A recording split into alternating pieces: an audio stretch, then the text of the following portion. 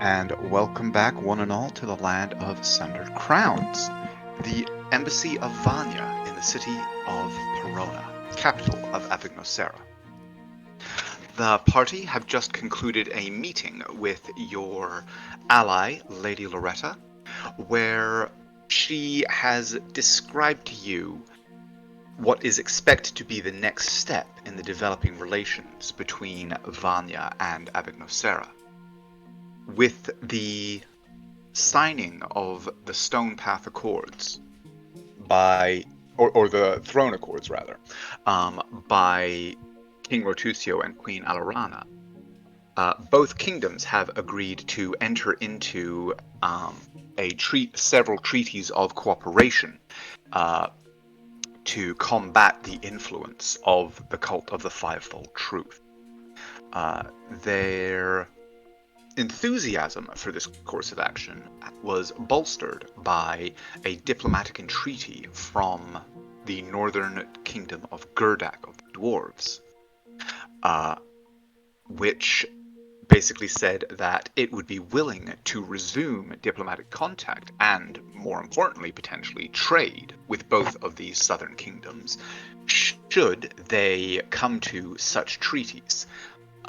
You guys have been asked as neutral parties for both kingdoms, very effective combatants, and not least of which, in Uther's case, recognized kindred of the dwarven clan Torbera, to form the head of the delegation that will be sent, bearing a copy of the Accords, and tributes and other gifts for the Dwarven throne. This offer is to be formally made and announced at the Stone Path Fete, which is set to take place this afternoon. Ostensibly to celebrate the signing of the Accords, but as Lady Loretta has just revealed to you, also as to serve as an venue for announcing your part in the journey to the north, and the granting, should you succeed in this endeavor, of the Fief of Adalor to your party. The group has given their assent to this offer, for this offer to be made during tonight's ceremony. And Lady Loretta has thanked you. Is there anything further that any of you wish to discuss with her, or anything else that you would like to bring up? Nope. Not from Nope. Lorium's standpoint, no. Okay. Then she kind of bows her head in thanks, stands again and says, "Well, then I must thank you once again, both for the invaluable assistance you have given to me personally and to both of our kingdoms. I will see you at tonight's fete, and well, though I know that there is a great deal more to discuss once the offer has been formally made and accepted, I wish you all the best in this endeavor."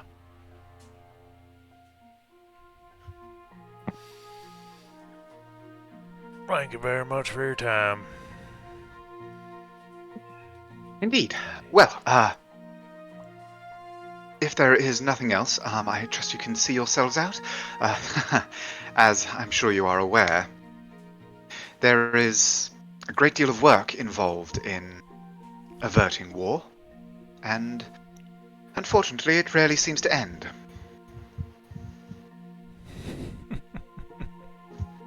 Well, then we are fortunate that you are in this position and are taking care of it. You're very kind. Still, until tonight then.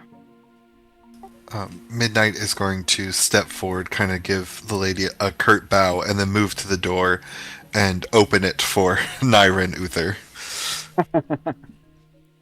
Okie dokie.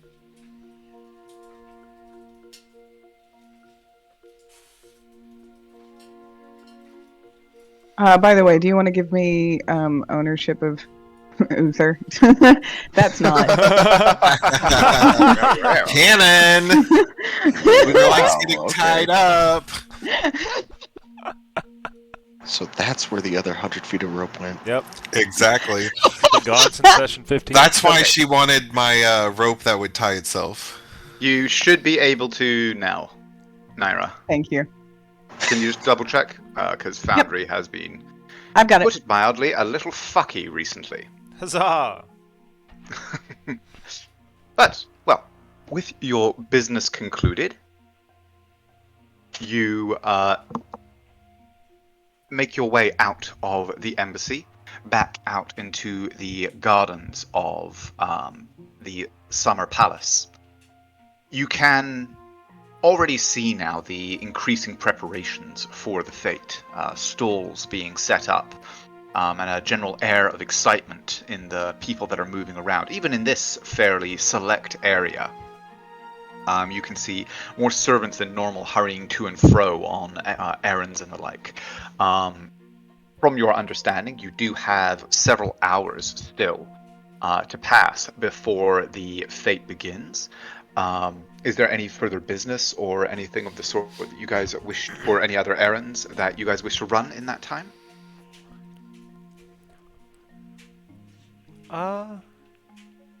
I mean, Yeah. Naira is definitely going to go window shopping until she sees the outfit that she thinks is the most fashionable, and then she's just going to imagine herself wearing it.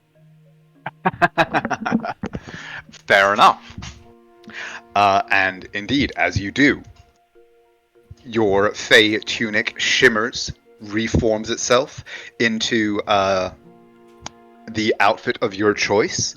This being Perona, the styles and selections and colors on offer are innumerable, and so it is fairly simple for you to find something to your taste.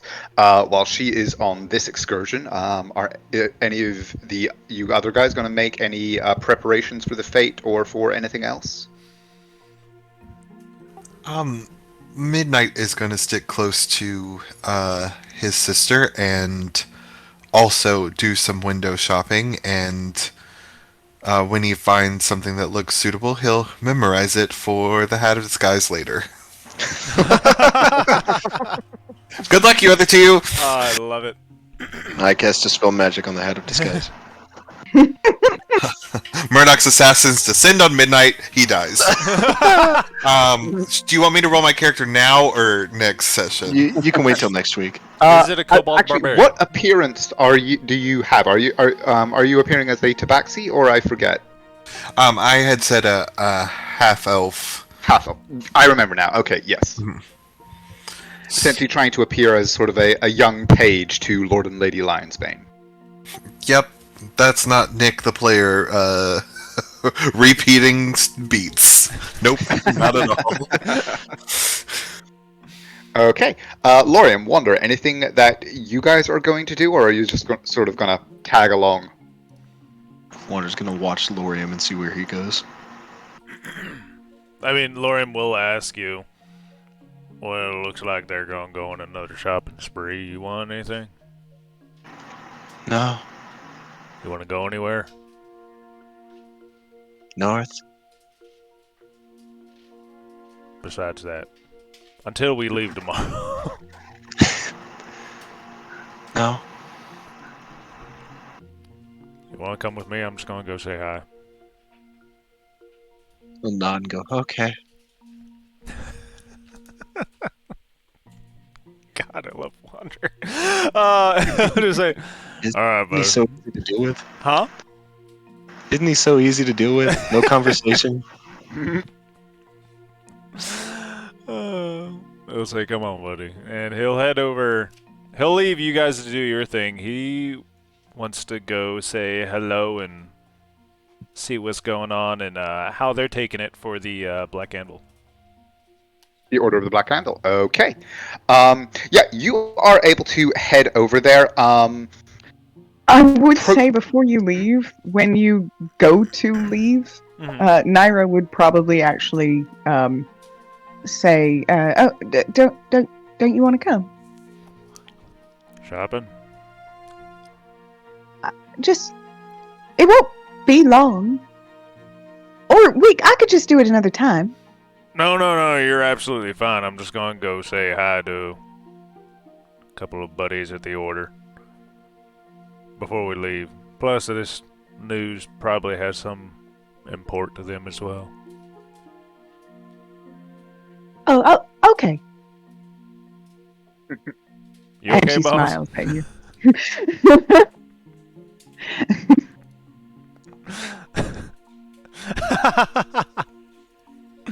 Already? We're gonna get into this already? Let's see. Absolutely.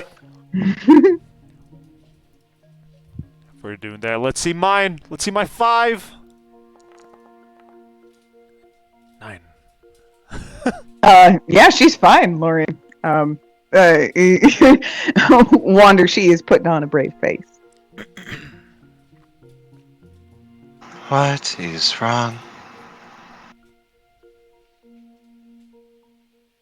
And she sort of slowly pivots her head and has this smile frozen on her face. She just looks at you and she goes, Nothing. Nothing's wrong. Do you want to come with us, or are you going with Lorian? Why have you been sad? Got him. I don't know that I would describe myself as sad. I would. Oh, well then, you'll have to explain it to me.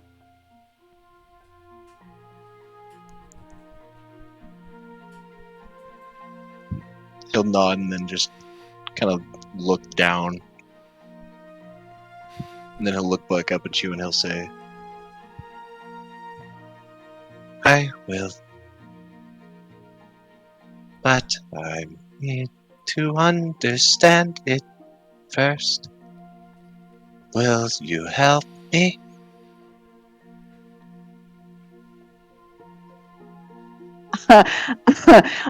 Above the table. I really wish you could see my reaction right now.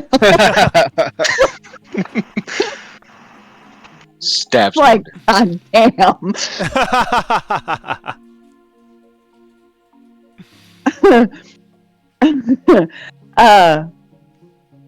Well, I'll do my best. It's something I'd have to think about.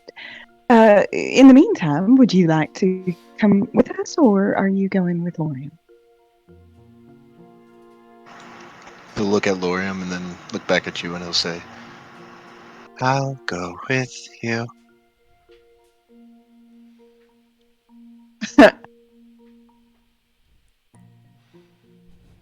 Lorium just shrugs.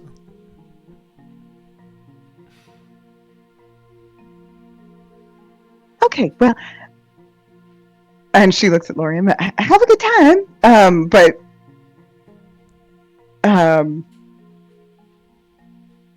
she'll just wait until everybody starts going to go toward her shopping. That came through, right? Like, Wander insinuated that he's going with Naira. Oh, I thought you Yeah. turned to Lorian. No. He turned to Lorium and then he looked back at you. Oh, well then give me an insight check. Yes, yes. No.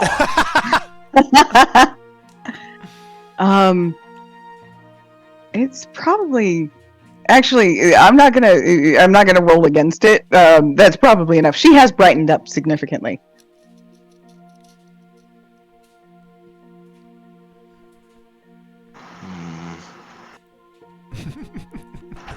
If only he could squint both eyes, but one will do.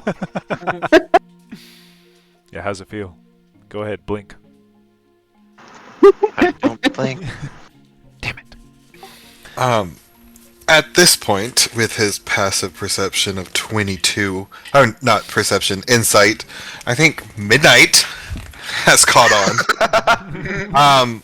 And he'll just kind of look at Lorium and just say, "Oh, come on. I haven't had the chance to go shopping with all of y'all.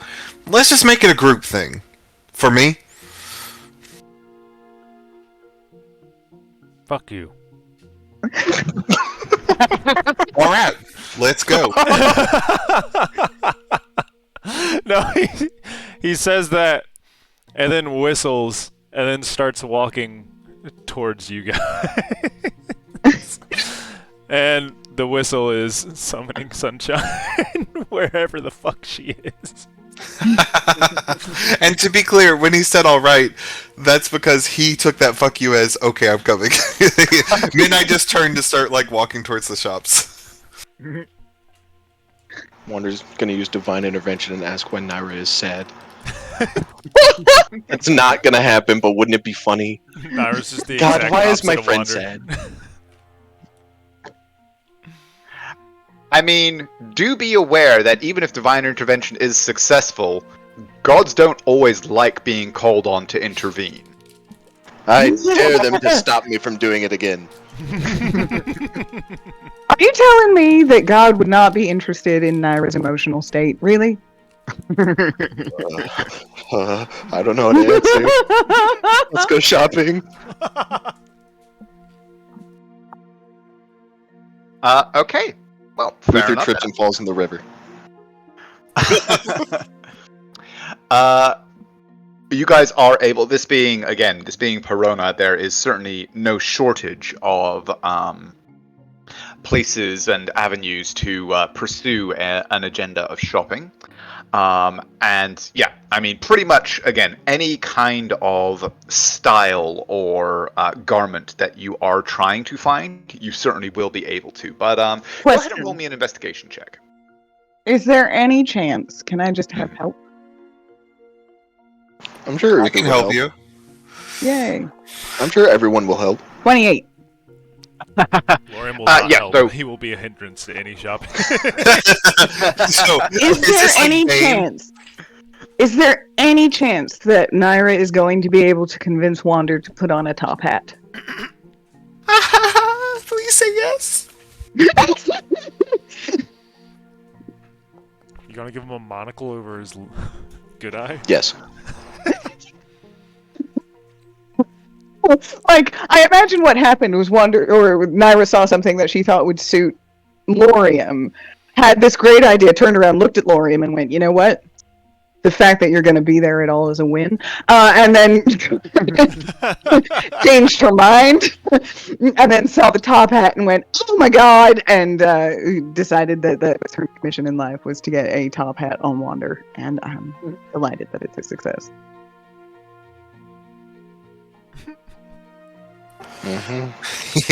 Yes. That is gonna be so sad when Wander falls in the river. Wander doesn't breathe. He just walked to the other side. Well, that's if he wants to get out. Sit at the bottom and sulk. None of you can get Just to like, me. Wander, get out of the river. No. Come on, you're ruining the hat. See, Tyler, here's the thing, though. If you don't get out of the river, you can't refuse to revive Valko. Well, I can't revive Valko, so I mean. Yeah, but you don't get to refuse it. You're just not there. But That I mean, I doesn't can't, count. I never have that spell. Anyway. Back in the real fictional world, We buy a top hat. I mean, Naira is trying to convince Wander of this. Does he allow himself to be convinced? Yeah. Yeah. Okay. So, you are sporting a very fetching top hat and cravat combo. Naira, you are, as I said, able to find certainly like a very achingly fashionable ball gown in more or less any style that you choose to pursue. This kind of affair Midnight. is something that requires a ball gown? I have to rearrange my head. Well, I mean, you're gonna. A fete is you would know that a fete is a citywide occasion. And yes, like out in certainly in the majority of the sort of events that would be related to the fate, nothing so formal would be required. But you guys are going to be attending the celebration at the palace, which has a higher prestige, obviously. Right. So she's wearing Um, a sort of day outfit, and she's going to magically transform at the top of the stairs, like Cinderella. Yes. Question: were we just at the palace with Lady Loretta, or was that a different place? You were in the gardens of the palace. Cool. Well, when we were there, did we see like people running around getting stuff set up? Yes, definitely. Cool. I just want to have taken note of whatever their uniform looked like. Okay, yeah. I mean, they would simply be essentially pages wearing like nice but ordinary clothing, with a what's the word? Like colored gambeson over the top in the royal colors of Queen Alarana. Awesome. Although you would be aware that dressing yourself as such, you would not be making yourself a part of the lines of the Harashan coast. You would not be like identifying yourself with Lord and Lady Lionsbane. You would be expected to be wearing their colors, essentially. Yeah, I was gonna take that style and just Okay, fair enough. in The Sims. I'm gonna go on the color wheel and change the colors. Fair enough. Can we also say that we like tried different like styles of like eye patches and bandanas tied around Wander's face to like cover up his bad eye? No, he will not let anyone cover the eye. I mean, we don't go with it, but like while we're trying to No, talk, that's absolutely not. Nothing covers the eye. Lori Marty tried. Midnight doesn't know that. Nope. But okay. He's very passionate about not covering the eye. Well, scars can be very handsome. It's not a scar. Well, what would you say it is? A reminder.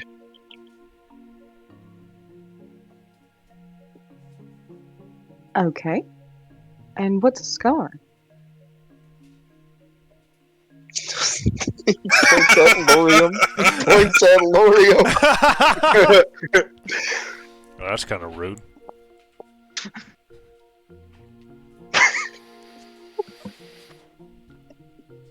Refuses to elaborate. Points at Lorium like it. There it is. No, that makes sense.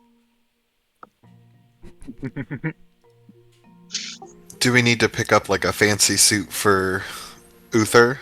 Uther is a Uther's, fantasy. Uther's armor looks like a tux. Oh, And he's Yes. constantly like mending and prestiging it, so it's always clean pressed. We should get him like gleaming armor. True. Also, it's extremely unfortunate that he's not here for it, but because Wander split off to go do his thing when we had the break, Uther does not have the Wander thing. I'm looking for the name. The Blessing of the Forge. Uh, I don't know if he's already factored that in or not, but that is on Wander right now. okay. And can you remind us what that does? It's the +1 to his AC. Got it. Okay. So, I will double check. Naira, just be aware that for this session, or well, until otherwise stated, Uther's AC will be one less than it says on his character sheet, I think. Well, actually, what does it say I'll on his double check. character sheet? I'll double check. It says. Currently, it says. Yeah, studded leather +1, so it should be less than that. Oh no, but he has +1 studded. Oh no, he doesn't. So it is. Yeah, it's 19, not 20. Okay. So that would be 14. Yeah, plus his 4. Yeah, okay, cool. Okay. Cool. And so that puts Wander on what, like 31? 24. Cool. As Okay. as this all is happening and we're shopping and having a good time and Sure. we're like, making jokes and stuff, I would like to just get a sense of Naira to just see if this is like she's in a much better feeling place, as it were. Naira's mood definitely improved, especially when first when Wander said that he would come with, and then when Lorium agreed to come as well. If you want more than that, you'll have to roll an insight. Yes, I am. Can I do that too? But you do have that passive of 22, right? Yeah, but I just want to see if I get higher. Yeah. I would say insight does work differently anyway. And like there are certain things that passive will be, but if you are looking for specific insights, then that does require a check. Is Naira planning to sell us? Sell you. I got a 30. Yeah. No. Yeah. You definitely nailed that. She seems. You have noticed she has probably tried to get Lorium to talk about his interests a lot and show interest in the stuff that he's doing. And she also has tried to rush the experience as much as possible. Like she wants it to be over because she knows that Lorium does not want to be there. Cool. Mental note. This just reminds me of Cole in real life when I got dragged off to shop with my younger sisters. But no, he would he clearly enjoys, well, not clearly, but you guys pick up on it. Anyone else looking outside would think he's miserable, but you guys know his mannerisms and shit by now. You guys pick up that he is enjoying himself. He does definitely enjoy being with you guys, especially after such a long break, because he didn't come back to the city very often. And yeah, he would describe his interest, but you would know they're almost always martial. I don't know if you noticed this, but Midnight definitely noticed, and Wander probably does as well, that she specifically would bring up things like fighting techniques, other old battles, contemporary battles, interesting military armor, anything that she thinks would be your interest, and anything that she could comment about. And it's just a weird amount that she knows about battles and wars and armor. And every single night we pass by, you're just like, oh, he's from Order such and such. I can tell by the sigil. And then Lauren's just like, yeah, I could take him. Yes, and she might comment on the specifics of their fighting technique and where you would definitely overwhelm them.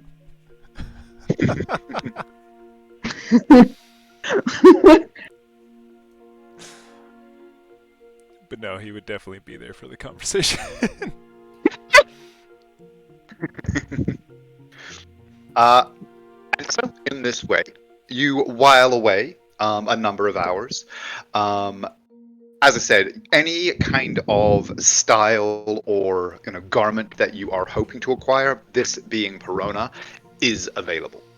And very shortly you are able to assemble, the everything that you are after. There's, from what you know, probably maybe an hour or two left before the fete is due to begin, which is supposed to happen at 4 bells.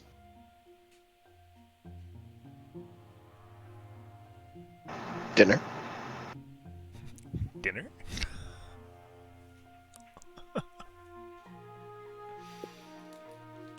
Yeah, I mean, with the preparations for the fete, there are even more options than usual when it comes to the procurement of food. Though most of the stalls are still in the process of kind of setting up and everything like that. Certainly, every tavern, every eatery, every possible establishment that is involved in that process is in full swing. So yeah, I mean, if you do want to eat before you go, you certainly may. Although, Naira, you would be aware that there would certainly be an expectation of, food being provided to guests at the palace. And Naira would explain that, like, the best chefs in the country will be catering this event. Wander absolutely takes that personally. Of course he does. He's only cooked for us once, right? I don't even think he's ever cooked. I think he ever has, no. Maybe he might have done it once back in Aldwell. Yeah, I thought he did it once and it surprised everybody, and then it was like, huh, that never happened again. But Naira will suggest that you try a milkshake. What? It's like milk, but it's Colder. sort of thicker and creamier and sweet. It's lovely. I can't taste. Well, you lack milk, right, Wander? Yes. This is like better milk. It's at least worth a try. This is like what wine is to grape juice. Wander. Wander, what do you like about milk? When I first drank some, it reminded me of something. Of what? Something warm.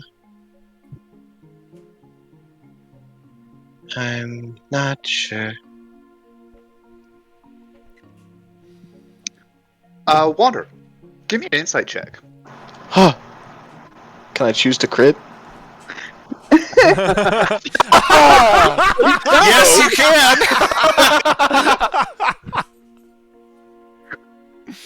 Huh. Can you choose to crit more often, please? Why are you so my powerful, bad. Tyler? Go on, give me the crit milk check. As you think back on the sensations that you felt and your experiences since that first kind of awakening and everything that has happened since, your perception kind of shift as you think about it in more and reflect upon it. It was not the milk, which seems ridiculous to say, that it was not the act of drinking milk specifically that kindled those feelings of familiarity, of warmth and security.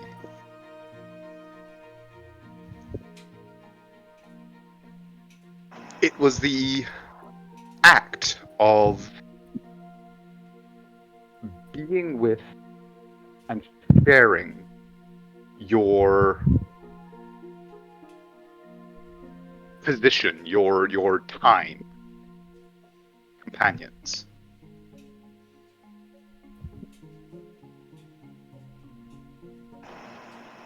What a deep milk check. This is incredible. So you're saying it was the milk you had all along? It was the milk I made along the way, yes. There it is.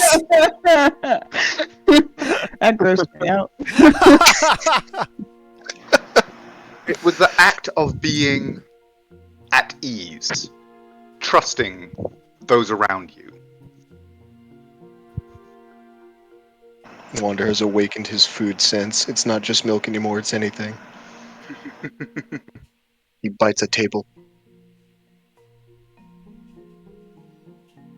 His eye does widen as he has this greater awakening from the beyond. And then he just goes... he looks at Naira and he says, I enjoy sharing time with you all.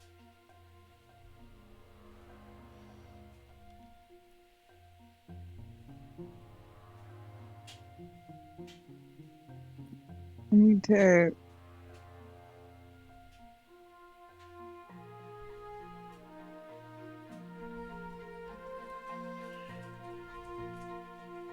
Hmm. I need to.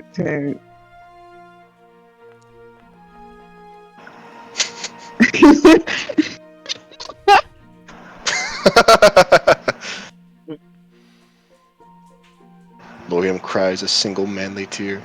No, he doesn't. He catches on fire. What's your passive perception? My perception or insight? Well, perception 28. or insight, really. Yeah. Insight 22. You with both of those, you beat that performance anyway. She has the sort of tears in the corner of her eyes, and she's just like, "I really." Wait, what was that? I heard I really. I really like spending time with you too, Wander.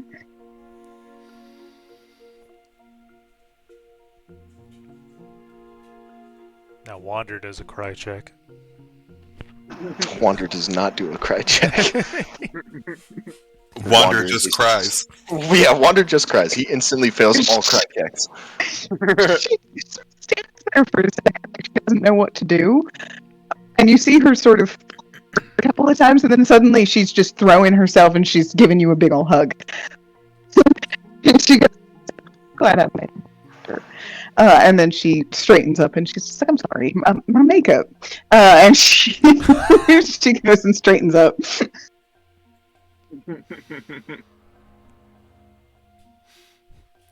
Makeup He on doesn't fur say anything. runs even worse.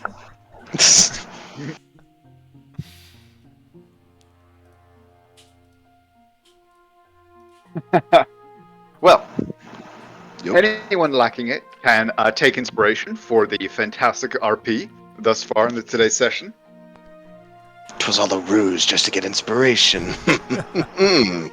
I mean, cool. You're like, Cool, keep it up. carry on. Objective accomplished. Now with this inspiration, I shall summon a double crit. And so, I'm going to assume then that there's no like specific errands or anything like that that you want to run in town. And so, Did Lorium still want to go talk to the order? Too late now. it would probably take you most of the remaining time to get there. And I mean, Naira, you would also it would also be fairly well known that prominent members of almost all of the prominent knightly orders, certainly all of the orders present that have a presence at the Watchful Keep, would be at the, if not the Palace Fete itself, almost certainly within the palace grounds. Question: what do I know about being fashionably late to these things?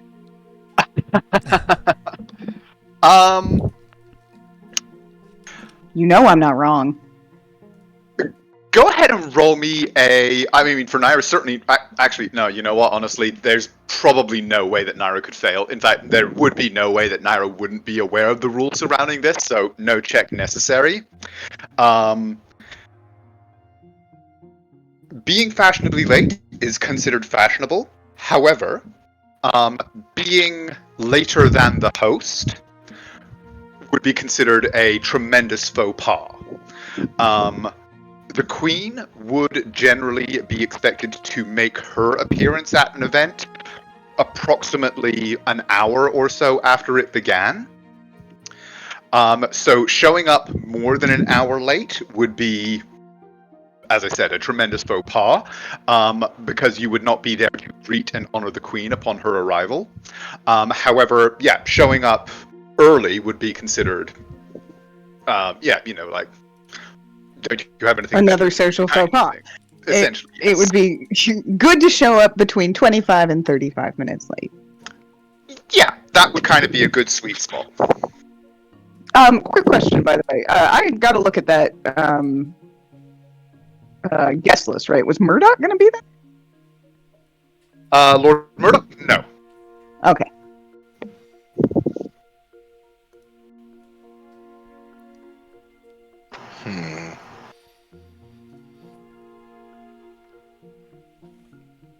Oh, but you know who is gonna be there? Us. No, wasn't it like 2 of the 3 girls who were like rude? Yup. Yep. Just not the most popular one. And we don't actually know. She might have insisted that they don't go, but either way, it's definitely fostering some kind of resentment.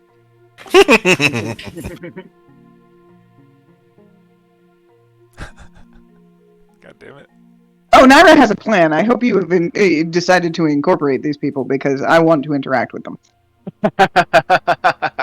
They, well, your request regarding their presence has been noted.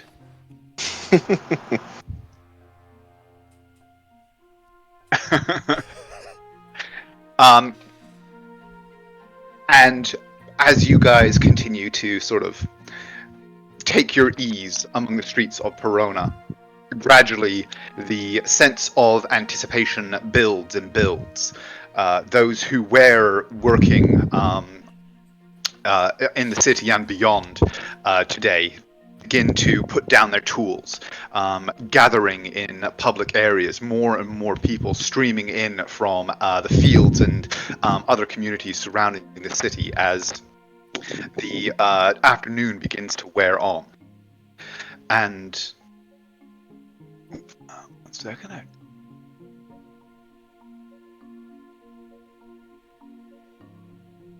And at about 4 bells in the afternoon, you hear the notes of a trumpet blasting in the distance that are then taken up from nearby squares and then passed on. This note rolling out across the city and announcing the start of the Stone Path fate.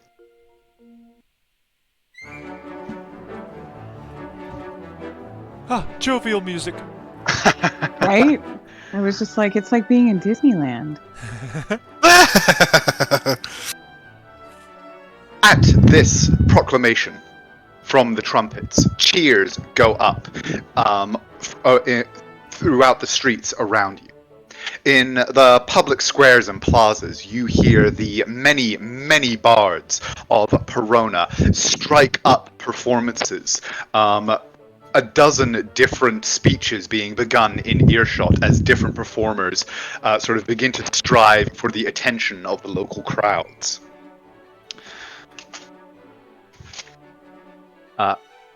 As your group turns to begin to make your way toward the palace itself, you can hear these sounds of merriment striking up. And as you approach the summer palace itself, the quality and frequency of these diversions increases. The better bards from the more august colleges able to secure spots on the Ile d'Art and the Summer Isle itself. They being in the highest demand and reserved for performers of quality. You approach the grounds of the palace itself, and note that the gates to its sumptuous gardens are standing wide open. And as you guys are approaching, you see that there are streams of people entering into these grounds themselves, past what is, despite the open gates, still a heavy cordon of armored knights from a selection of knightly orders that many of you do recognize. As you approach this gate, you see oh, actually, no. You see a group of. They kind of pause and cast their eye over you, but one of them evidently recognizes you and sort of waves back the questioning glances at the others. And as you approach, a group of pages rush forward and say, "May we see to your mounts for the festivities?"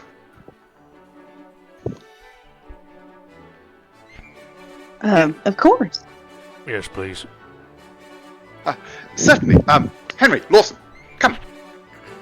And two of them kind of hurry forward. One of them gathers up Sunshine and Umber's reins, and the other sort of moves towards Valco and then sort of pulls up quite short once he gets a clear look at him, and just sort of looks somewhat perturbedly over at the senior page before glancing over at you guys. Oh, he's really friendly, if you're friendly to him. Certainly. Are there any commands that I should be aware of for this magnificent beast? Valco, be nice, okay?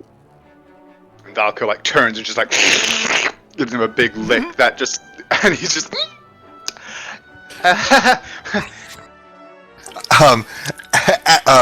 Midnight will walk up and like, just like as the little page will just walk up and like quietly, just to him, will say, don't make any sudden movements and make sure he gets some real nice cut of meat, and you'll be fine. Certainly, monsieur, my lady, my lord. And he kind of like just sort of like very cautiously reaches out with one hand to before realizing that Valco doesn't have any reins, and they're sort of going, this way, Valco? And Valco quite happily trots on after him, having been given the command. Naira will flip him 2 gold. He's like, merci, madame. And yes, so your mounts are led away, and you are free to enter into the grounds of the Summer Palace itself.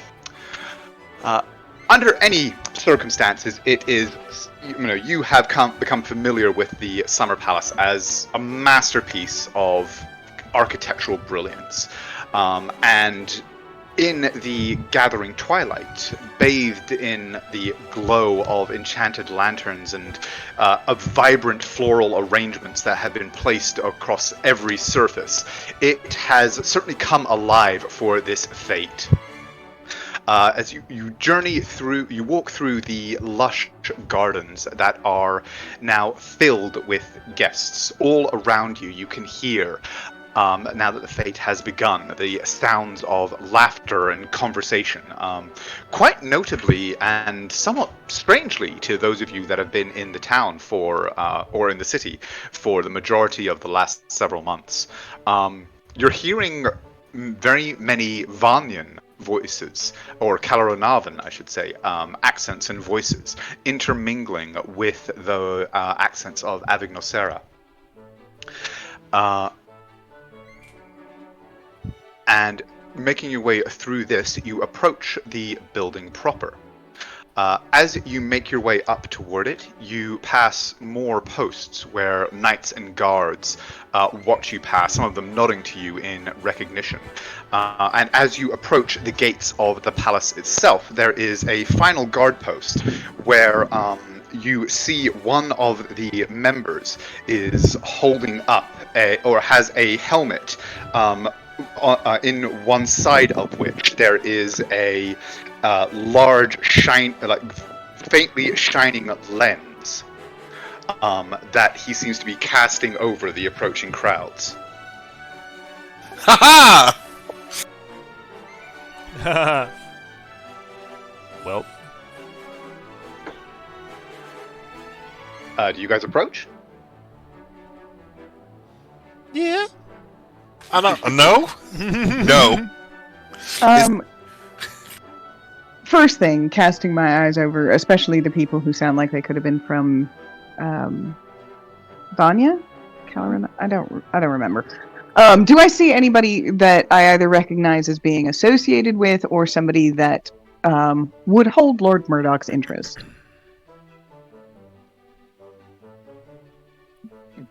Give me a percentile check. $35. Not in the immediate area, but that's not too surprising. The more you would expect, the more senior, more important members to be inside the palace itself. Okie doke. And do I mean, I assume I know what the person with that gem is doing, but do I need to roll a check?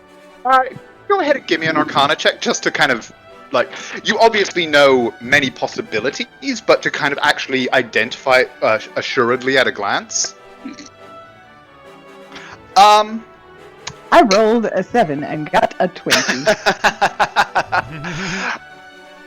I mean, it could be a number of things. It could be something as simple as, like, a detect magic, or it could be something more specialized, such as a gem of true seeing or something of that nature.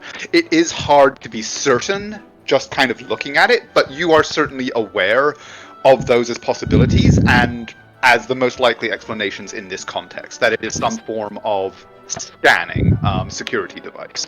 I have a question, actually. Yeah. Because I can't remember. What school of magic is like detect magic and stuff like that? Abjuration, Divination, I right? believe. Oh, What'd it's you say? That was Would it not be divination. divination? Yeah. Detect magic. God damn it, where are you? Oh, detect magic. Yes, detect magic. Detect magic. I believe is okay. divination. Then my question to you is, Yes. my amulet. While you are wearing this amulet, you are hidden from divination magic. You can't be targeted by such magic or perceived through magical scrying sensors. Sorry, you cut out there for a second. Can you say again? My amulet. Yeah. Read out the description again.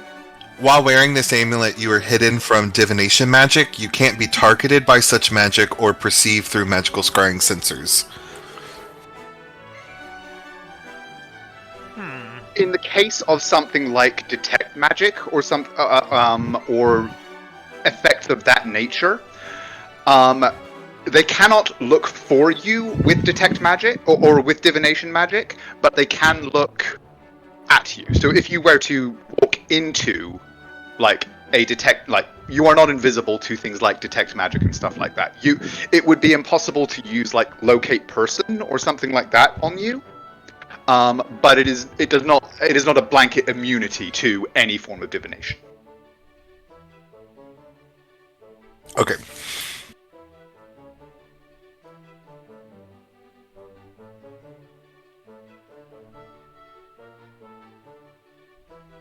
So are you guys approaching the palace? Does Naira tell us that there's someone scanning for magically? Well, I guess I don't know exactly what it is they're doing.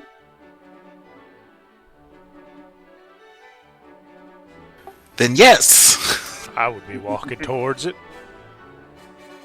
Cool. She would definitely indicate that it's probably a security feature. They're not going to care about people who are just glamoring up their appearance.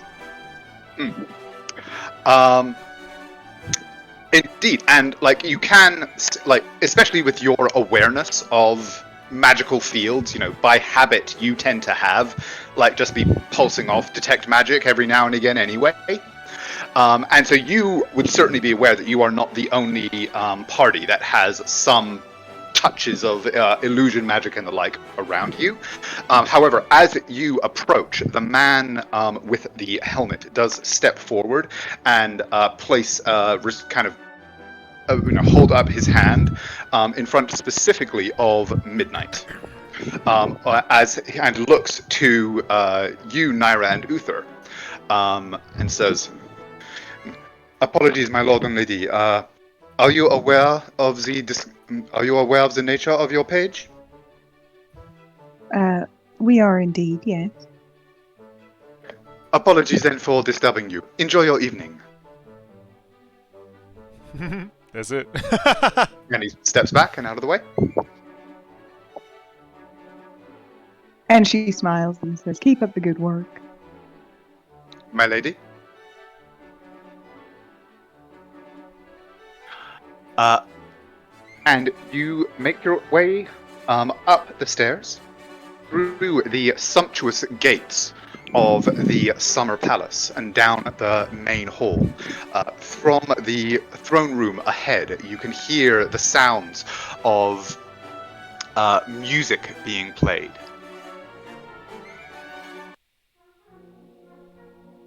And finally, your group makes its way into the high vaulted ceiling.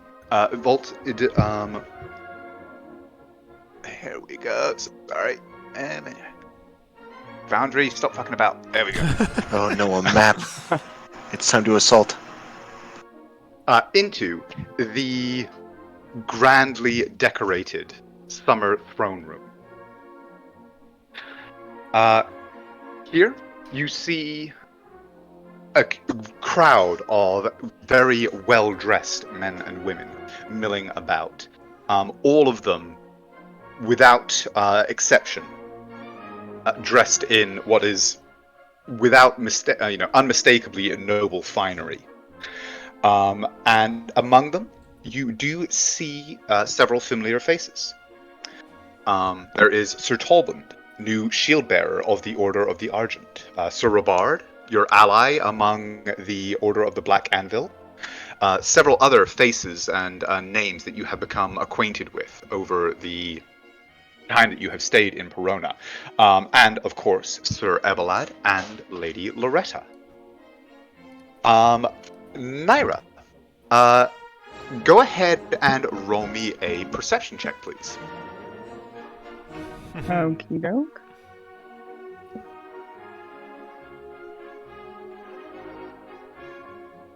Perception? Mm-hmm.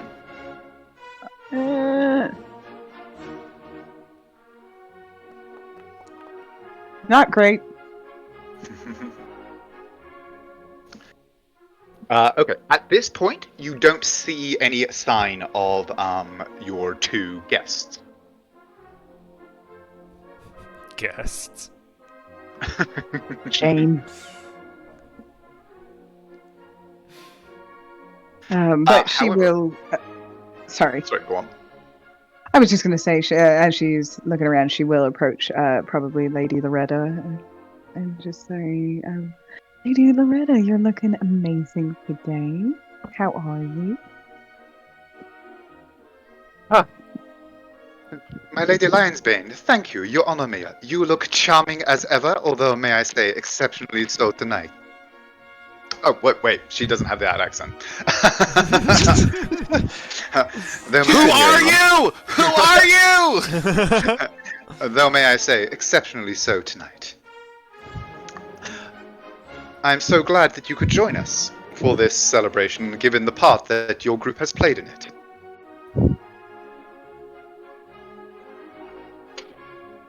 Well, it is our honor to be here.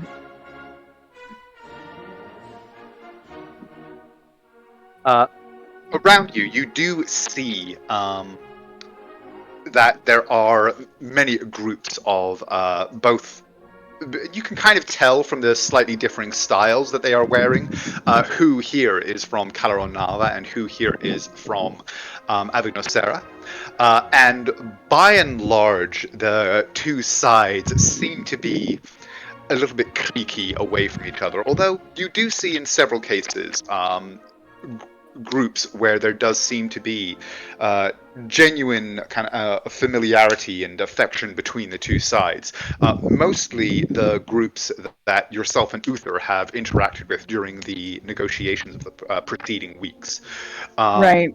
Everybody, we gotta do the choreographed dance number to get everybody to cooperate. 3, 2. Uh-huh. Dun, dun, dun, dun, dun, It's what we have been practicing, dun, Lorian.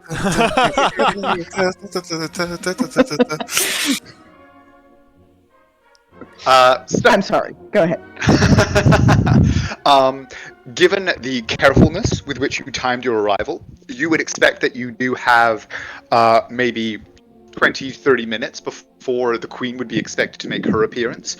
There are still a few other guests arriving, but the hall itself is filled with this milling crowd, waiters moving through them with trays of hors d'oeuvres, glasses of wine and the like. Is there anything that anybody that you guys wish to speak to or look for before the Queen arrives?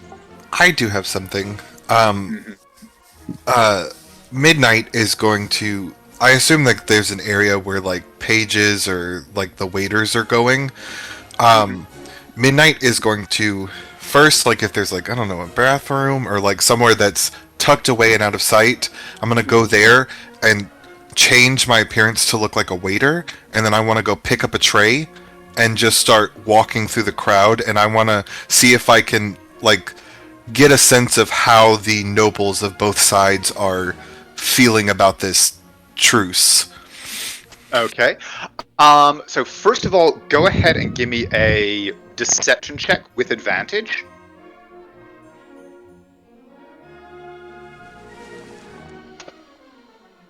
Fuck me! Was I near Lorium when I? No, it doesn't work that way. You are able to change your appearance into what you believe to be a fairly sort of accurate, like kind of approximation of a waiter's garb. But as you go to pick up the tray, like you're walking back in and somebody moves to hand you a tray, having taken in your garb. And as you go to take it from them, you realize it is a tray of silvered metal. And you wrench your hands back. It drops with a clatter. And a rather furious maitre d' sort of hustles you back into the room going, what are you doing, you fool? Clean up! Get that cleaned up! Go sort yourself out, your appearance is shabby, and come back when you're ready to behave. Cool. That's what I do for that time then.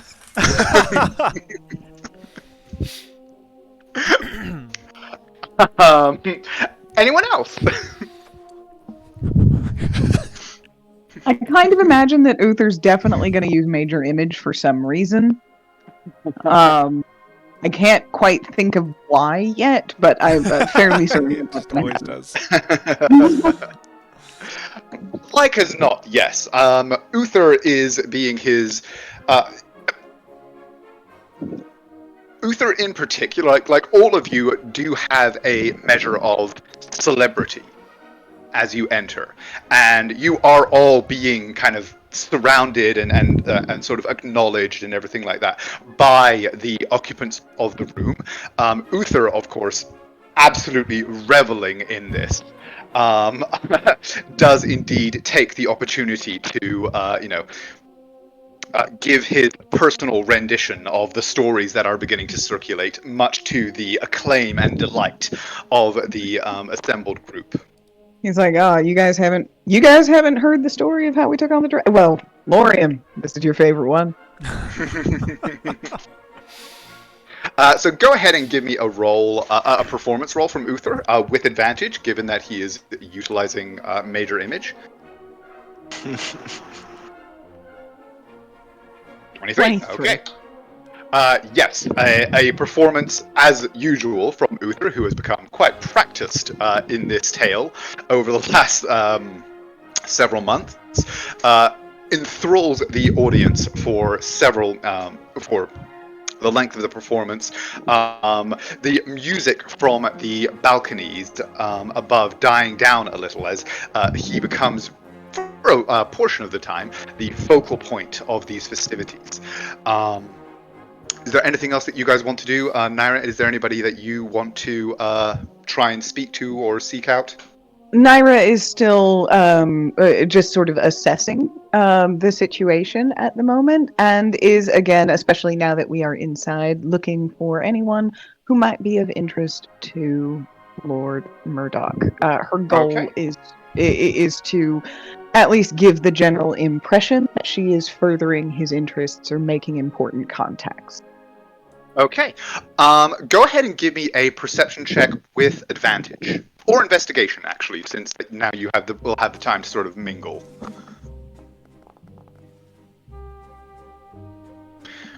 "23. Okay. You are able to find a number of things of interest. First of all,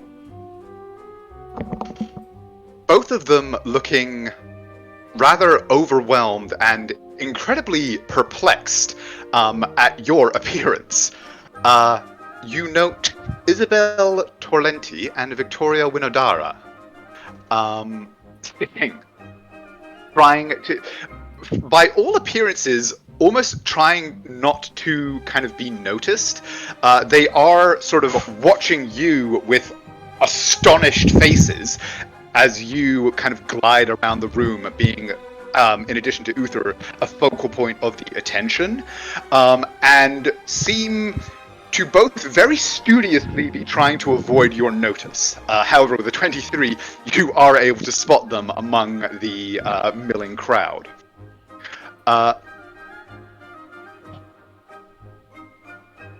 You do also see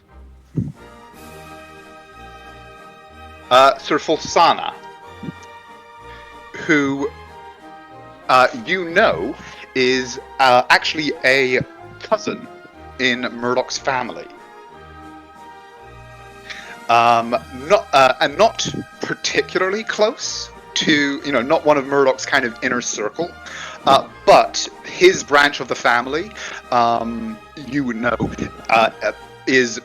makes its home in Avignosera. And so they are often kind of used by Lord Murdoch when he has business in this portion of the coast. Okay. A quick assessment then. Is there anybody in this room that I think it would be advantageous to introduce this person to? Or that Murdoch would see? Yes, absolutely. There are, inside this room, there is every guildmaster, every head of a knightly order. Throw a rock, you'll find somebody that would be very useful to introduce this person to. Okay, but then I don't need to take up too much time doing this, but basically I'm going to do a quick assessment of who I think would be sort of... When news got back to Murdoch, he would understand that I was doing him a great service. Okay. I will approach, ask if he remembers me, be very excited, and then to meet him, be gracious as always, and then say, "I'm sorry, have you met?" and make the introductions. Okay. Especially if somebody introduction is somebody who already has expressed any kind of admiration for me. Okay. Let me see.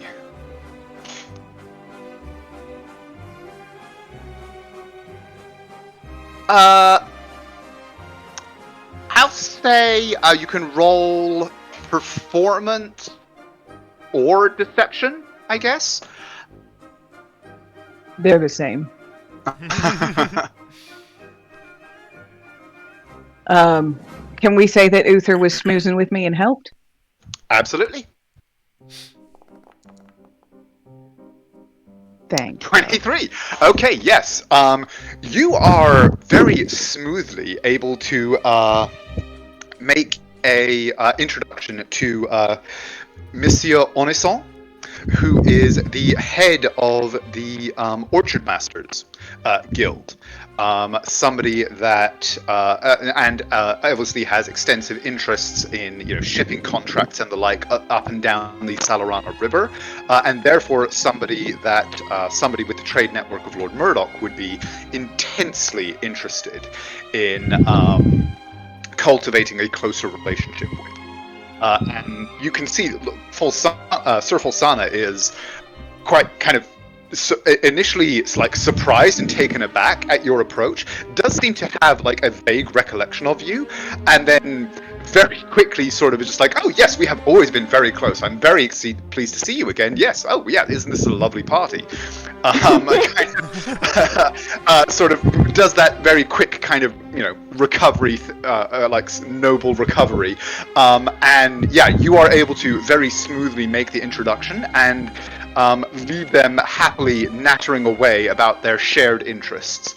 And the last thing she will say as she walks away is, I don't know when I will speak to Lord Murdoch next, so if you do talk to him, give him my best.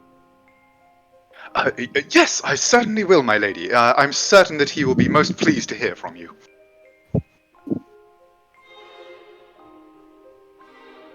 And then she walks away and says to Uther, I feel dirty.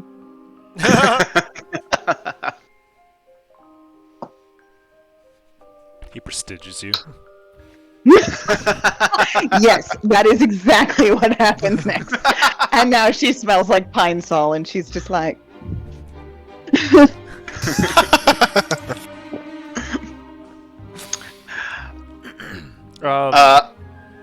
on. I was just saying, Lauren was gonna try to find any members of the Black Anvil to interact with while we were here. To interrogate. No. Yeah, I mean, it's actually not too long after you arrive that Sir Robard actually approaches you. Huzzah! You know, you guys are, as I said, kind of something of a celebrity even in this environment, and are being kind of pointed out as sort of the, like, you know, the flavor of the month, as it were. So you are being certain, and Lorium, you especially, are being kind of approached with a sort of curious hesitation by many of them.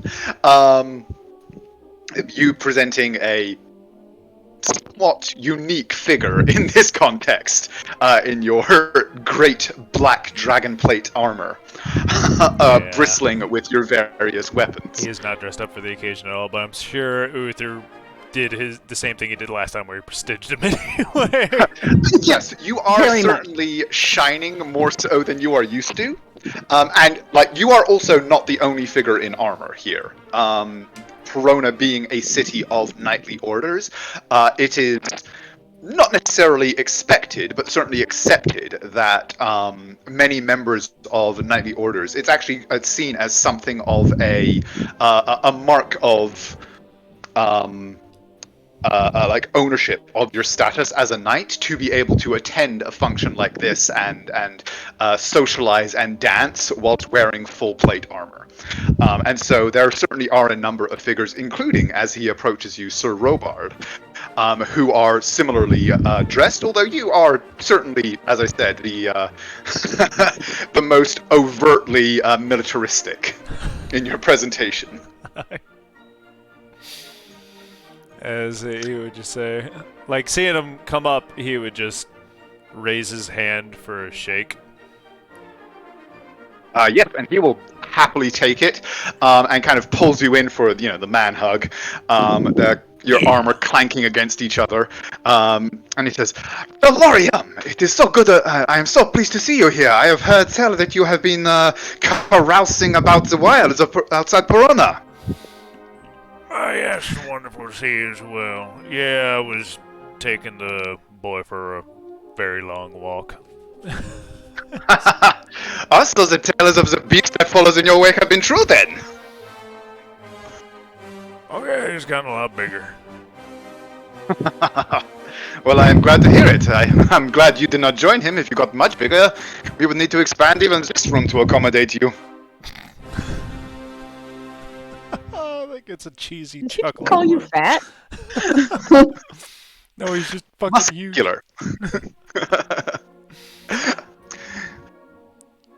He says, I have heard that the Queen intends to honor you tonight. Well, your group, I must say. Yeah, and then it seems like the current deal is leaving tomorrow. Yes, I have heard. Many people are most excited excited about the prospect of renewed contact with the dwarves. I must say, my order more so than many others. It will be. Sorry, go on. No, go on. He says, actually, well, I am gratified that we have had a chance to speak. May I ask for a favor, if you are to, well, I know that it has not been officially announced, but I have heard rumors that you may be accompanying this message?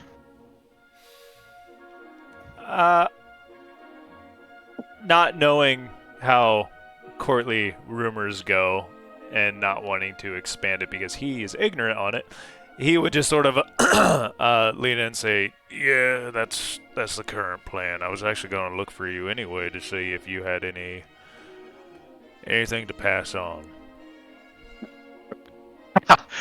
Well, you certainly have foresight, my friend. Yes, that is precisely the favor that I wish to ask of you. It would be most treasured by my order to be able to renew contact with, well, those who are in many ways our founders to the north. Would I be able to request that you take with you a small package from my order for delivery to the, well, I believe the title when last there was communication was the Stone Centurion. Well, of course. Thank you, my friend. Where may I have it delivered so that I can be certain you will receive it? And he would look towards Naira and them, probably at this point still putting on a show, as he would have done this relatively early. You could probably just have it delivered to our usual spot. As he refers to the exquisite blush. The He just- brothel.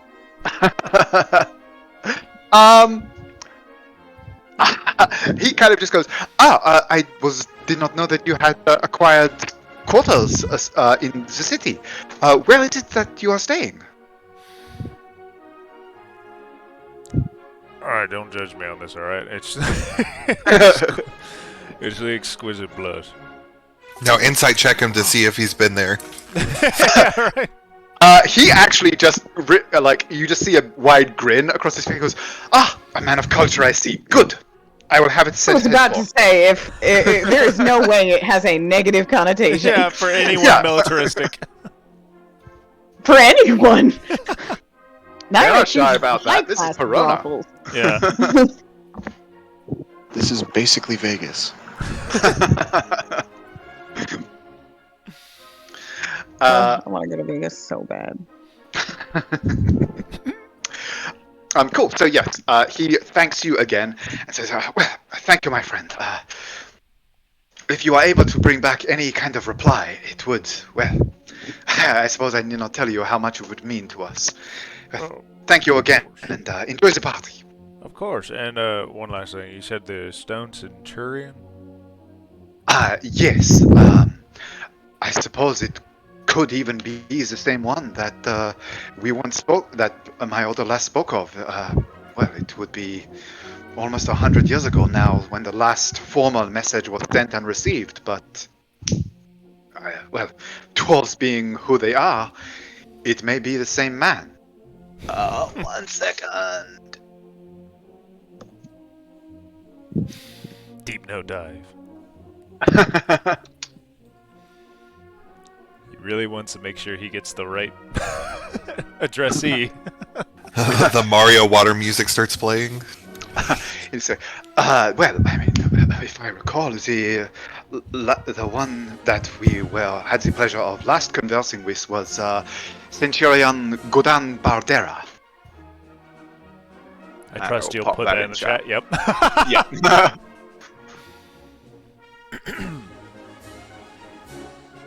Roger. Yes, don't worry. I'll be sure to deliver the parcel as well as attempt to receive any sort of reply they may have.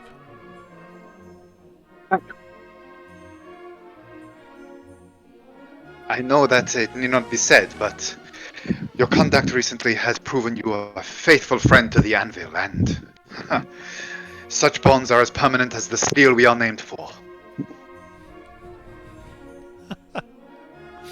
To that, yeah, he would just before he would leave, he would just go in for the firm forearm shake and Yeah. do the last little bro chest bump. Let him go on his way. Okay. Yeah, you both disperse to mingle once more.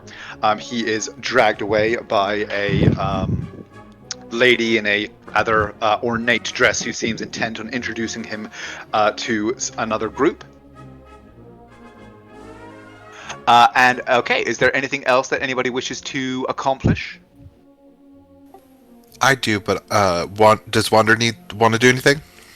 No, but before you do anything, I'm just gonna point out, like, he's gonna be watching all the party members, just taking note of when they leave his vision, and then taking note of when they return. Okay. Do you mean like party members, as in As in, like, as in the us, player Naira, characters? Uther. Okay. Yeah. Party members was kind of vague.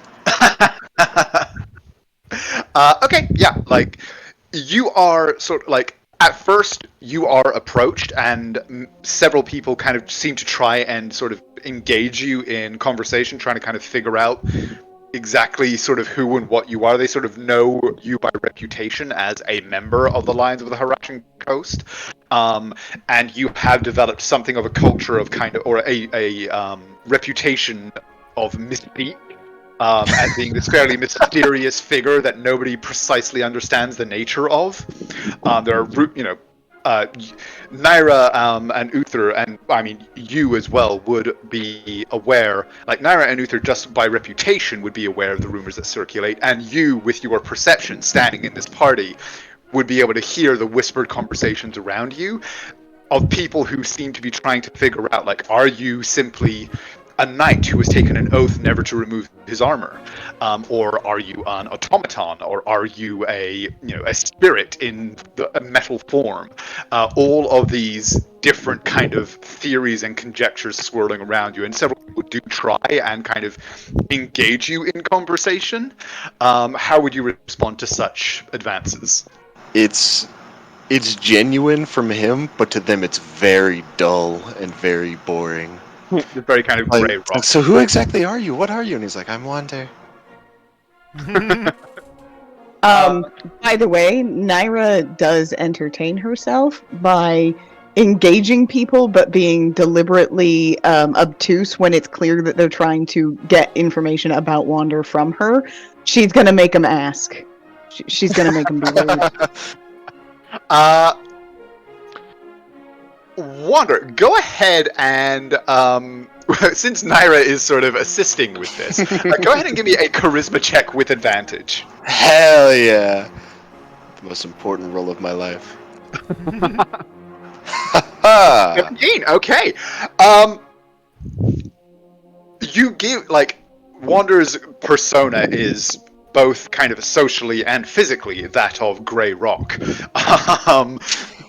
And so, like, the attempts by these people to engage you in conversation do fall very flat. But as you can kind of see that these people kind of retreating to Naira and trying to talk to her and everything like that, like the rumors that swirl around you seem to redouble. Like the performance that you are putting on, though it is not a performance, just seems to kind of enhance your mystique as people are just like, oh my gosh, he's so mysterious. I hate it. He must be a knight. He must be who has taken an oath of chastity and isolation. Oh, it's so noble. Fucking nobles. Naira is definitely going to imply that he does not have currently any betrothals.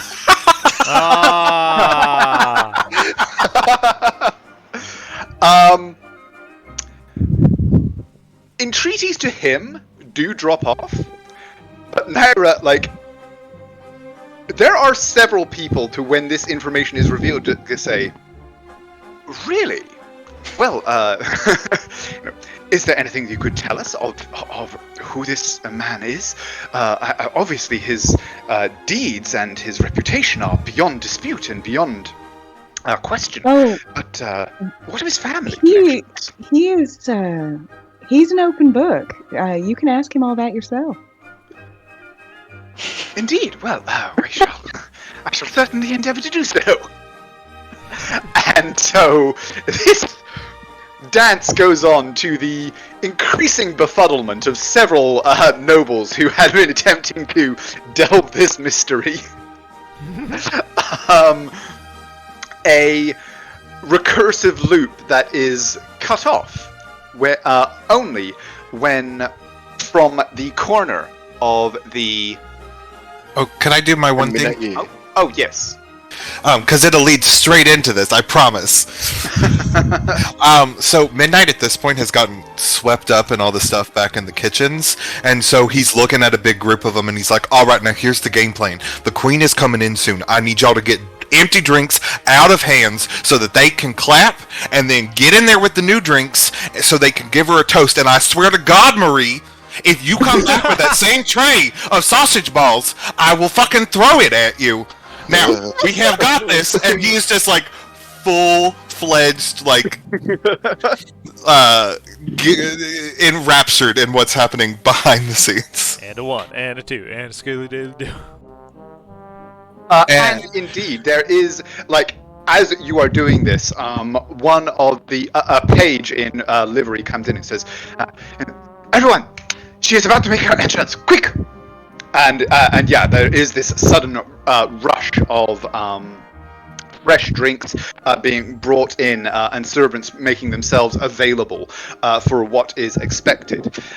Before, from the corner of the room. Well, does Marie get rid of any of those sausage balls? Marie does Vital to rush know out. this information. Marie does rush out, intent on making the sausage balls available. I knew you had it in you. When at the corner of the ballroom, the door opens and a herald steps out. The music dies away as several people who had apparently been watching for his appearance make gestures to the bards on the balconies. And the herald's voice rises and says, "Her Majesty, Queen Alorana," reeling off a impressive array of titles that goes on for quite some time. Before, with a bow, he steps back, and Queen Alorana makes her entrance, flanked by the members of her inner council. She enters. She gestures languidly to the balconies, and the music starts again. As she makes her way forward, standing before her throne.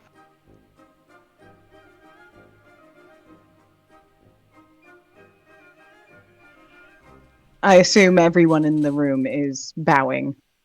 Yeah. As she kind of makes her way across the raised dais, indeed, spreading out from the throne, everybody, or the ladies curtsy, men bow deeply.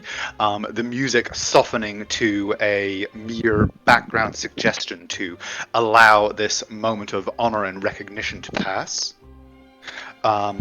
Everyone. Historian bow? Naira is instructing both of you to bow. So lower you? You will do a formal bow. But not incredibly. And Naira is like, "Thank you. I will buy you the finest whiskey later." Remembered. Debt incurred. Wonder does not bow. Okay. You notice a number of like curious looks being passed your way, but again, like it does. Nobody seems kind of surprised. They've all sort of come to expect this kind of weirdness, if you like, from you. And so nobody seems to be taking it as a sign of disrespect or anything like that. They just seem more kind of, again, just like, oh, why isn't he bowing? He's so mysterious. So mysterious. I need to get out of the city. They're all like, "Oh, he's such a rebel. He's a bad boy." Queen Alarana makes her way to the front of the dais, looking out over the bowed faces. And then, as you guys have become used to, though she speaks quite softly, her voice is heard clearly throughout the hall. As she says, "My lords, my ladies, subjects and honored guests, thank you for attending the fete and celebrating this momentous occasion with me. Please, rise." And one by one, people begin to raise their heads to look up at her on the dais. There's a somewhat expectant hush that falls over the crowd, and indeed, she seems to have been well prepared for this as she launches into a speech. Today is a momentous occasion as we gather here to celebrate the signing of the Throne Accords, a treaty that marks a new era of cooperation between our great nations, Vanya and Abignosera. This day signifies the strength of diplomacy and the power of unity in the face of adversity. Not since the glory days of Calanon itself has such a pact been made. First and foremost, I would like to express my deepest appreciation to the dedicated diplomats who have tirelessly worked toward the negotiations of this historic treaty. Their unwavering commitment to peace and understanding has paved the way for this moment of triumph. In particular, I recognize Lady Loretta and Sir Eberlad for their remarkable efforts. Their wisdom, patience, and unyielding resolve have been instrumental in bridging the gaps that threaten to widen the Solorana River and forge this alliance. And I know that they share a personal debt to the valuable assistance provided to them and to us all, the lions of the Harashan coast. And she extends her hand toward your group, and this smattering of polite applause and a susurrus of kind of gossiping whispers spreads out among the crowd. I know exactly what he would say. But Uther definitely says something incredibly charming and probably with a flourish in order to get a bigger applause. Can I roll a performance? Yes, you may. This checks out. Aw. Oh, wait. So that's still like a 23 for him, right? Yes, it's a 23 for Being him. an eloquence bard, yeah. Yep. Yes, Uther is able to doff his cap, gives a deep bow of recognition, speaking words that essentially acknowledge the deep honor being done by the acknowledgement, and reaffirming the group's pleasure in performing them, and a deep desire for these accords to be successful, which indeed leads to a redoubling of the applause and a smile of acknowledgement from the Queen.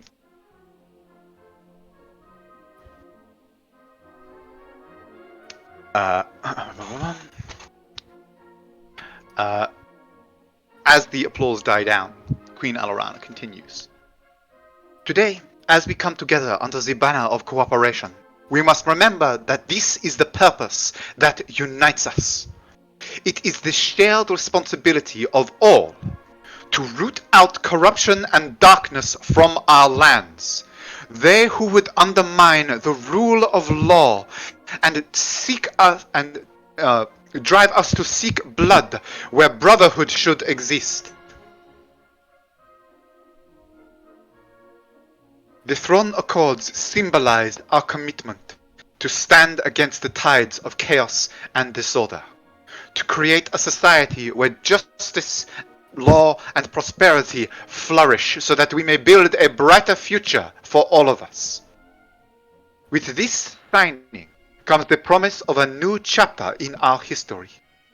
A renewal of the ancient alliances between plain and mountain, between field and stone. The joining of their ancient wisdom and steadfast strength to ours shall be the key to unlocking a future brimming with possibilities. Together, we shall embark on a journey that not only strengthens our ties, but enriches our lands with the bounties of our combined efforts. It is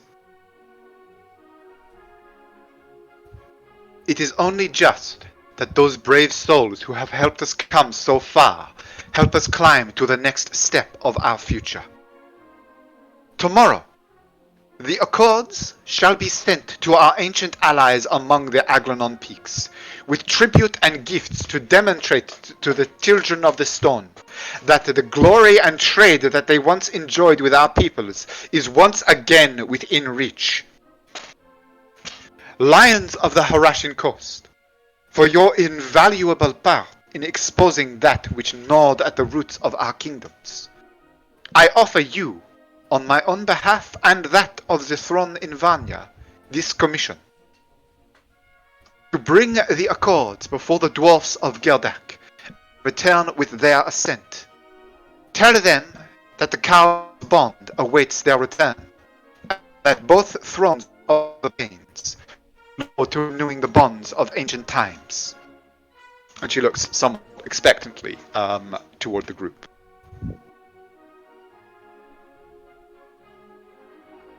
To which Uther will step forward, give another flourish, say something in Dwarven, and then explain that means it is our great honor and privilege in Dwarven. Okay, go ahead and roll another performance check for him, this one with advantage, given the Dwarven flourish.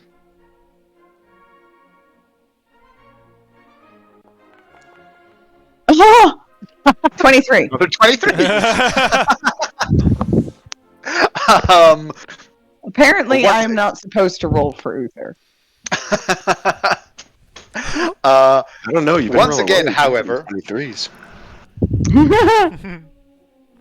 though he, though you guys know that for him, this is a mere perfunctory response. It is still extremely well received.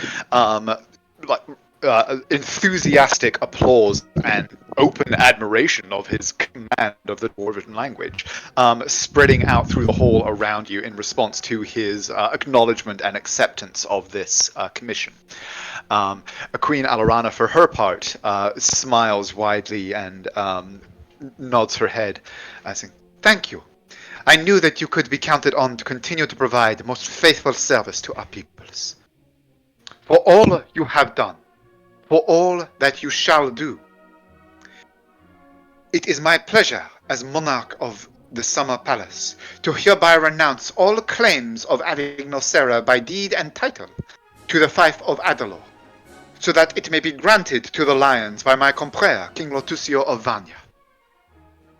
And Lady Lotusio steps forward in what Naira and Uther to you guys is obviously a somewhat kind of coordinated, a choreographed moment, as she steps forward and says, "As Vanya's representative, I, on behalf of the throne, do swear accordingly that the fief shall be granted to the Lions of the Harashian Coast upon their completion of this most noble commission." Queen Alarana kind of bows in response. "Thank you, my lady, and may the blessings of peace and prosperity be with us all.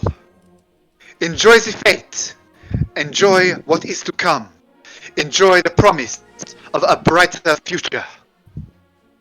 And gives a gesture, and the band strikes up in earnest as All of the glasses, freshly renewed by the scurrying waiters, are raised, and a cheer resounds throughout the hall. The celebration essentially seems to kind of kick into high gear as now that the formality of the Queen's entrance has been accomplished. Queen Alorana, for her part, does sort of spend a moment smiling and acknowledging the applause before moving down and beginning to kind of appear to essentially schmooze with the assembled elite. Does the queen make eye contact with Naira? Yes, certainly. Question. Where, who was it again? It was Isabella and Victoria? Yes, Isabella and Victoria. Isabella and Victoria. Where are they?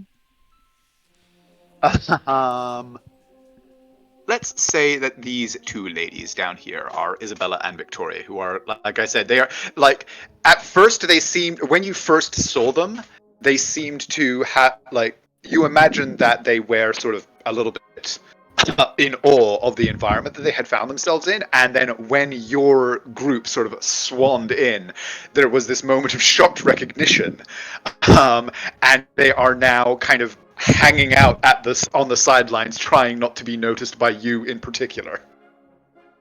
Naira makes direct eye contact, wanders over there, and smiles, waves nicely, and sort of indicates that they should approach. Okie dokie.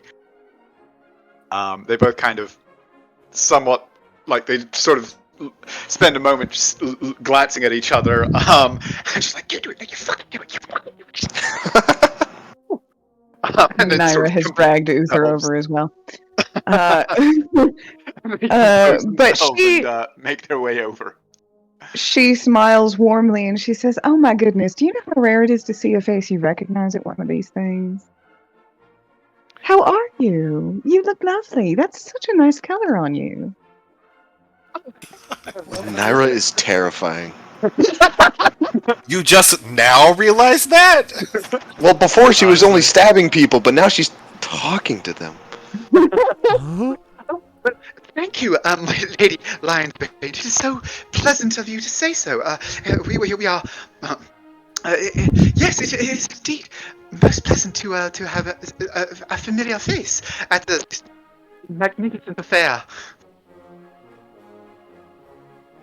And she will. Your dress is, of course, most magnificent.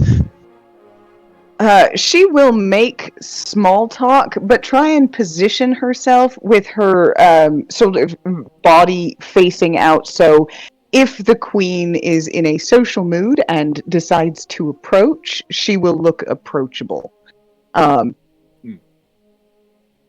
She will occasionally flick her head over to see kind of thing. Basically, is the queen waiting for people to approach her, or is the queen going to move around? It does seem to be kind of doing the rounds, as it is the norm for a royal in this kind of environment. She does have a more or less continuous sort of group orbiting around her.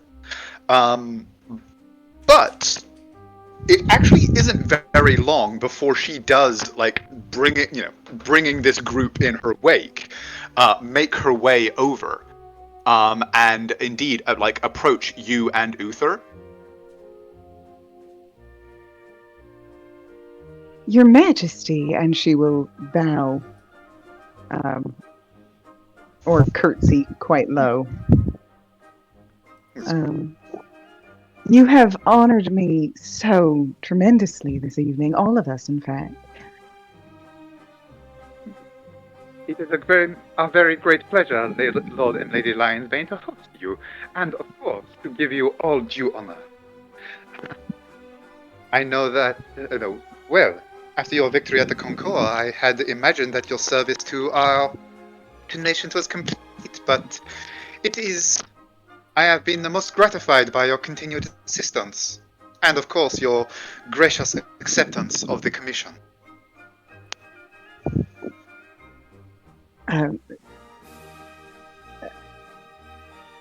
Anything you ever need, Your Majesty. You only ever need to ask. Oh, forgive my rudeness. Let me introduce my friends. And Oh. she refers to Isabella and Victoria, which she will refer to in their full names. Go ahead and give me an insight check.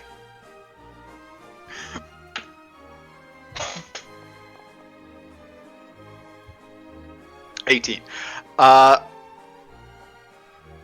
say an 18 is enough. Both, I mean, Isabella and Victoria are not particularly hard to read. They are in, like, full-blown panic mode.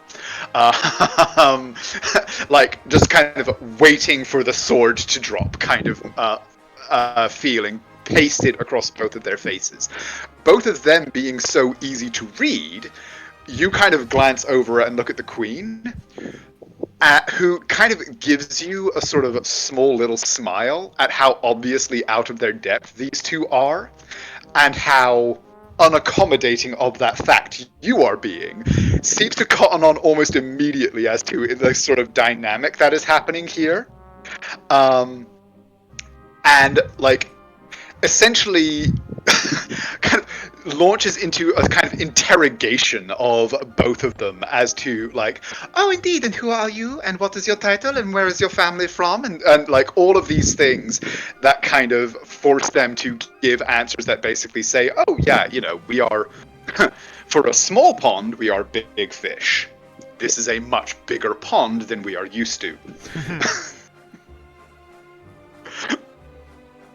And she seems to kind of entertain herself in this way for a number of minutes before deciding she has, you know, this is kind of, especially for her, something of a working party. These kinds of events, especially in this kind of context, are where many additional deals are at least started, if not made. And so... and Naira will, as soon as it seems like the Queen is, you know, done amusing herself, she will say, oh, but thank you so much for entertaining us, but do not let me keep you. Of course, I do hope that we can catch up some more when you have some free time. Well, of course, my lady Lionsbane. I shall be most gratified if, upon your return from the Aglanon Peaks, you would do me the honor of calling upon me again. And she curtsies deeply again. And then, after the Queen walks away, Naira will take Uther's hand and walk away from these two as if they do not exist. And they are both left just looking utterly shell-shocked and trying to figure out what the fuck just happened. Before they once again, like, scurry back to the position at the edge of the hole, seemingly trying to figure out whether or not they got away from something or just got deeper into something. Wander and Lorium are just like, man, women are scary. Wander stunned. Just you wait. Oh no. I've met a monster. And I wish he'd And just then- killed me. it was bloodless. I didn't even get any stains on my nice dress. And then Naira and Uther will take to the dance floor. Okay. While regularly commenting on just how ship-shape the service here is. It's incredible. Really on the spot. There must be a slave driver in the kitchen. Speaking of, actually, can we check back in with the kitchen? Absolutely. At this point, if you'll indulge me, the man who had yelled at me earlier when I first fucked up, he's like crying on my shoulder, and I'm like, no, Gerard, you've put together such a fantastic. Look at this, everything is running so smoothly. If she can't see that, then she doesn't deserve your lot. But you know who does? Do you know who has been here every day, working and waiting for you? And he looks over. Marie! God. Have you worked in the kitchen? Yes. It shows. You never. We've all worked in kitchens. This is kind of cathartic for me, actually. This is utterly terrifying for me.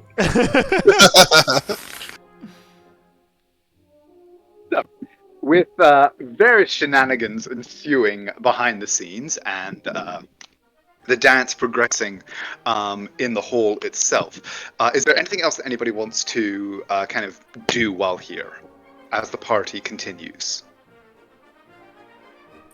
I Actually, don't know yes. if it's something to do. Ooh. Let's Oh, see what you go Midnight first. has. No, Midnight has something. Oh Proceed. no! Now that I've kind of ingratiated myself with the people in the back, and as I know waiters like I do,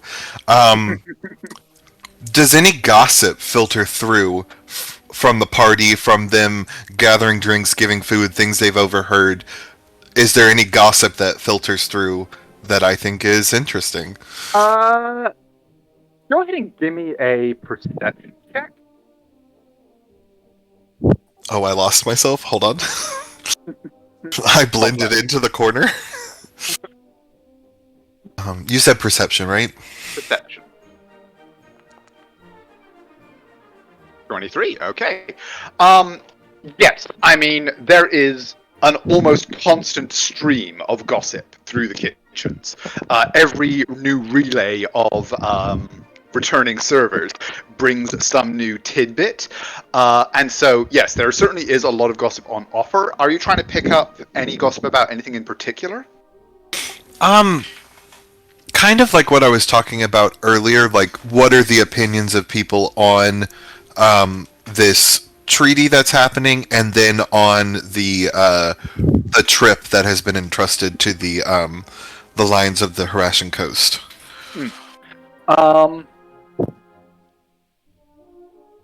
From what you can pick up, the general, like, the impression of the servers, at least, from the snippets of conversation that they're overhearing, is that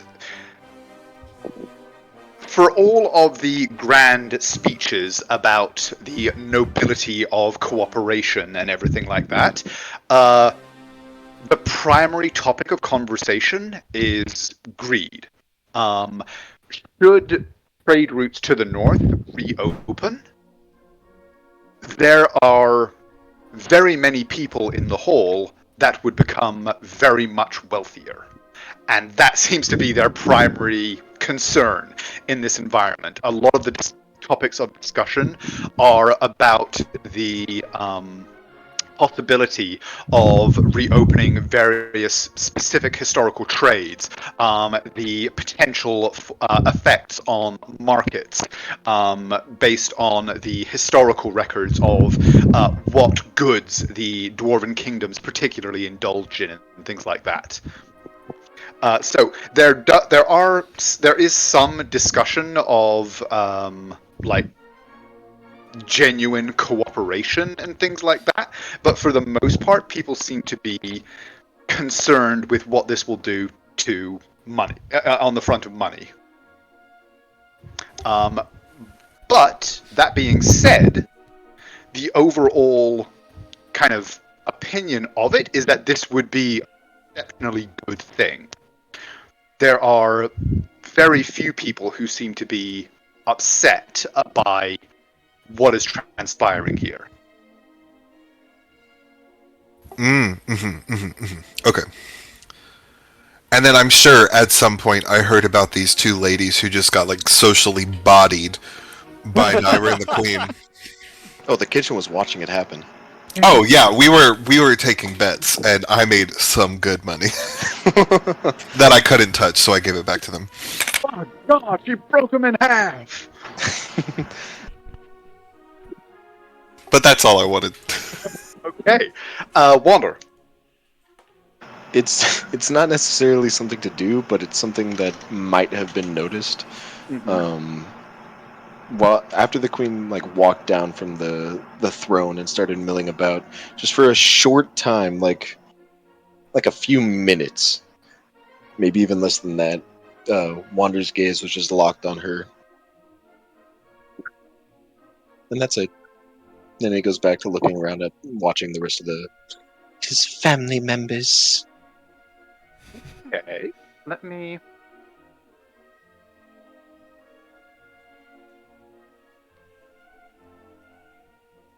I mean, can we all see if we notice him do that weirdness? Yeah, I would say everybody can make a perception check.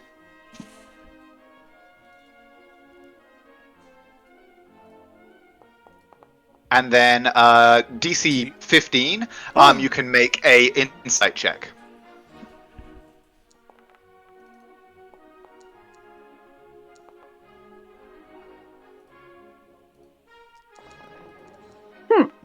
So I noticed it, but I can't read it at all. Let's see what Uther does. And Himbo powers activate. No.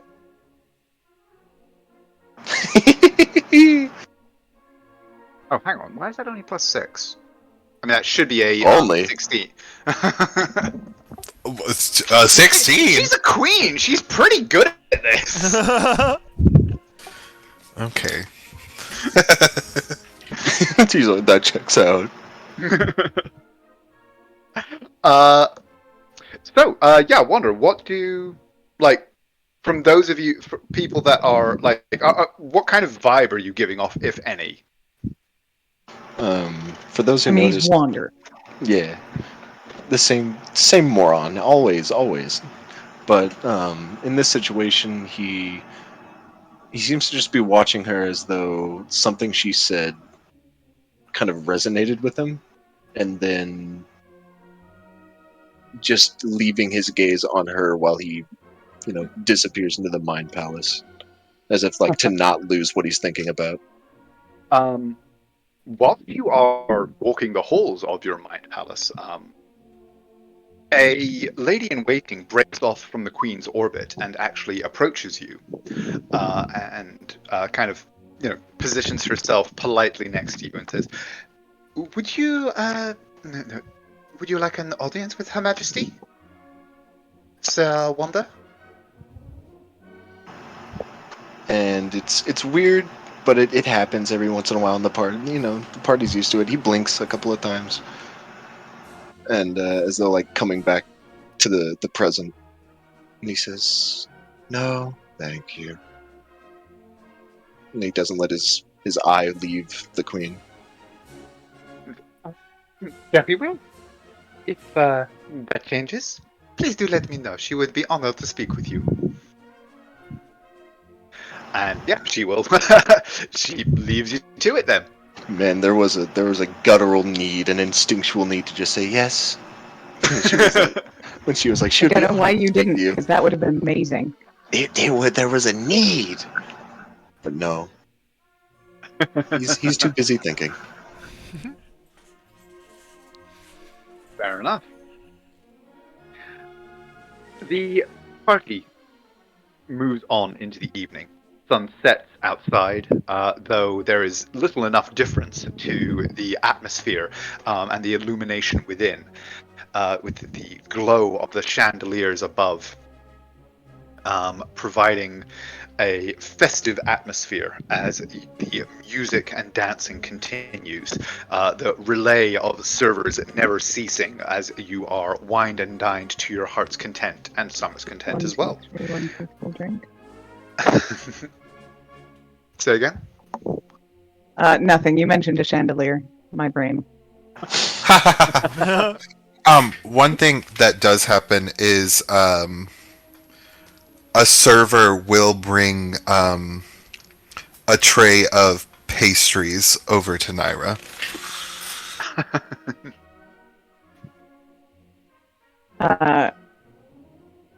Which Naira will light up, momentarily forgetting her, cool, noble persona and like, ooh, candy!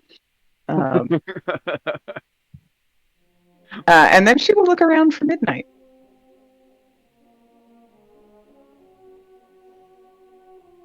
The person holding the tray will say, "I'm right here. Sorry."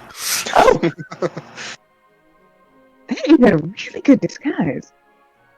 Oh, a little too good. Did you know that they just had the most ineffectual system back there in the back? Like, I really had to whip them into shape to even get this thing running functionally well. I mean, I couldn't have gotten any of this done without Marie. We'll make sure to put in a good word. But how have things been out here? I heard y'all get all honored and such. Oh yeah, that was a bit strange, wasn't it? I mean, I don't know. Have y'all have you met this group? Y'all are quite impressive. Right. I think Uther's much more used to getting accommodations than I am.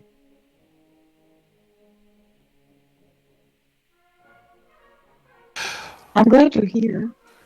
Oh, I'm glad I'm here. I wish I didn't have to hide behind, this. But I'm Yeah. just I should probably talk to you about that actually, but now's not the time. oh, yeah. Probably not the best, but you know, I and then he kind of like it's weird because you're looking at not your brother's face, but it's your brother. But he just kind of says, I know things were a little strained before I left, but I'm here, and I don't plan on leaving again. I think Naira probably sort of gives you a funny look and then says, "Well, I'm not sure I know what you mean." Um, but roll an insight.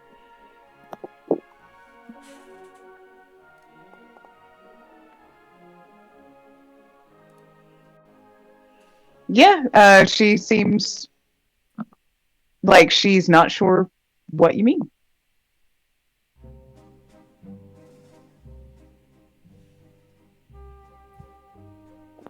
And he'll just kind of take that in for a second and kind of like glance around like we're in the middle of a party.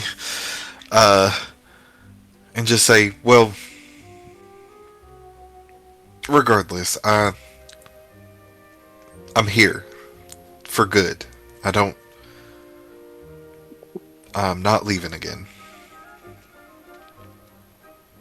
Well, I mean, I'm so glad to hear it, but won't those children need you? well, yeah, but I won't do much good if I'm not here to help y'all stop whatever the hell's happening. So, I'm protecting them either way. Well, good And, then. I'd much rather be closer to you, if I'm being honest. Well, I know Lorian was just a mess without you. I know. Did you see how nice he was to people? Like, we convinced him to go shopping. Down with your tray. Hang out with a What? single person. I'm sorry. Stop. I heard you talking, but I couldn't hear what you were saying. Hello, am I coming through? Yeah, you are now. Yeah. Gustav makes a sudden appearance beside you. Goes, Alphonse, rounds with your tray. You do not hang out in one place. Go. Midnight will just turn to him and say, I knew you had it in it, Gustav. Now, if you can be assertive like that, I think she'll start paying attention to you. And then he'll go back on rounds and just kind of whisper, I'll see you later. This is going to be such a confusing night for him. Yes. He's, oh, you're going to be promoted, hired, fired, all of it. So, the party continues. But not too long after this episode, you realize that both Lady Loretta and Sir Evelad have slipped away at some point. And a page in royal livery approaches Naira and Uther and says, "Pardon me, my lady, my lord. The one moment. Here we go. No, I have received a request if you are amenable, you would like to retire from the hall. There are matters that Lord and Lady Loretta and Evelad would wish to discuss with you. Oh, of course. Do you want the whole party or just... Yes, my understanding is that they wish to speak to the group as a whole, if you are amenable. All right. Well, I will round up my friends and we will be along shortly. Where should I meet you? I will be at the side door, my lady, whenever you are ready. And he gestures over to one of the side entrances to the throne room.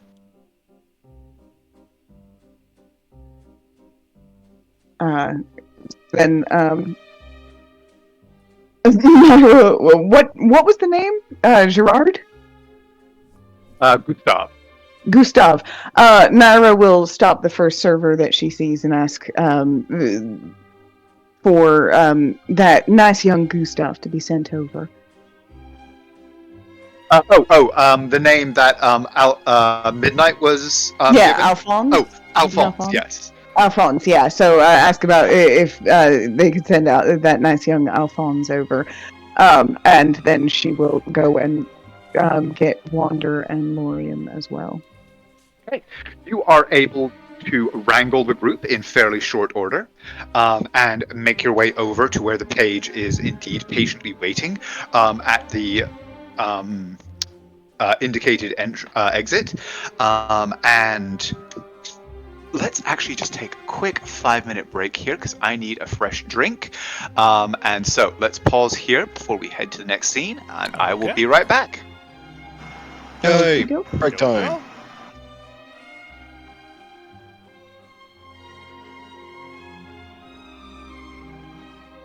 Good. It's going to take me a little while to say goodbye to all the people in the kitchen.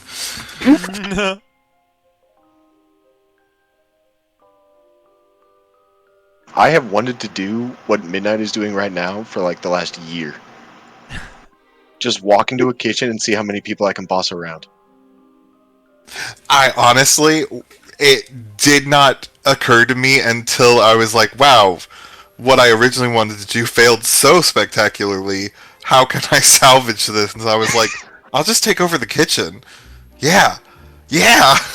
God, and it would be so easy. Just walk into a random kitchen, doesn't matter where. Well, speaking of like random kitchens, As long as you when when am I going to convince you guys to come out here so I can give you guys weed and alcohol and fix your food? Now, speaking of that, I have a proposition. For the once we get near the end of both this campaign and your campaign, Mm-hmm. I propose that for the last 3 sessions, we all get together in person, and we have a week long, or maybe just a 3 or 4 day long end of campaign sesh. I think that's a great idea. I love that idea. I think it would be incredible, and I think we would all break down. Yeah. Well, then we would immediately start talking about the Mass Effect game that we're definitely going to run. Yes. And how we're gonna play, all gonna be gel people. Gel people. Yes. The space gel people, not for Mass Effect. The D&D space gel people. Oh, I was D&D like, are you space talking gel. about the Hanar? I don't know if I call them gel people. Oh my god. The jellyfish. Tyler as a Hanar. Jellyfish. Well, don't get too attached to that, because Andrew and I have already discussed what we would be doing, and Hanar is not on the list of playable races. I'll be a human. Can we please have a Blasto NPC appearance? Yes. Was that his name? Obviously. Blasto? Yeah, I think it's Blasto. Oh my god. Oh God, no, he's No, making me- basically, I think any of the races that were either like Shepherd or any of your companions, except for Edie, because there will be no AI.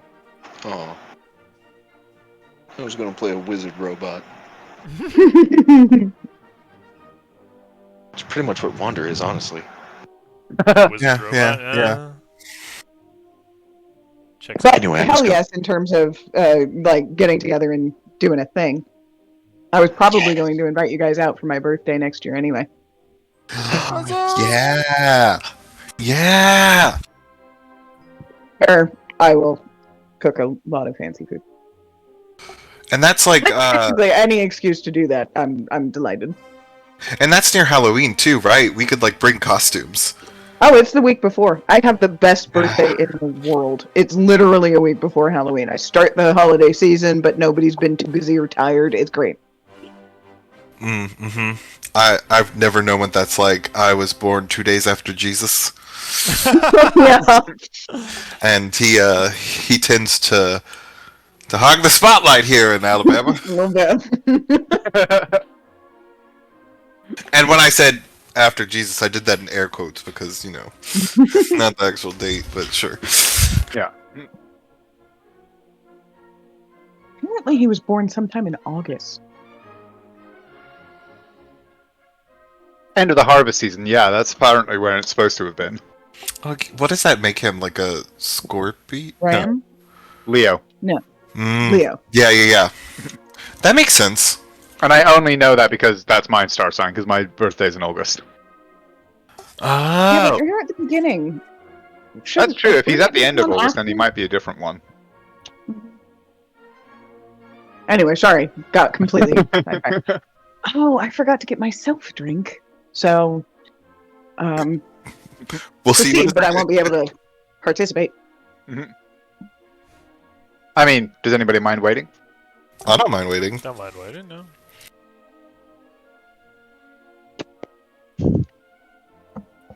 Well, I think your headset cut out there, Christine. I could hear you talk, like, through my ears, but not through my headset. And she's gone. It's okay. We'll just chill for a second. This was a fun ball, though. I'm glad you guys had fun. Yeah. Unintended fun. I was not sure you would let me run with the kitchen, and you did. I did think about having a giant matron appear with a skillet and, like, drive you out, but the dice were in your favor. I mean, she could still appear. That's when I turned to Gustav, and I'm like, oh, I see it now. We gotta get you a new job, buddy. Anyway, bye. For real, though, you guys do need to come down and let Christine cook you a big fancy food, though. I am a fan of big fancy food. And I am a fan of food. Yeah. And I'm a fan of food and friends. It's gonna I be think good. kind of a signature dish that she started to make is. Did any of you know what takoyaki is? Yes. Mm-hmm. Yeah. She makes it with shrimp, so it's technically like ebiyaki, I think you would call it. But oh, it's so good. Sounds good.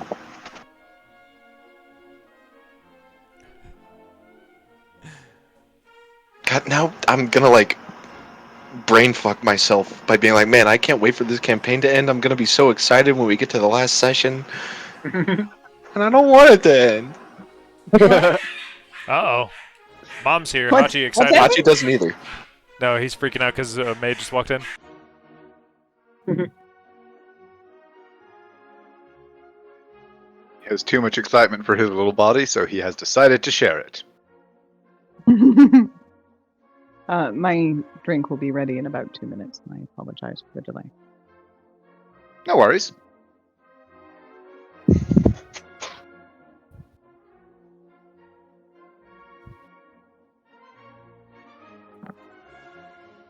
I think what Nick just did to that kitchen actually happened to mine like a week ago.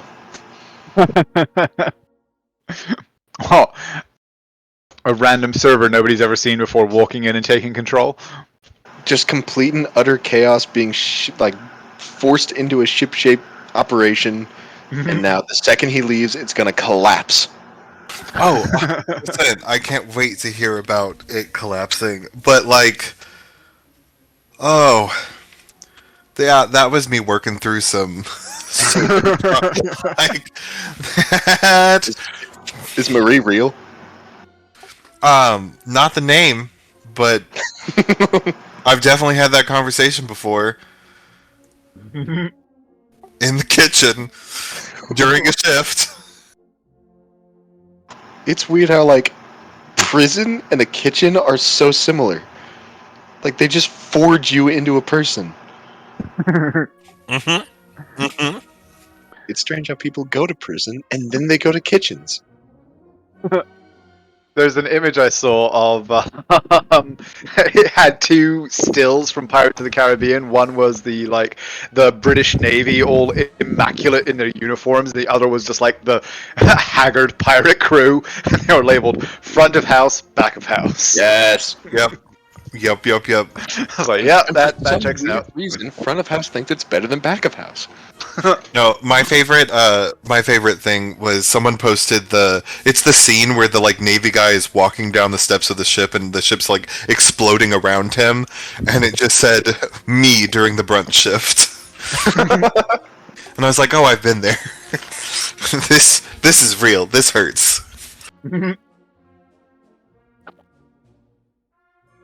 Nothing hurts more than noon on a Sunday at my place because there are two churches within like 30 seconds of the building. Yeah, So yeah. And they're just like, no, we church give all our Sunday money- crowned. Yeah, money goes to Jesus. Now more of it goes to the poor wait staff. Mm-hmm. Well, not only that, but like brunch always sucked, and then you would have the because we would have to like switch over for dinner, so you would have that awkward menu where you have the items that were available during brunch and will be available during dinner, so the kitchen can switch out, and people are like, but I want my omelets. Yes. And we're like, but you've got sandwiches right now. I'm sorry. Like, I'm You sorry should've that you came can't 2 get hours exactly earlier. what you want. And then I worked in the Upper West Side, so it was a lot of like really entitled people who would be like, why can't my party of two sit in that 6 top by the window? Did you not see the family of 6 sitting outside, ma'am? Sir? Did you ever Oh. get to tell anyone to leave? I didn't. I let my manager handle that, but I did pull several like Nairas where I was incredibly nice, but what I was saying wasn't really nice. And then Was they very complained. They were like complained to my manager, and they're like, "He said have a great day." Okay. Enjoy your next 24 hours. While it lasts. And that's why I have a cubicle job, so I don't kill people. That's good. That's good. Someone told one of our servers, I guess they had a bad day, and they had treated this table fairly poorly, and their parting words to this server was, "I hope you sleep well tonight," and that really fucked them up. That's honestly, it's the best way to go, because if you can just like hit them in the nice place, people don't know how to respond to that. Yeah, just like hit them with actual words instead of phrases. That was a weird time to walk back in. Hit who in what nice place? Naira was really mean to those people, and she didn't say a single mean thing, and that's crazy. She was definitely trying to destroy friendships.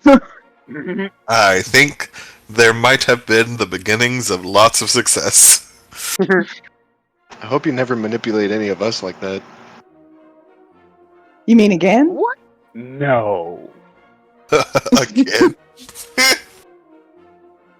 I'm gonna just take away Wander's voice box, and he's just gonna be like a happy little robot following everyone around for now. I don't want him to get hurt. Nyra Nyra's would scary never when she hurt you on talks. purpose. That's the scary Nyra thing. apparently And does accidentally, remarkable damage, like completely by accident, but she would never hurt you on purpose. Wonder will never forget we need a cleric. Oh my god. No, the two of you actually. The way y'all will take what somebody said offhand, and then be like, "That's my character's emotional arc right now." Like every time it comes time for me to speak, I'm like, I choose my words carefully. Fuck.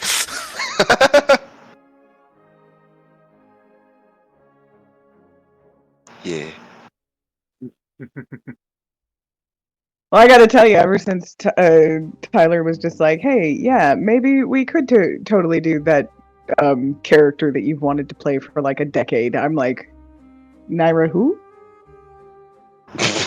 No. No. No. Anyway, is everybody ready to go? Is the drink done?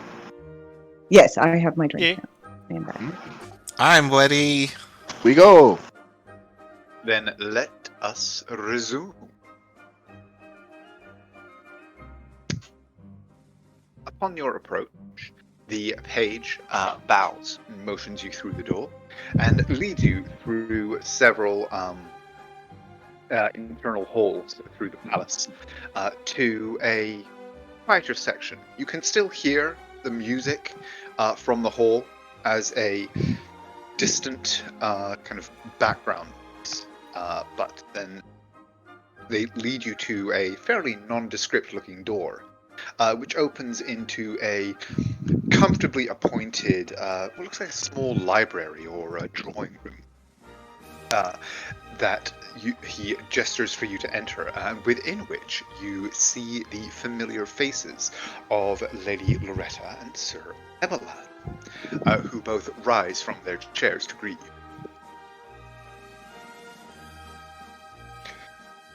And Sir, what? I was just gonna say Nyra would immediately sort of tell them not to do that, or just in the politest possible way, and. Good. You are here. Please make yourselves comfortable. We have much to discuss. Do any of you wish for further refreshment?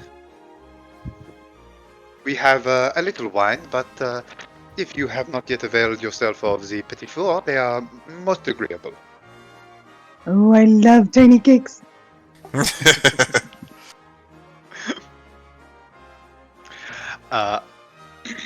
And once you guys have made yourself comfortable in the various seats, they both kind of also refresh their drinks and then seem to sort of settle down to business, as it were.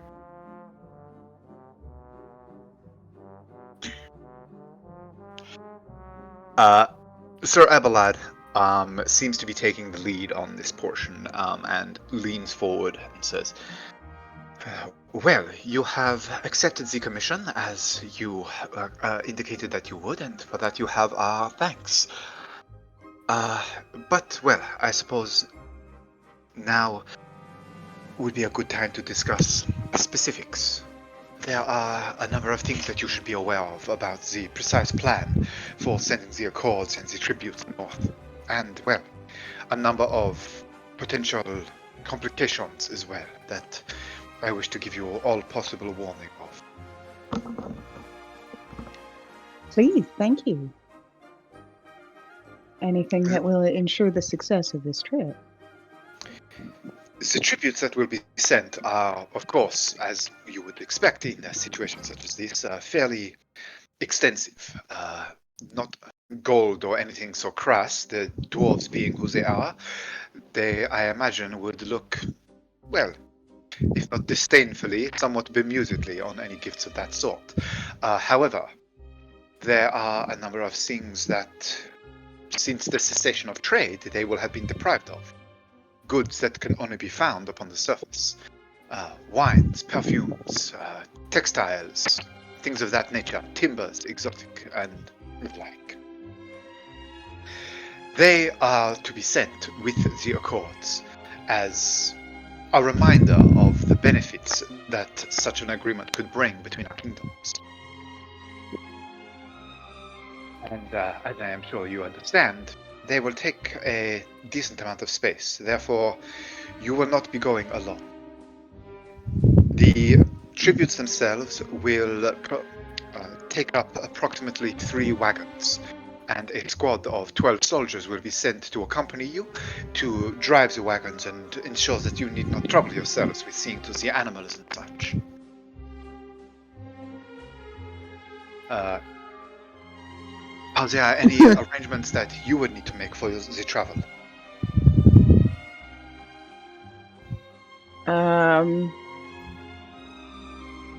Can I get back to you on that after I have a chance to think about what we could possibly need? Nairo would know this, but I don't know off the top of my head. Okey-dokey. So if I come up with reasonable requests for things that we will need, I will let you know. He also spreads out a map that you recognize as the northern portion of Avignosera, and quickly traces out the route that you would be expected to follow.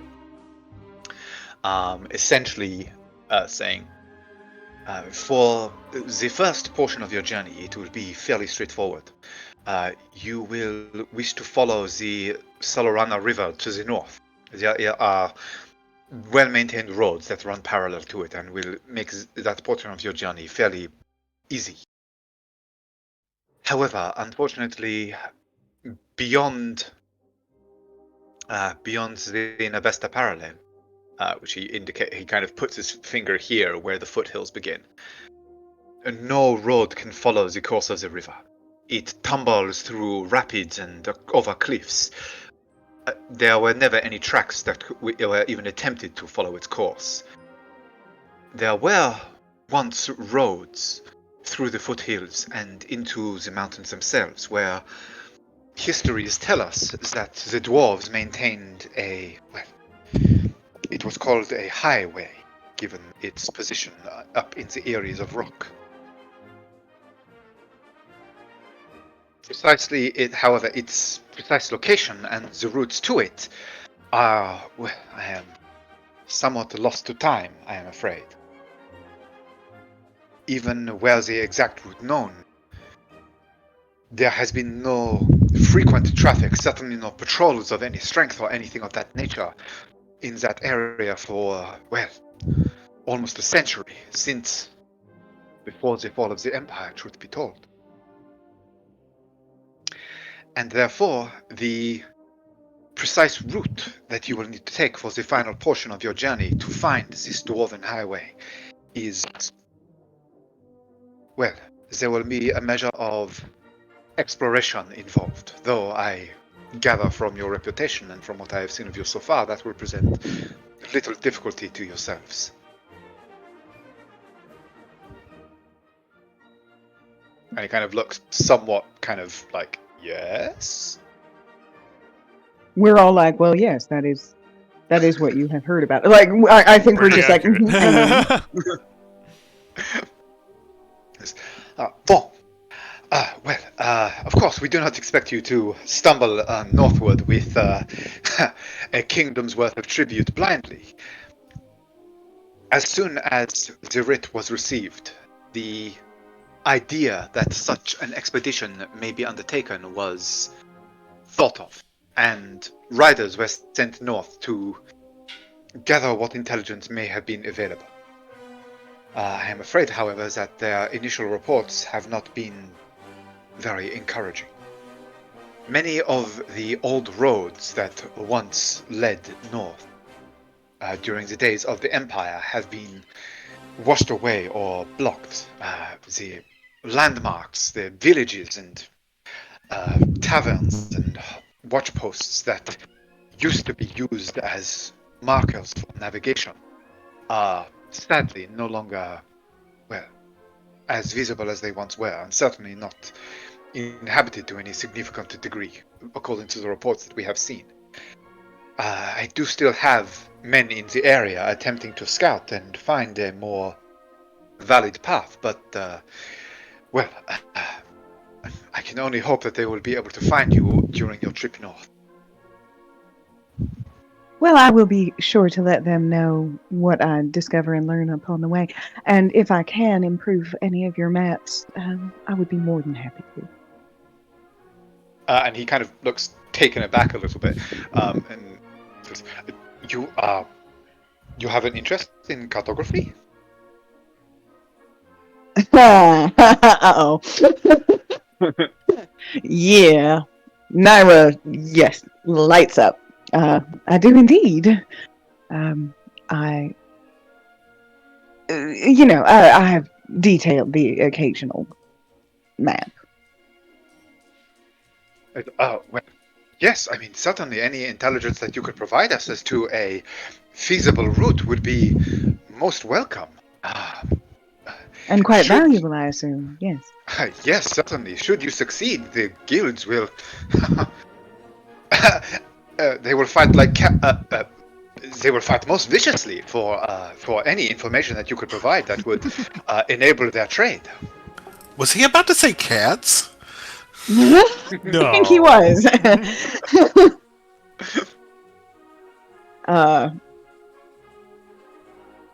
And is there a specific time limit that we are expected to? Are we expected at a certain time? Well, by the dwarves, certainly, well, not as far as I am aware. As I said, we have.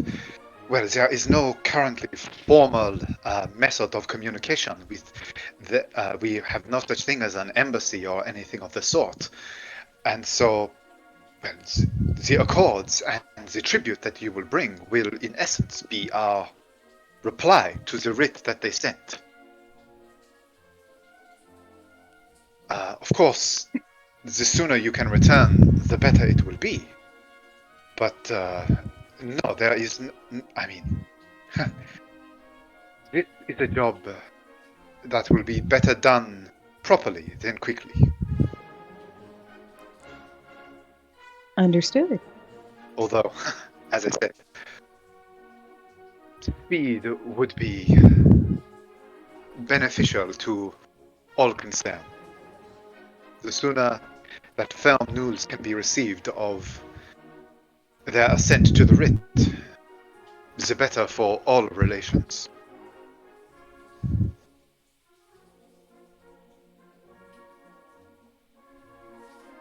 We understand. We will proceed with all due haste. Thank you. The commander of the riders that were sent, a gentleman, and he seems to consult a note. Is a gentleman by the name of, and Lady Loretta leans over and goes, Ranger Aldred. He is a member of the Vanya Riding Corps. Does this name ring any bells to anybody in the room? No, it wouldn't. You would be aware of the Rider Corps, which are basically essentially the scout riders of the Caloron military. And Ranger would be the equivalent of essentially a non-commissioned officer, like a sergeant. Okie doke.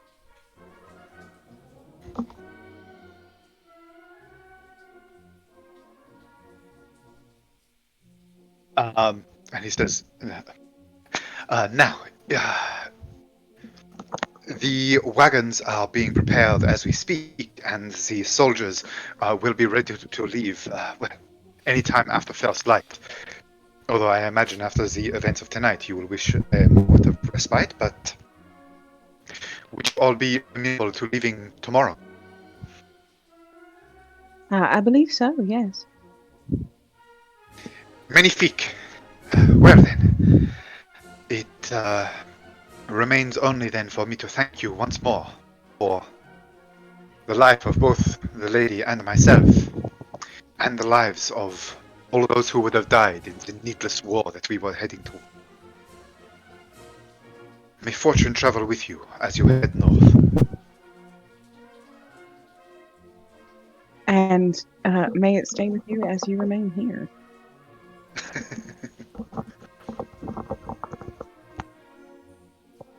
Okay, so do you guys have any other questions or anything else you would wish to discuss with the Lord or Lady?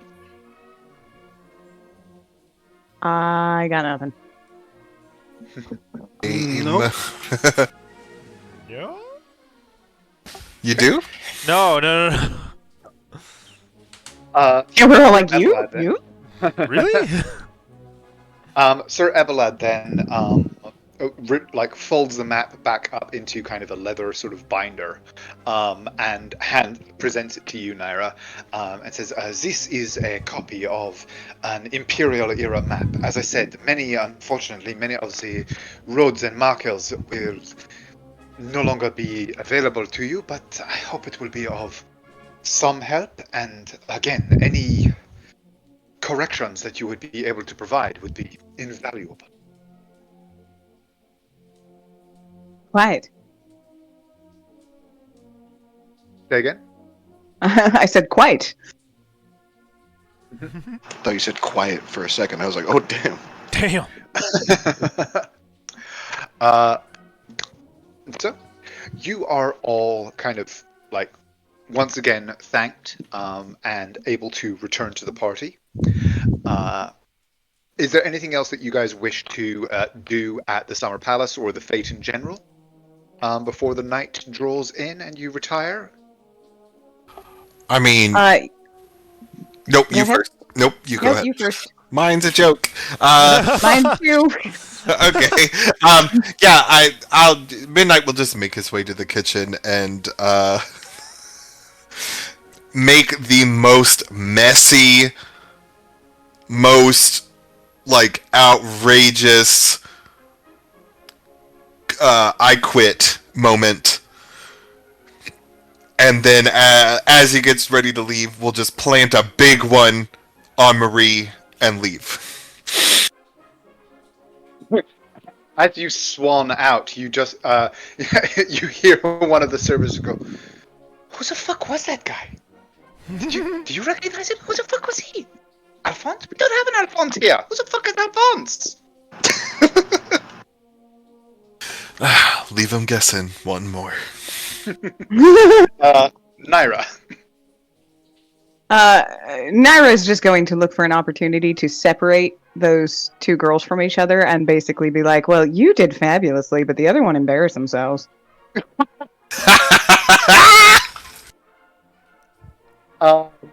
Your husband, I will assume, will be your partner in crime for this endeavor. So, Oh, yes. Go ahead and roll me. What do you like? I mean, what would you be like? What kind of skill Is set there would a you be role trying to for use? petty bitch? I don't know there is. Go ahead and roll a Geneva check. I mean, I guess deception would work. So yeah, you could go ahead and roll deception with advantage. I can do a performance. Well, they're the same. 26. Holy shit. I also will have made sort of in comments occasionally like, oh, those shoes are such a choice.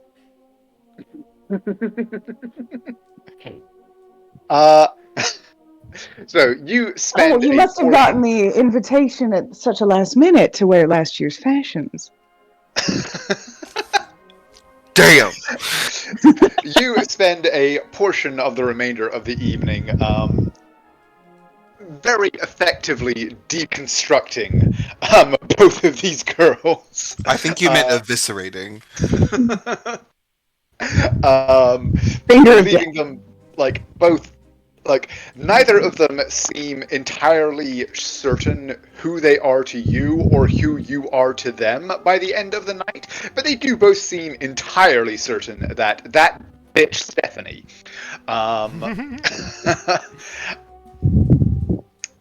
is their worst enemy, and that they should both most certainly hitch their wagons to your coattails rather than those of the third Heather. Oh, fantastic. And yes, you are able to swan out, and I assume the group at some point during the night is just going to make its way back to the Exquisite Blush. Yeah, and I refer to them as Imogen and Valerie all night.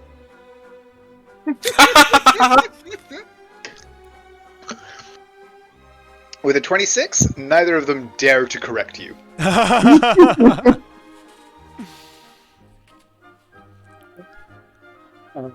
So much petty. I love it. Okay, but seriously, you guys want me to play an evil character? It'll be fun. We'll have a good time.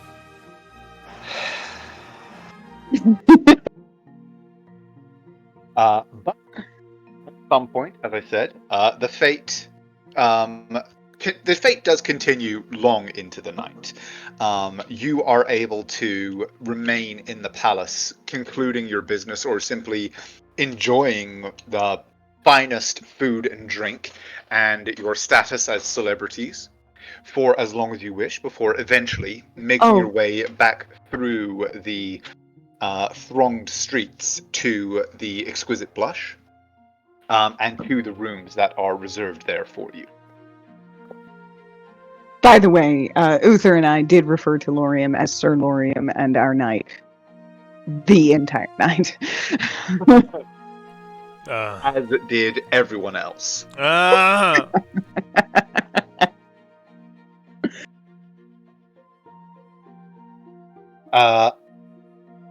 But the following day, the city somewhat recalcitrantly, after the festivities of the previous night, comes awake.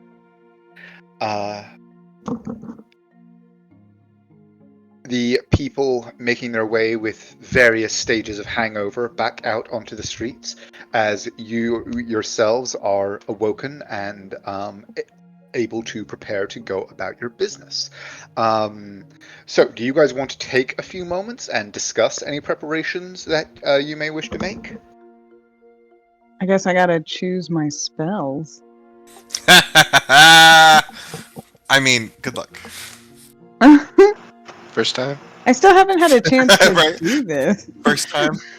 We're all standing there with the noose around our necks.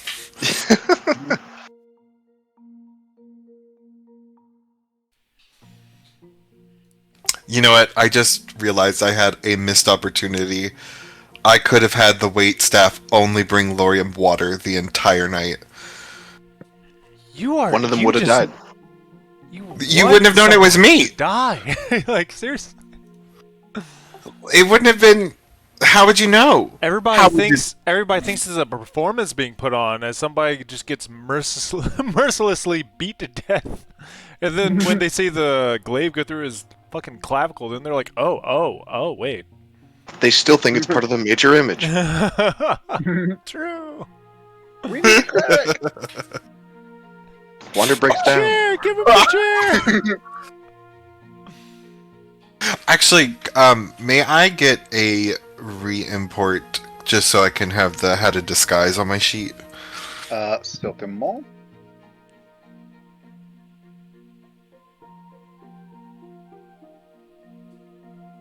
Okay, should be good. Thank you. Anybody else? Let me know. I'm confident that I've chosen the correct spells for now. We're going on the road, right? We don't expect to get there. No, it is definitely going to be a several-day trip. The distance alone, just like kind of as the crow flies, would be about 200 miles, and only the first 120 miles or so have like properly reliable roads.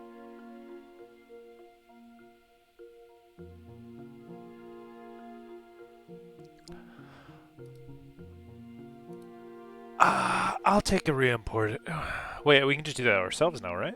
Still? In theory, In theory. let me know if it works. It's gonna tell me I don't have...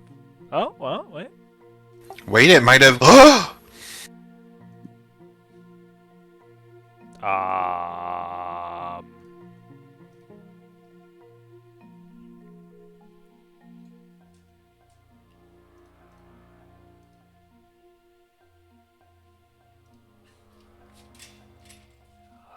don't know if it did.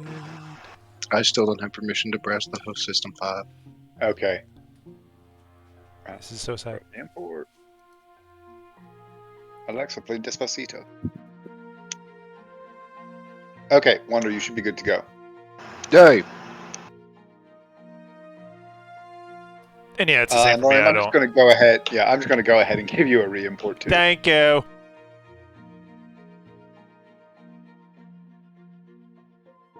Cool. And Naira, let me know when you are ready as well. I'm just clicking the prepared and unprepared instead. I don't think I need an import. Cool. Okie dokie then. However, are there any other preparations that you would like to make? I really feel like we should. I definitely need to pick up the magic item that I had commissioned. Yes, you may do so. Should we visit Tristan one last time? No, just wander. I mean, No, good, I'm yeah. okay. You don't have to. Heard, so Wander's gonna go visit Tristan. No, Lauren would go with you if you're actually going. Yeah, Wander would suggest it. Yeah. Did we need to give any instructions to our crew while we're gone? That is entirely up to you guys. Yeah, Captain. Though that was an open question to the group.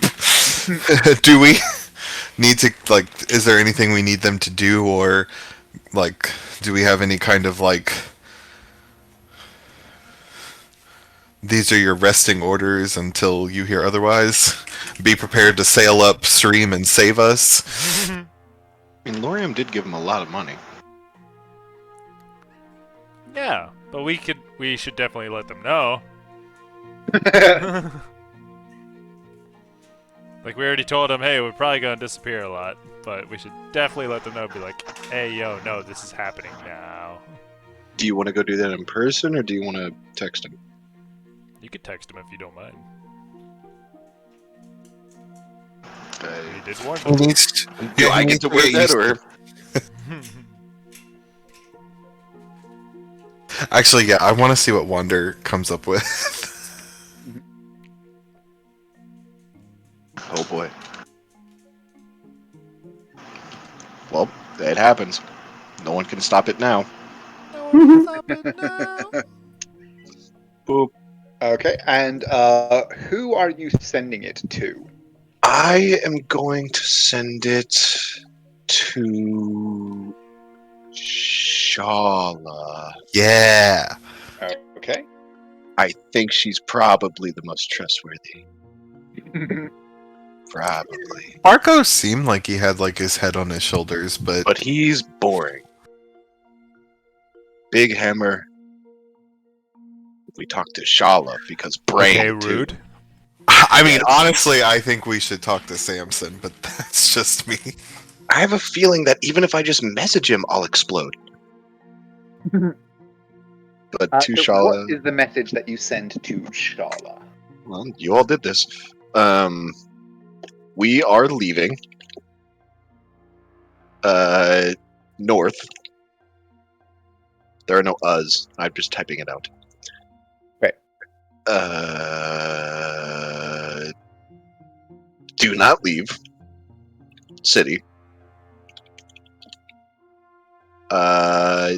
Don't know when we'll be back.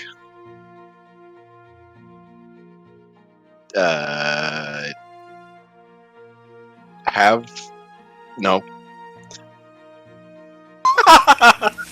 Don't steal the boat, please.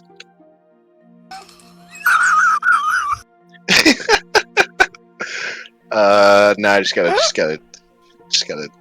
because I could just count the words, but I have a Google Doc open. So, all right, 6 more words. Do. Right? Let them know that we'll contact them if we need them or something. Don't speak to us. No. Don't worry, be happy. Yeah, the last thing will be have fun. We are Okay. leaving north. Do not leave city. Don't know when we'll be back. Don't steal the boat. Please have fun. Is it don't steal the boat, please, or please have fun? Don't steal the boat, please. Period. Have fun. Period. No space. Anyway. There is a moment of silence, and then you hear her reply. Message received. Good luck. And you will need to tell us exactly how unreliable your previous crew were that you thought that final message was necessary. But the precision of your instructions is appreciated. Naira will definitely tell them all about the previous crew. I will not tell Myra.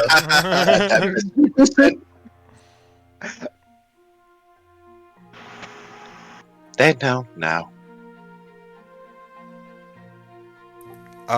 The only thing, unless somebody wants to do anything with him, Midnight will have, like, I will find one of those shady people who can get messages that I know of. Wanda? And I'll send a letter and have it sent to the dead drop that I showed. Ajax? Yeah, Jackie. Yeah, where I showed Okie dokie. him where that is. Just letting them know, like, not telling him where we are, but like just keeping in contact. Okie dokie. Tell the kids I said hi. Tell Sweet Pea I love her. You know, that kind of stuff. Got it. Yeah. There would be a few gold. Let's call it. Sending it all the way to Vanya in a secure method. Probably about 5 gold. Cool. Give me a second.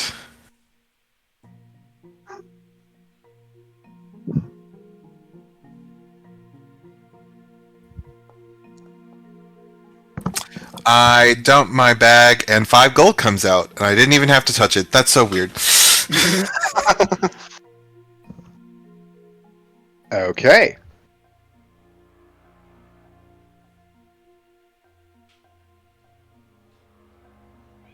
And one moment. Actually, I just realized there is a thing missing.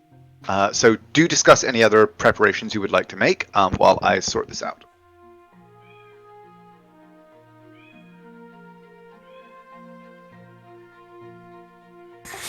Or just sit there in awkward silence. That works too. Well, that was the plan. We were communicating telepathically. Yeah. Which brings me to the thing that I just picked up for Midnight. She will come up to you holding a small box. For me, you shouldn't have. What is it? It's actually a nifty little contraption, and she opens it up, and it's a basically small gem earring. And she says, "This one is attuned to the ones that we all wear," and she will point out her own. It allows us to. You remember, and she will cast message at him. Speaking sort of privately like this. Oh, yeah. No, that's really useful. Oh, well. Well, now it is an open line, so everything you say through it will be heard by all of us. But it's a great way to speak privately. Well, no, that I could see where that'd be extremely useful. And then he takes a second, and he says, "Wait, y'all have had these the whole time?" And he just looks at Lorium. Y'all haven't been talking about me, have you? All the time. Yes. Okay, good. I made sure there was no metal on it. His eyes kind of light up, and he'll reach out and take it and like examine it. You know, Dreamer, you really are the best. You think of all the things. And then he'll fashion it on to himself, and it kind of disappears for a moment, and then the illusion that's up shows, like, it changes and the earring is present.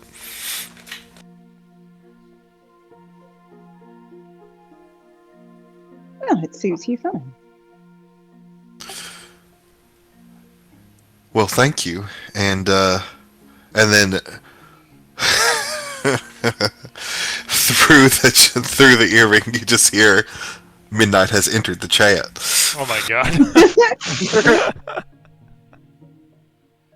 No, he just says, testing. 1, 2, 3. No one responds.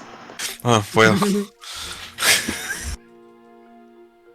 It works. She will also give you a breakdown of how far away you can be, because you obviously can't just wander off. Yeah. Actually, speaking of wandering off, I did get this nifty little gift from my time in the Feywild, and he'll pull out a horn. And he'll look at her and says, now, I know what you're thinking. It's not like the last one. Her eyes definitely went a bit wide. And you will notice they seem to sparkle.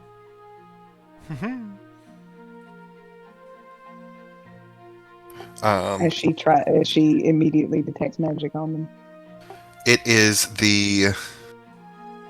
hold on.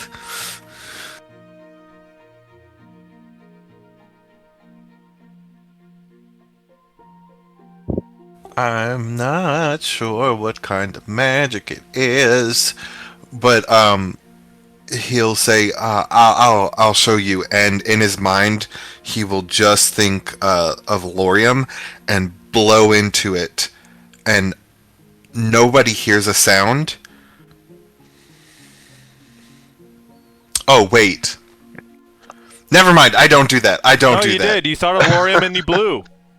No. Shut up. God damn it, I hate that. No, he doesn't. Nick just read something in it, and,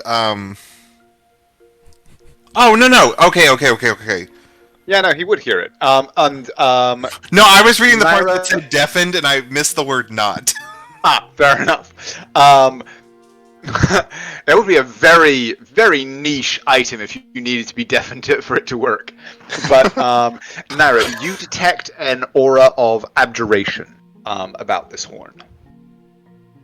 Not a very powerful one, but quite strangely woven.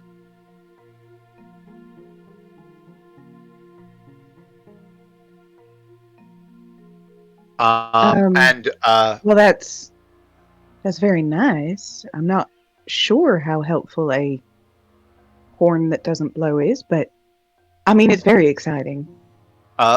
Lorium, you standing slightly apart from your companions, hear the blast of a horn, which no one else seems to react to. Just a instant hand up to the ears, like, ah! Shit, what the fuck is that? And Midnight's just looking at his sister, and his eyebrows are waggling like, eh? I mean, I didn't see anything. Horn. I'm like, put it away before he sees it. I didn't see anything. Oh yeah, it's getting tucked back in my bag. But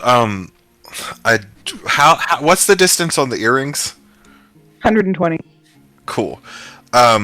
He'll explain that this one is as long as we're within 600 feet, and I think of you, you can hear this, and nobody else will. Or whoever is going ahead, they could take it. It's not beholden to just me. It's the panic button. Well then, probably due to Well, make some sort of code. you guys don't know about the horn. This is a private conversation. Damn it! You're still trying to figure out where that came from. He is. He's swatting at flies. He thinks this is tinnitus. Just evolved. Mop. Mop. No. But when you say whoever's out front, Naira will smile and she goes, well, Midnight Scout, I kind of feel like we've been missing our scout. And he'll smile and he'll say, it's going to be good to get back out there with y'all. Yeah, Valco could certainly use the company. He doesn't quite have the same aim you do. And he'll just look at Valco and his size and just be like, what have y'all been feeding him? Well, you know, the remains of our enemies. Oh, yeah, well, does a body good.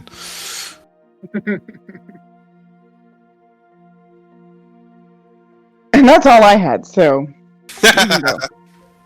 Naira is now in her travel outfit, which you guys will notice she has a tendency to go for white when she travels.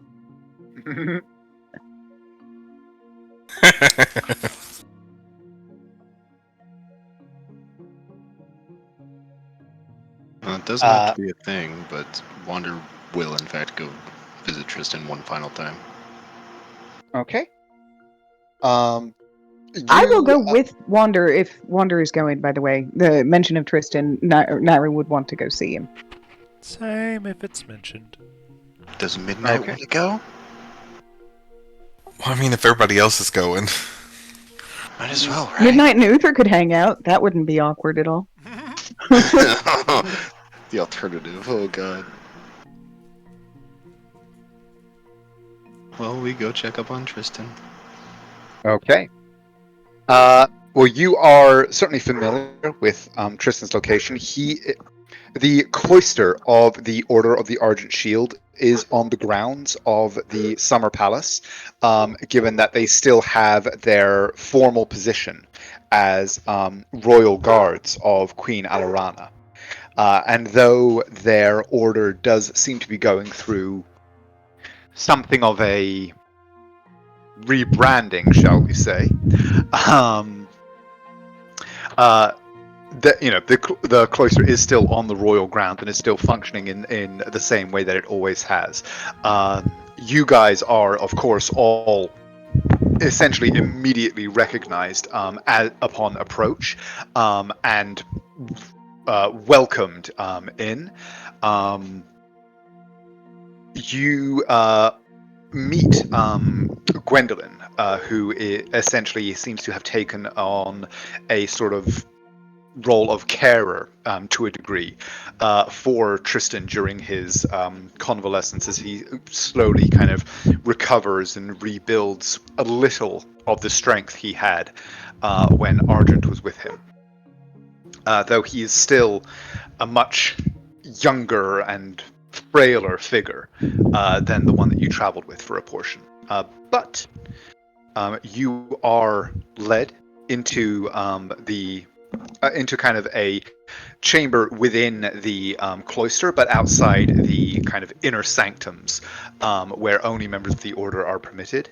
And shortly after your arrival, Tristan appears.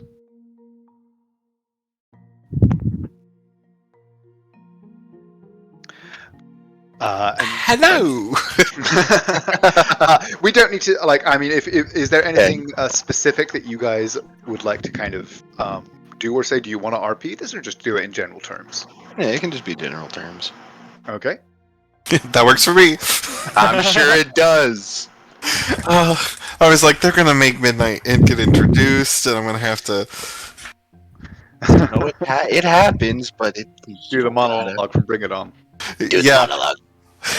No, it's what the interaction will be. Tristan gets a look at Midnight and goes, "Wait, you got an earring?" Ah, shit. Word.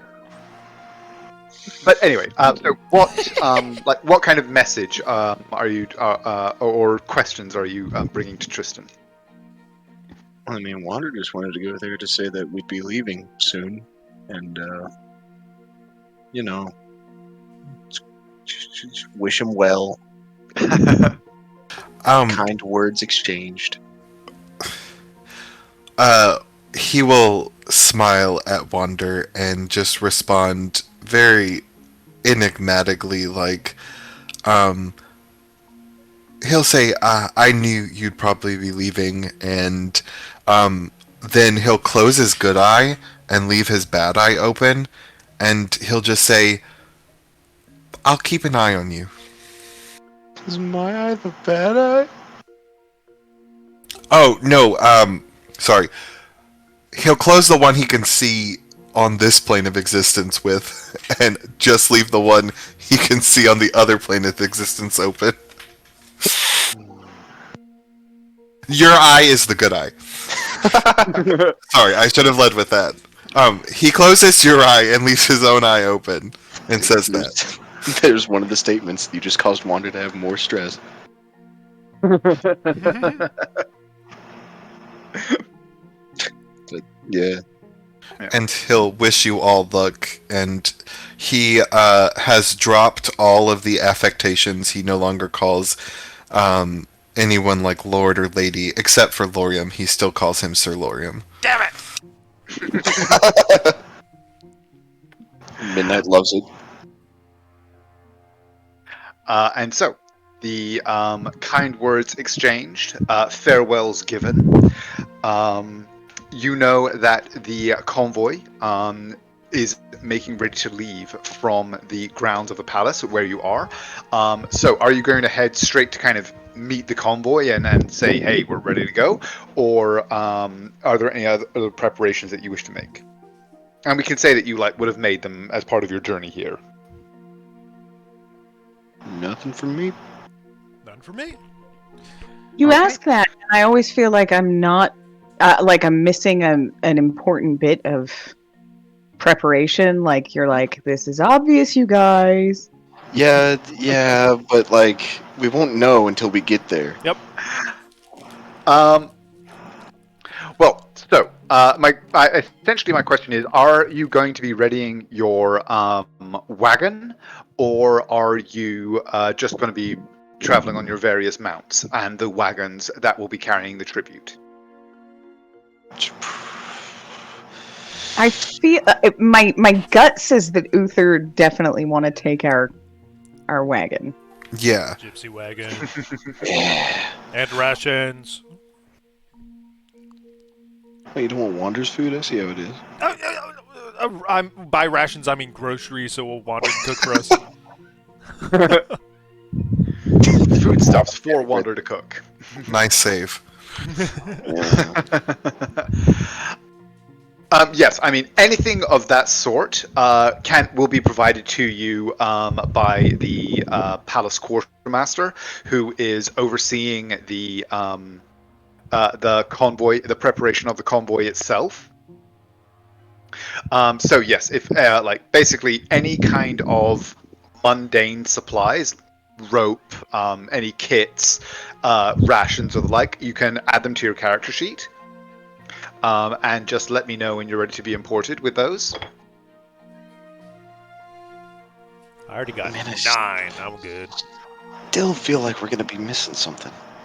Doesn't it always feel like that? Yes. Yeah. It's okay. We got the immovable rod duo. True, we have 2 of them. We're going to stab them into whatever we encounter and then activate them. I assume there's going to be some leniency if Gandalf himself wants something that we didn't think to grab for him. Absolutely not. No, of course, yes.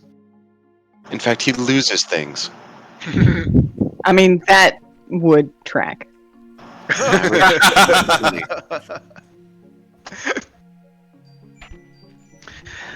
How many rations is everybody else grabbing? Or are we doing like group rations? I have 9 rations.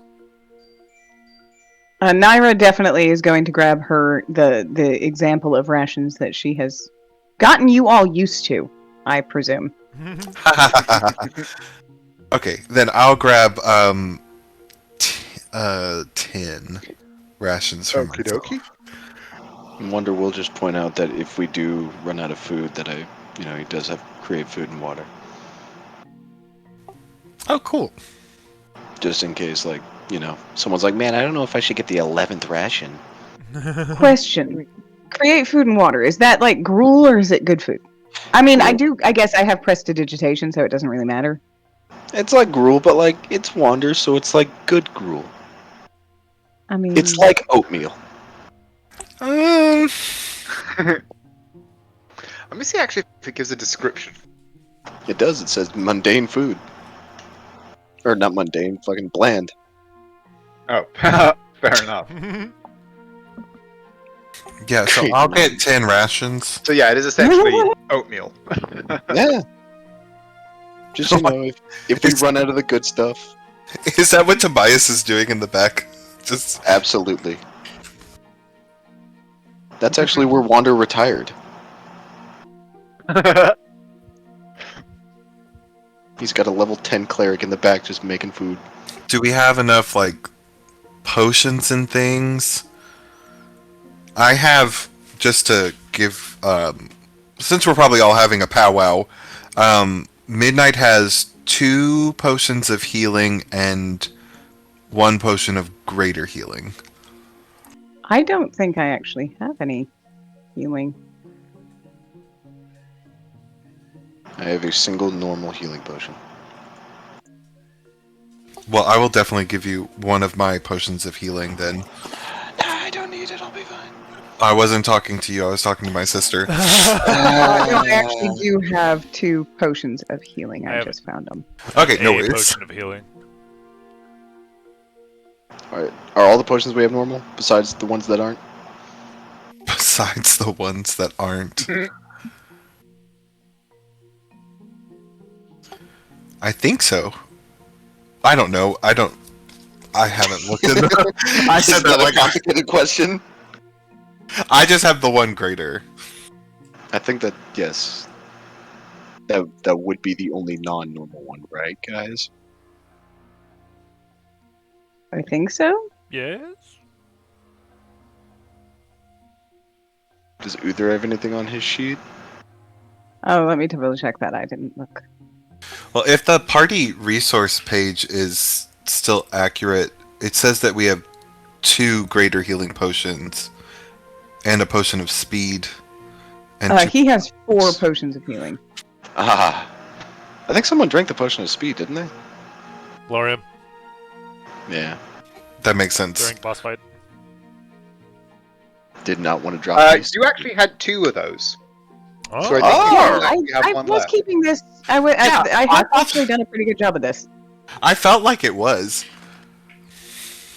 I'm scared. Do we want to get more, though? We have what we have. Do we want more? That's what this boils down to. Well, you said like Uther has 4? Yes. So I don't think we need any more. Yeah, That's just me. I think we're pretty good. I just wanted to make Potions sure. they don't expire or anything, right? Wouldn't that suck? Like after a amount of time, it just diminishing returns. After 1 week, it's actually a poison. I mean, I think that's pretty Spoiled. fun. I mean, that would be an interesting mechanic to introduce, but Me making notes over here. No. do we want to pick up any like I don't know, like antidotes or anything like that? I think. What do I know about like the kind of dangers we may face, either on the way or? Give me a knowledge history check. Is there perhaps a 5-headed multicolored dragon just chilling in the forest? You know what I'm gonna do? I'm gonna do something fun.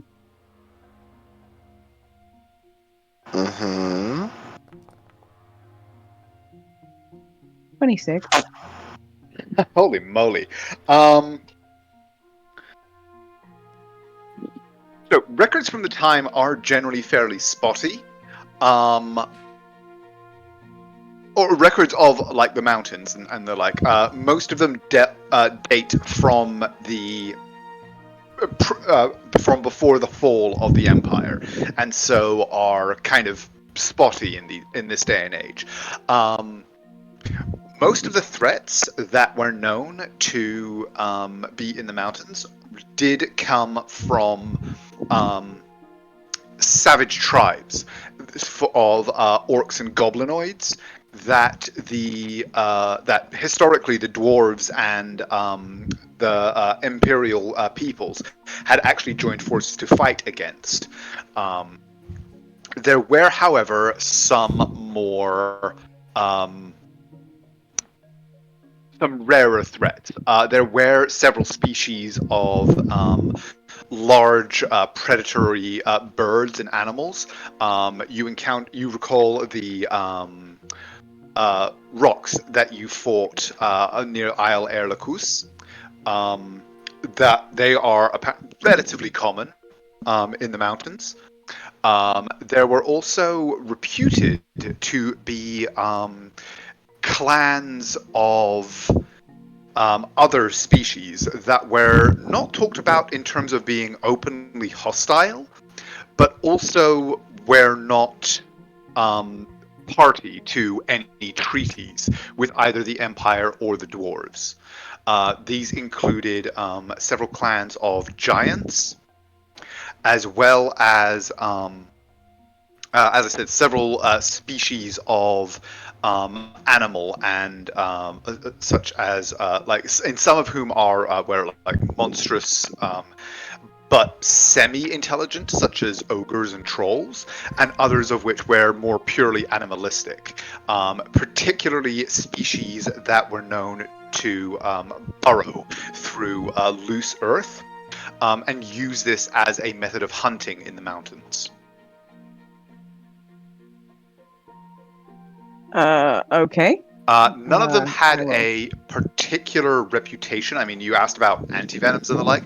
None of them have a particular reputation as being venomous, or like to making frequent use of magics or anything like that. They tended to be talked of in kind of straightforward terms as powerful if mundane foes.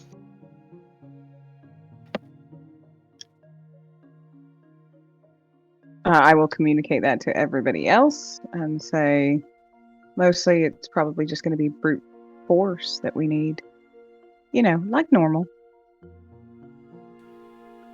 I got that. And about how many days travel would it be approximately? Well, it's about 200 miles, just as the crow flies. The first 120 to 140-ish have fairly reliable roads, so would probably take about 4 or 5 days to traverse with your carts or with the wagons. The remaining 50, 60 miles, however, will potentially be much more challenging. Right. The only maps of the trails from that time, or the trails of that area, date from, as mentioned, the Imperial era. So it's anybody's guess how slow it's going to be to get 3 heavy wagons through that area. But I mean, if the roads were good, it would be probably a 7 or 8 day journey.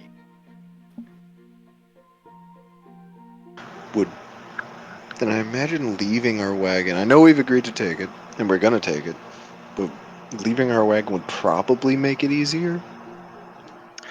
Well, you're going to be taking the 3 wagons loaded with tribute, regardless. Right.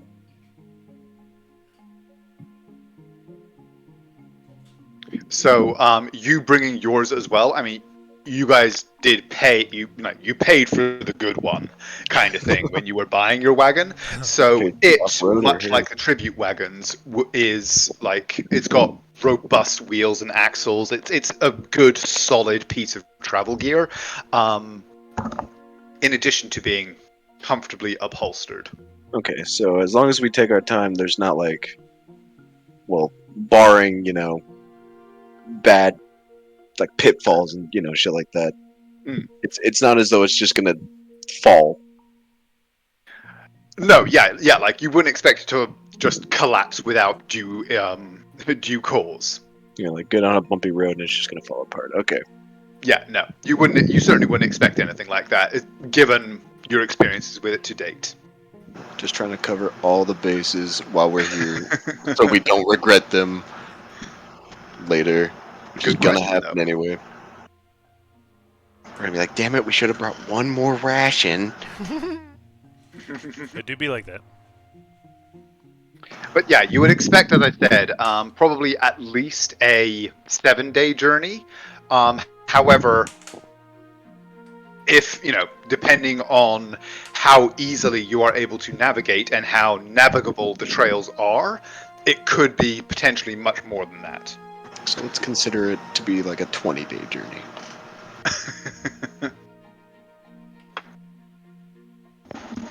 We'll be fine. Bad things never happen to good people.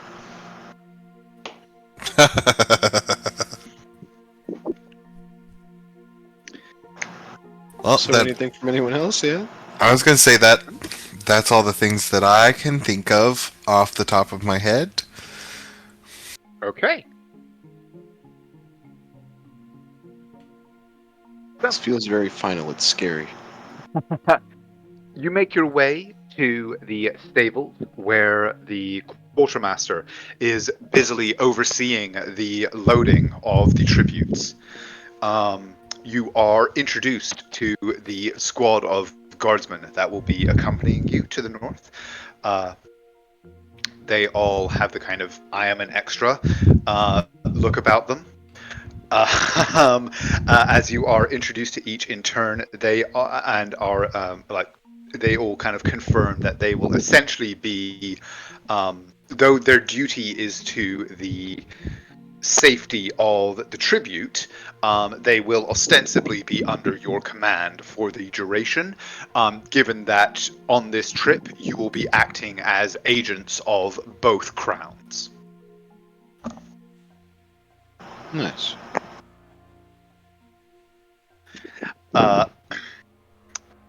And so, if there are no further diversions, final farewells are said by Lady Loretta and Sir Abelard, who have come to see you off. A finely made, locked chest is presented to you and delivered into your care, holding, you are informed, the signed and sealed records of the final text of the Throne Accords, and the key to this chest is also given into your possession. Who will be carrying? What are you doing with the chest, and who will be carrying the key?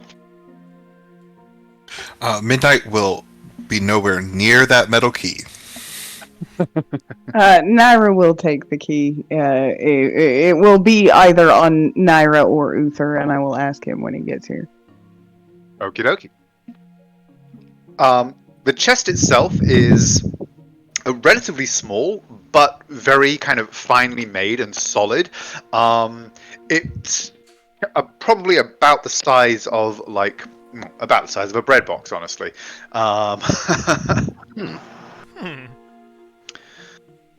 Like kind of a small locker.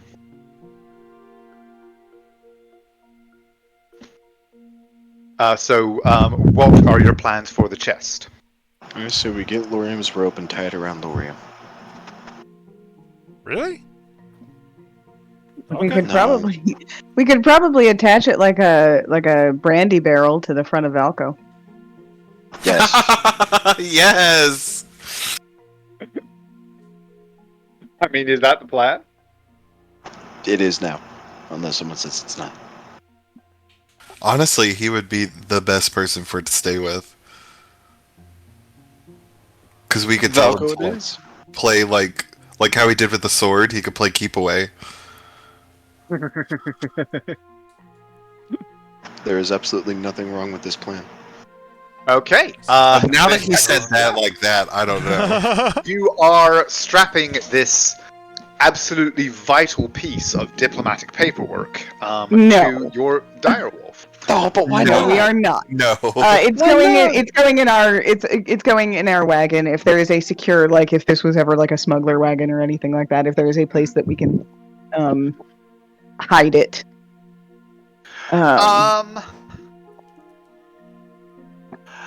It wasn't like there was never anything kind of mentioned about that being a custom thing about this wagon, so there's no kind of specific hidden compartments. But I will say, go ahead and roll a stealth or deception check with advantage to basically try and find a secure and secret place. Well, they are the same.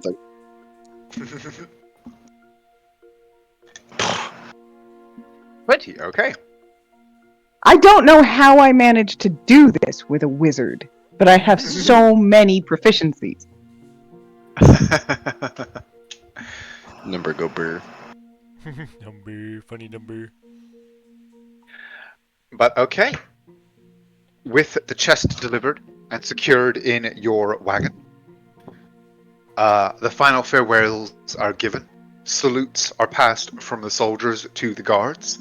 They all load up into their respective wagons, and the journey north begins. Oh boy. An unexpected adventure. I wouldn't say unexpected. The hobbits will. Oh. Well, it's gonna surprise them when we're all like, okay, great, but we have a detour. I was saying the same thing. It's gonna be unexpected at one point. Well, I figured we'd just do this first. You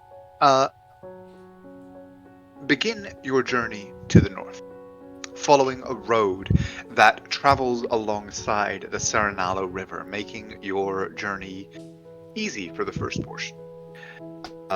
Your 4 wagons, well crewed with armed individuals, attracts a great measure of attention as you pass through the wilderness, or as you pass through the countryside.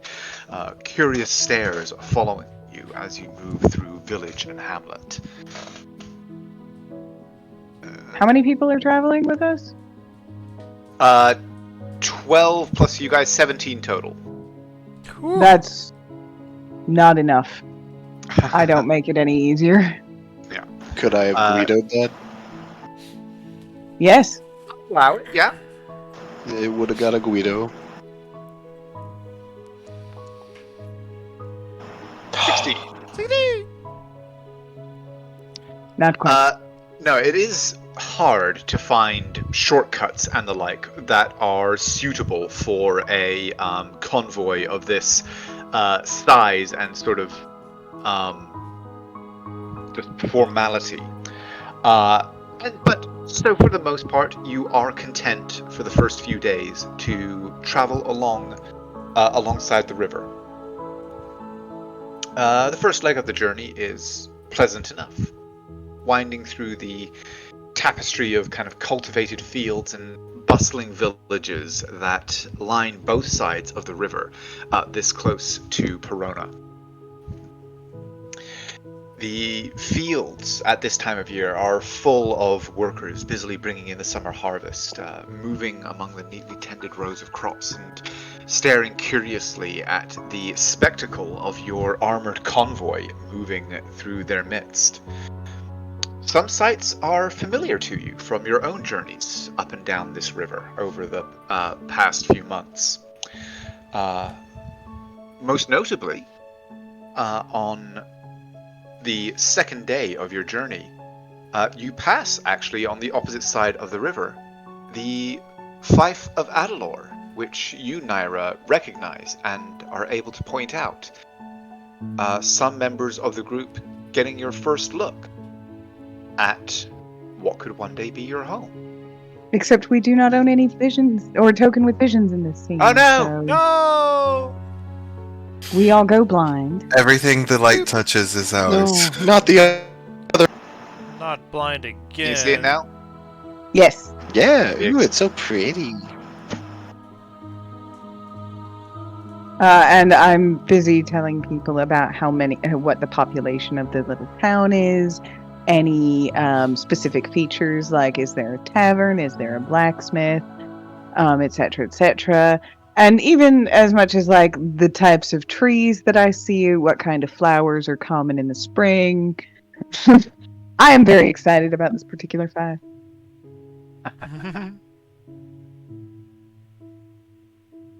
But yes. And if there's ever been anything of historical note, like a battle or anything, I'm definitely telling people about that. Okay. I mean, you actually are aware that the keep does date back to certainly during the interregnum, during the fall of the or that preceded the fall of the empire, and the keep of Adalor, which was built at that time, was actually assaulted several times before it was completed. But was never actually overtaken and remained in Calonavan hands throughout, which is a point of pride for the local.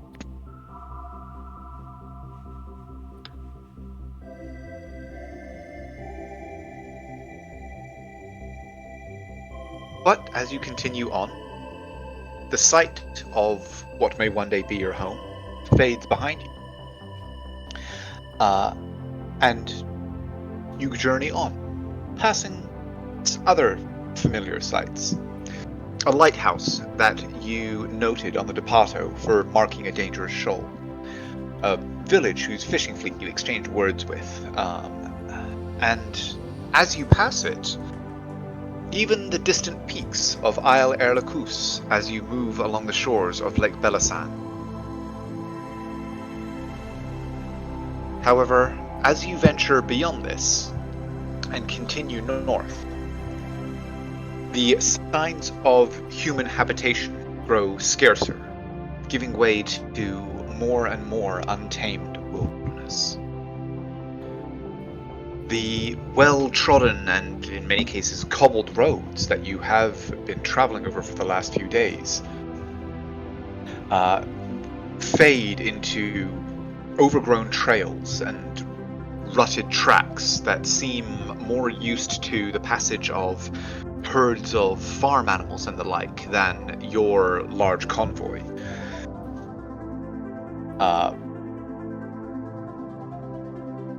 But for a portion at least, you are still able to make relatively easy progress. But Myra, please go ahead and give me another cartography tools check. Can I agree? And can I assist her with like my survival? Go ahead and roll a survival check. Ooh. You certainly are providing her with advantage, and yes, you may guide her. What the hell just happened? Hell yes! Jesus What Christ! the shit? Holy Is crap. that don't know. double nat 20s? What just I happened? don't know why there were so many dice, but It only apparently rolled at one 2d20. point You did only roll Yeah. 2d20, so yeah, I don't know where the extra 2d20 came from, but think a it mirrored 30 on your cartographer tool skill. Yeah, it did, because I think when you did the cartographer tools check earlier, it looked like it rolled 2 dice. It's like it's giving you... It's like it's rolling it twice. That's It interesting. mirror imaged your dice. but it's not it's not registering that, which is okay. Yeah, which is nice at least. So at least we know that the roll is accurate. However, with a total of 30. Midnight, you kind of range out and ahead from the wagons, bringing information back, which your sister cross-references with the aged maps that you guys were given for this second. It's probably happening over the earrings. Like I'm giving like live. Oh, there's a ditch over here. Oh shit, there's a stream. More so, kind of marking out, like identifying landmarks that were once vital to finding your path in these areas, but are now no longer as obvious as they once were. But with your skills, you are able to recognize them for what they once were, giving this information back to your sister, who is able to use them to unerringly find you guys. What was once a major northern trade route a century or more ago. This was the road by which goods flowed north and south from the Dwarven kingdoms when such trade was more commonplace. And indeed, for a couple of days, this trail continues, and your journey as you approach the Aglanon Peaks is far easier than you had expected. However, those peaks grow taller and taller in front of you as you progress. The land that you traverse becoming more and more rugged, changing from flat terrain, wild as it may be, into what are unmistakably the foothills of the mountain range that you approach, the ground growing stonier, more uneven. The trail that you follow, grand as it may once have been, increasingly disappearing beneath you.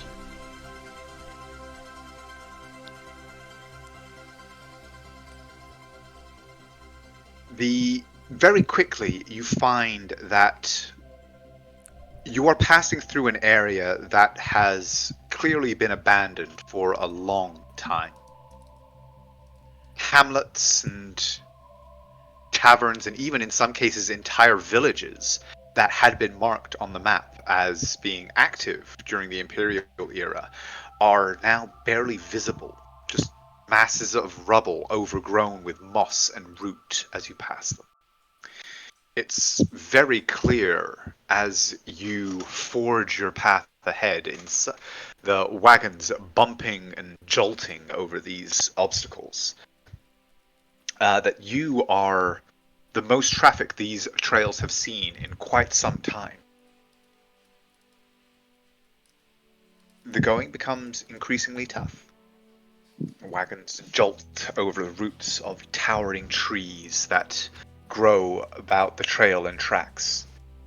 The distant hum of human activity, the signs of hearth smoke on the horizon, and the glimmers of lanterns and firelit windows in the evenings have long been left behind and are now replaced by wildness around you.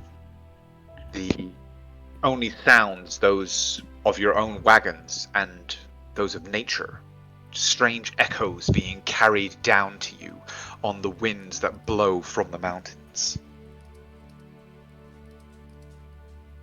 As you climb into the foothills and begin to make your way through the final and most difficult leg of the journey, the trail that you had followed has disappeared altogether, and you are now having to forge ahead and essentially blaze your own trail. As wild as this land is. So we are entering a skill challenge. Any of you can participate, trying in whatever way you deem most likely to succeed, to help the group make progress as you search for a way up into the mountains, looking for the ancient dwarven highway that will lead you to Karak Agzor. Oh, I feel like Uther would totally have something for this.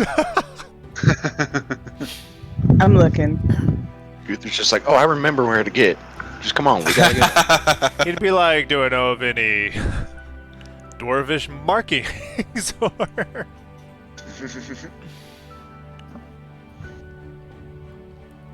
So what do we have a map out of curiosity? I mean, you do. Yeah, you have the ancient Imperial map. I guess I don't understand how your skill challenge works. So, are you just asking us to tell you ideas, and you're going to give us something to roll, or is there an actual thing that we are trying to overcome? Well, yeah. Basically, tell me how your character would be trying to make progress in this way. How would you be trying to forge ahead? Either through, like, I mean, in Naira's case, you could simply roll a cartography tools check. Laurium, you could decide, hey, I'm just going to smash my way through with any hedgerows that are in our way, anything like that. Because we're looking for the highway, because it hasn't Essentially, been yes. used so long. It's been almost a century since any kind of regular traffic passed through here.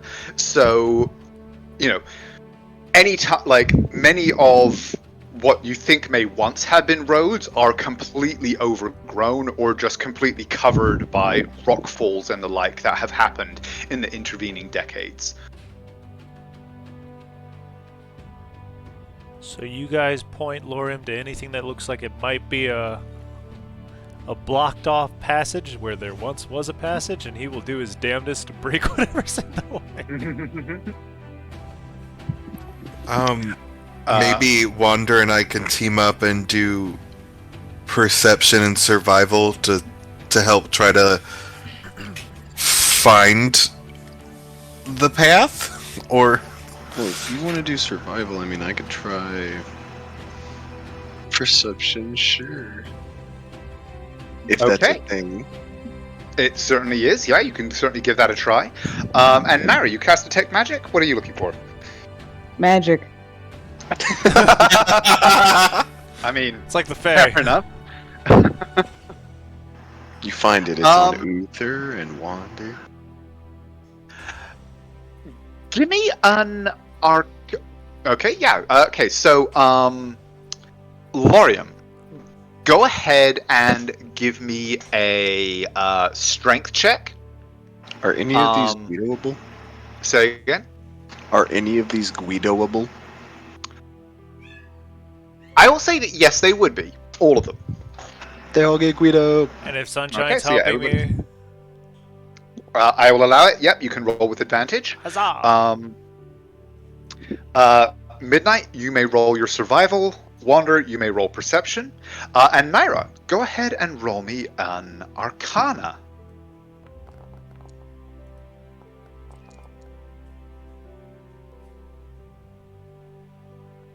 And was I Guidoed? You where? Yeah. What is up with the 23s today? 22. Damn it! It's so close. Oh my fuck.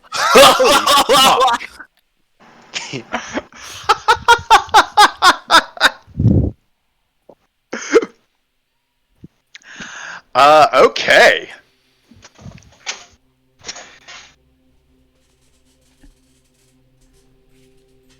So, Midnight, you continue to range ahead from the group, scouting the lay of the land, moving faster than the wagons can on their own, as you scout ahead looking for more obvious obstacles and the like.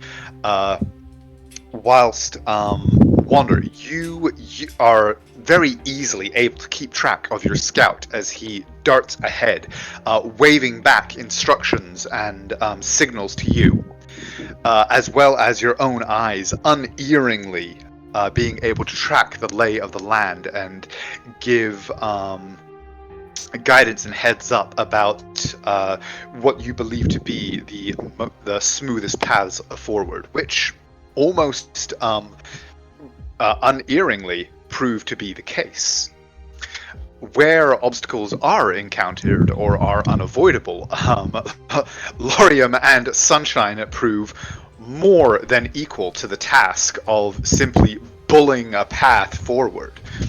And you make consistent progress in this way until, Naira, as you have been scanning with your magic, trying to pick up some thread of the ancient ways that moved through here, you do indeed catch faint glimmer of magic from an overgrown laystone beside the road. You spend a moment examining it, cleaning off the growth of lichen and moss that covers it, and find dwarven runes etched into its surface. Runes that Uther translates as an indicator that you are indeed on the right path. That despite the ravages of time, the skills of the combined party have enabled you to stay on the correct path. And basically, the runes translate as the Kingdom of Gerdak, that-a-way. It's that way.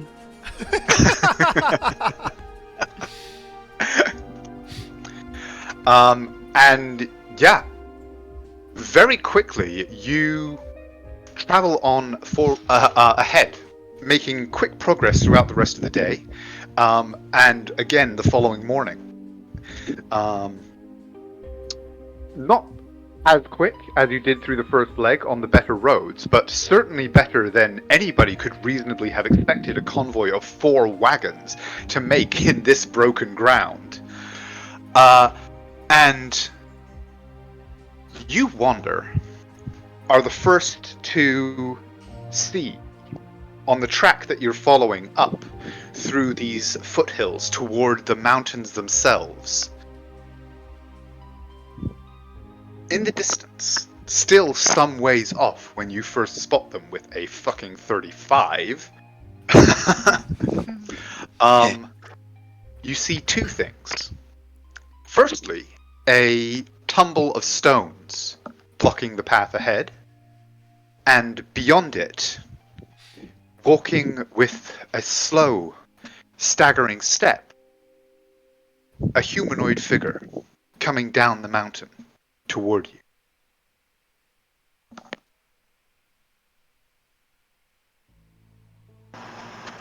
He won't point it out, but he'll mention to the group that there is someone there.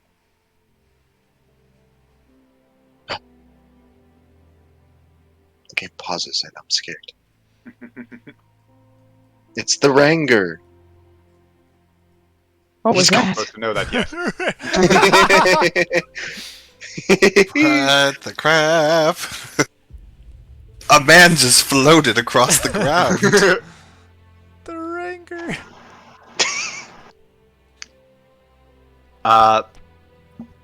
But yes, you are able to give a heads up to the group about the upcoming obstacle and the figure that you have seen beyond it. And as you approach and get closer, he spots your convoy coming towards him and seems to redouble his effort, a kind of slow, hurried but nonetheless slowed and limping stride as he makes his way down the trail toward you. And as you arrive at the block, at the fall of stone, he comes in on the opposite side. He's like, "Ahoy! Ahoy, the convoy!" Naira will jump off Valco. Let me also just add in.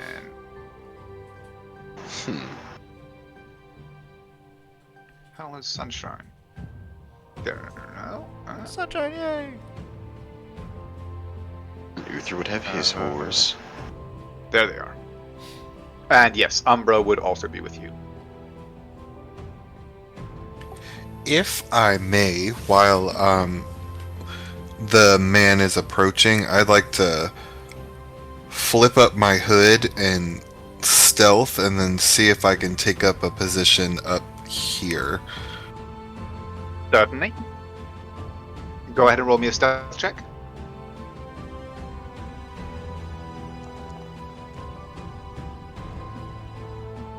Whew! Yeah, I'm not even going to bother to roll for him.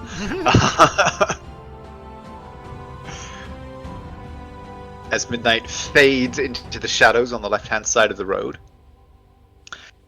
And the man who you can now see has his right arm in what looks to be a kind of makeshift sling bound against the side of his chest, as he kind of limps up toward the rockfall. It's like,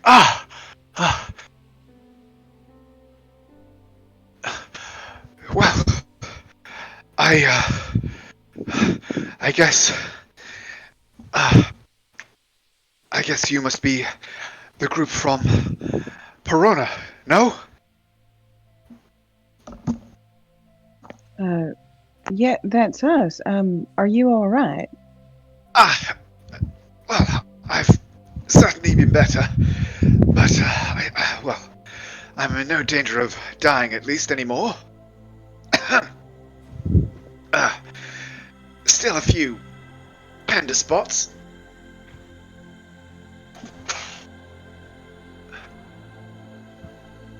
Boink.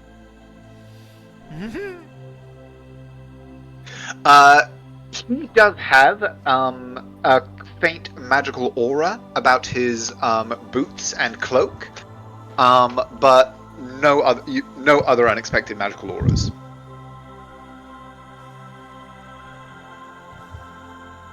What happened here? Well, embarrassingly, I'm not entirely sure. I can only apologize for not having met you further down the mountains. But, I was scouting for the easiest route up to the old highway, and some thing, I'm not entirely sure what, attacked me. I was riding my horse when a boulder came from nowhere. I would have thought it was an accident had it not been for the laugh that I heard when it struck. It took my horse out from under me in one blow and cast me to the ground. That's where I hurt my arm.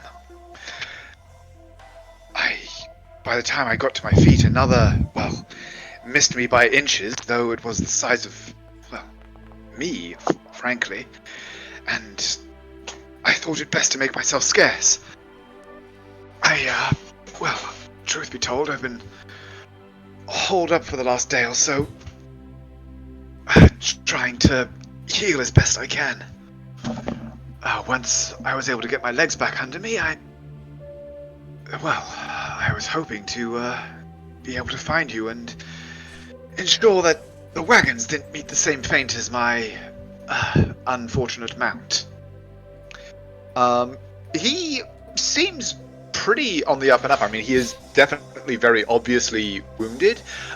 You can see that his equipment does look kind of scraped up and battered, as if he had indeed taken the kind of blow and tumble that he describes. And he doesn't seem to be giving off any particular vibe, but he certainly doesn't seem to be being deceptive. Does it take magic? It doesn't ping anything off him? No, well, he does have a faint aura of abjuration from his cloak and his boots, but that is all. Right, kill him. Let's take the stuff. Sounds good. He's already low. Let's do it.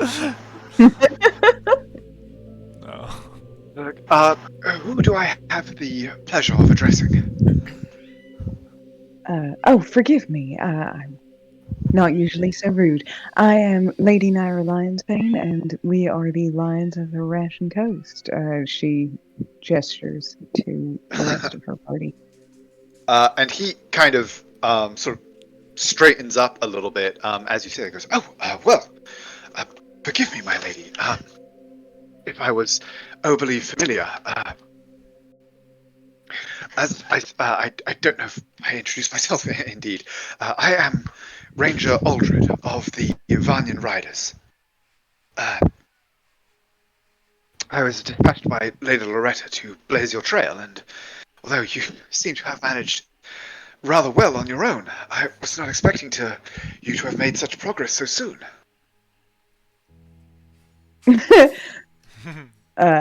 Naira is just generally amused by that statement, but doesn't say anything.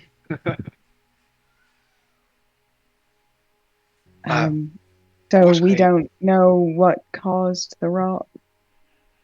the rockfall. Well, near as I can tell, they're commonplace enough in these hills. This one, fortunately, doesn't seem suspicious.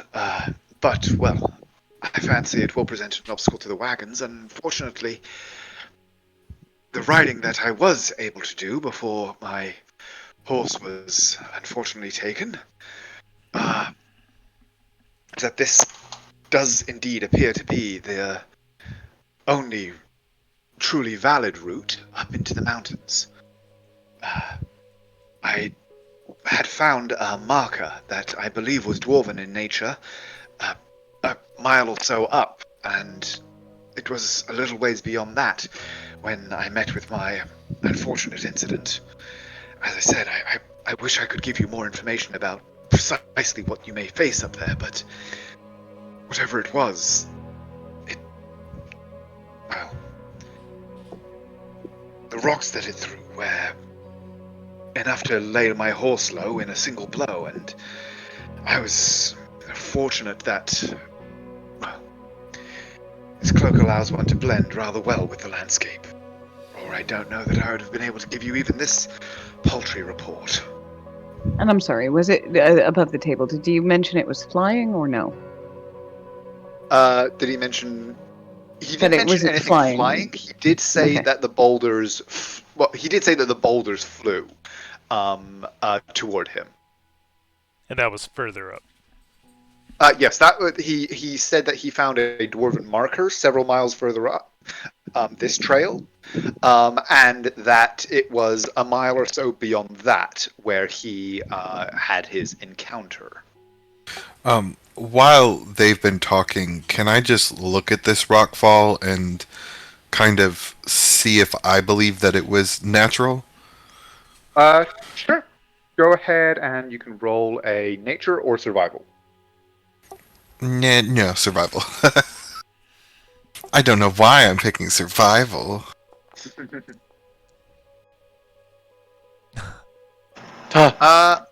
With 23, it looks more or less natural in nature. Like the way that the stones have fallen does seem like it would have just been a standard avalanche, and you can kind of, looking further up the slope, you can see where many of them would have been dislodged from. So yeah, this isn't the first one of these that you've seen. You have actually already been able as a group to avoid several of these by finding alternate routes in the areas further down the mountains where there were alternate routes. Your options are somewhat more limited in this much rockier terrain. I think Midnight will just, through the earrings, just say, looks natural, checks out. Nice. Lauren wants to see if he tries moving any of these boulders out of the way to make a very small makeshift trail for the wagons to just ant line through, would it create more issue? Okay. Uther provides his healing, I assume, to Ranger Aldred, Yes. who kind of gives like a deep kind of like as though that's the first deep breath he's taken in several days, and kind of frees his arm and flexes it slightly, going, oh, pillars, that's better. Thank you, my lord, my lady. I'm certainly fitter than I was a moment ago. May I accompany you on your journey? I can point to you precisely where I was attacked.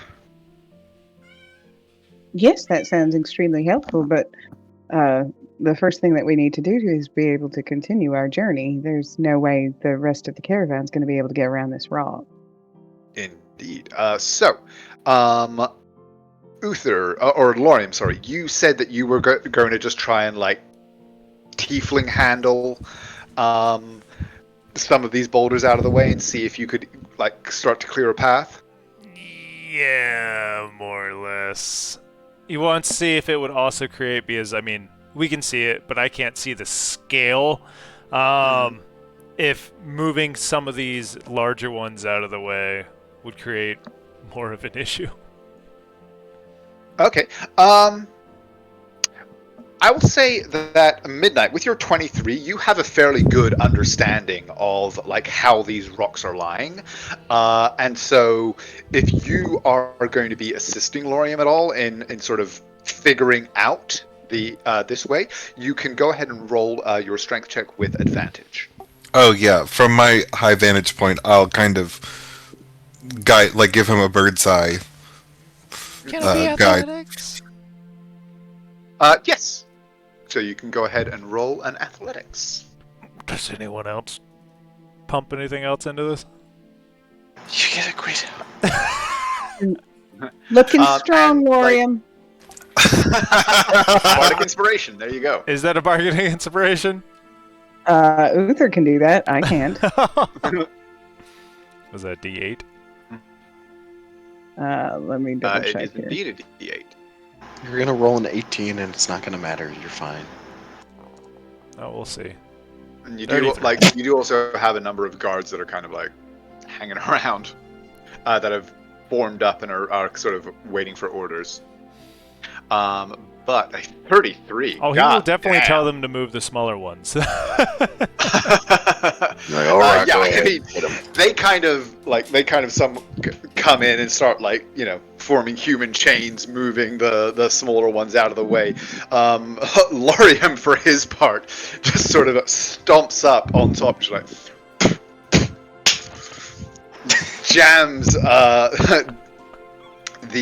jams your glaive into the crack between one of the larger boulders, and with a absolutely Herculean show of strength, begin just pitching these like horse-sized boulders over the sides of this trail, very quickly starting to clear a path. I mean, it is still a large amount of work. Is anybody else going to do anything to try and speed this along or assist, or are you guys all just kind of sipping mimosas while him and the guards shift the stones? I don't know what else we can do. Do you have? Does Naira have any genius ideas? Well, if you have any spells. I like. The funny thing is, do you want me to fireball? no. Yes. If people had to like animate objects, you could literally just be like, "All right, all you rocks, make a wall." Yeah, if only someone had that spell, huh?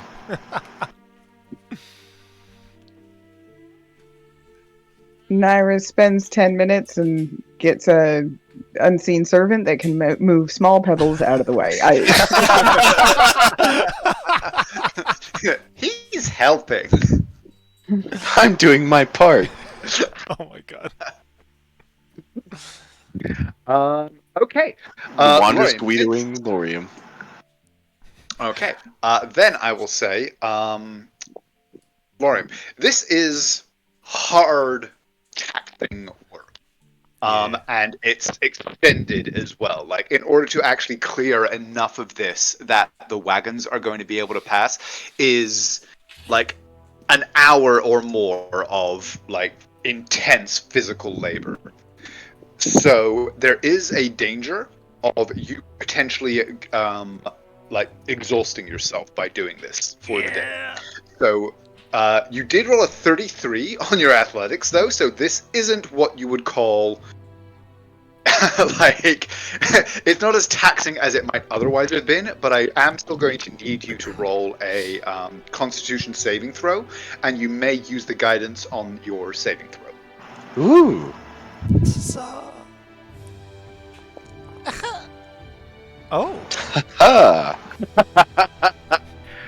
And this is not only not exhausting to Lorium, but barely a warm-up, as in about an hour you move several tons of stone, just hurling these boulders aside with contemptuous ease, and like barely pausing for a drink as the time passes, and with relative alacrity given the extent of the job, you have indeed cleared what you believe to be enough of a path for the wagons to pass through.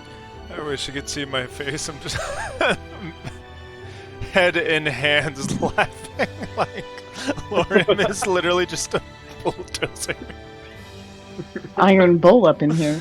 No! I mean, yes! Crush me, daddy. That's if he was a barbarian wearing the little, like, sash, because they don't wear the armor.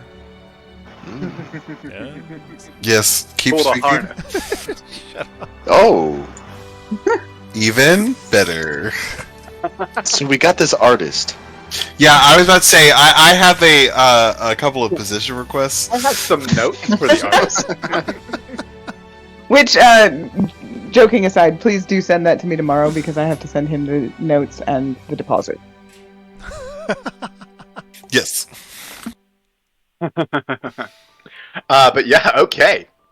So yes, very quickly, the convoy is back on track. The guards load back up into their into the other wagons, and you continue making your way further up into the Aglanon Peaks. It's only a short while later, as you approached an area where the path that you've been following enters a narrow, tall-walled cleft in the rock, that Ranger. What the hell did I call this guy? Odlin? Aldred. Aldred. Aldred. There we go. I was in the wrong tool, so I couldn't see his name. Ranger Aldred sort of holds up a hand and says, "Just there, just beyond that corner. That's where my horse was felled. As I said, I didn't truly see what struck the blow. Only the rock as it hit. And as I said, whatever it is, or whatever they are, if there is more than one, it threw another that missed me by inches."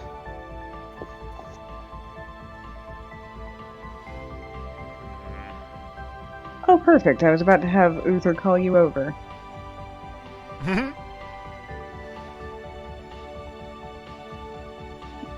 You rang. Boop!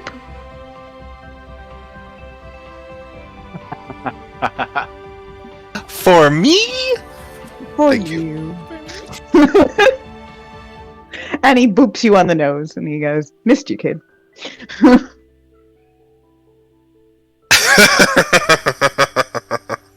um. Can Naira make like a, I don't know, perception check? Probably insight. No, it's if she heard me mutter something under my breath. Fair enough. I did! You don't catch. Well, no. What did you roll? Because I wasn't looking. 23. I rolled a 23, I rolled a 19. It's a combination of like common and our tabaxi, and it's like a, basically the gist of it is like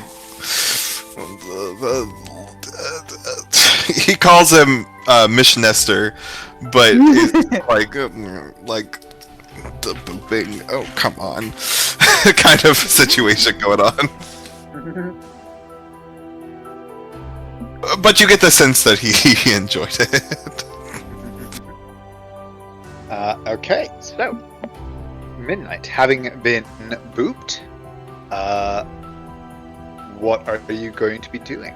What you can see is that the path dips a little into a kind of sort of rocky, marshy valley with pools of water on either side of the track.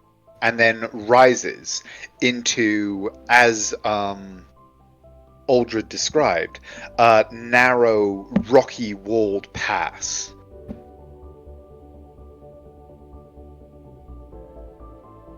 I would like to see if I could sneak my way up onto like one of the walls.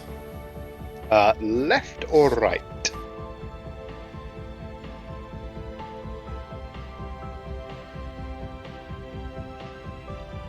Left. Okay. So, as a tabaxi, the prospect of climbing, rocky cliffs holds no challenge to you, and you are able to shin up them with relative ease. However, please do give me your stealth check. Okie dokie. How far away am I from the main group? I don't know. How far away are you guys stopping from the place where Aldred said that his horse was attacked? Naira would not want him to get more than 120 feet away. Okay. I Are stay you within range. Are you bringing the entire convoy up, or are you guys gonna kind of No, dismount we have and- told. Yeah, we have told them to wait while we go assess the situation. Okay. Then. But I do assume that Valco comes. Wander. I have no control over where you put the dog. So scary. So let me check. Do.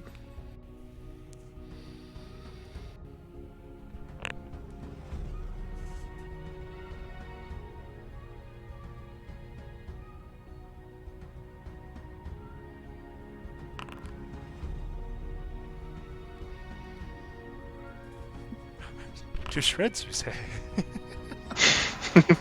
Okay. And then.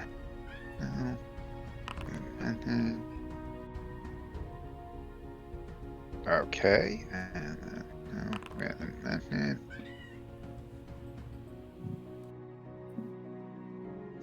Okay. As you climb, please go ahead and give me a perception check, Midnight. And do you guys all have some vision on this area, right? Yeah. Good. Okay. 17. Okay. As you're climbing, the pass is curiously still, silent. The sounds of animals that you have become used to hearing over the last, the last few days of travel are curiously absent. You creep cautiously up and down the cliffs, searching for anything that might explain the attack on Ranger Aldred. And as you climb on the left-hand side here, and gain a better overview, you peek your head up over the final ridge and see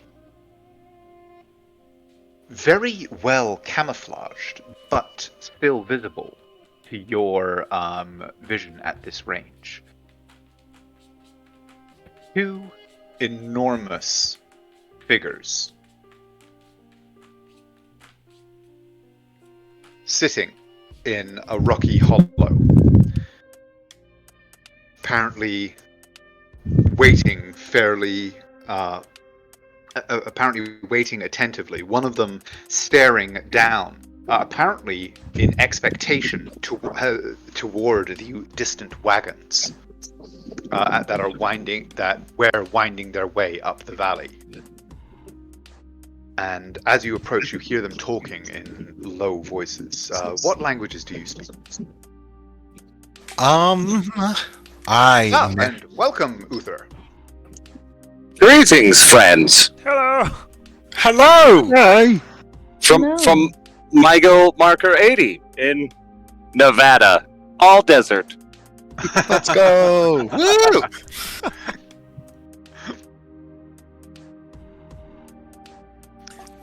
But I now speak, common and Dwarvish, and I now speak Orc and Primordial. By the way, you did miss me absolutely destroying two women's just everything. Damn.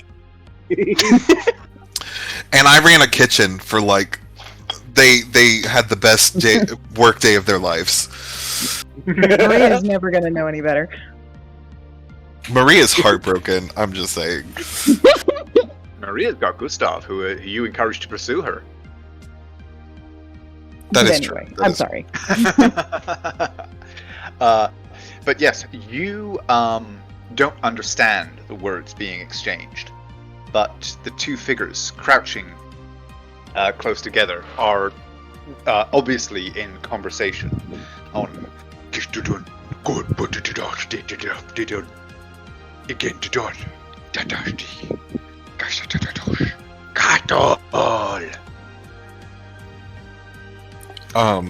piled around them, you can see several large rocks and boulders, including what did you roll with your perception?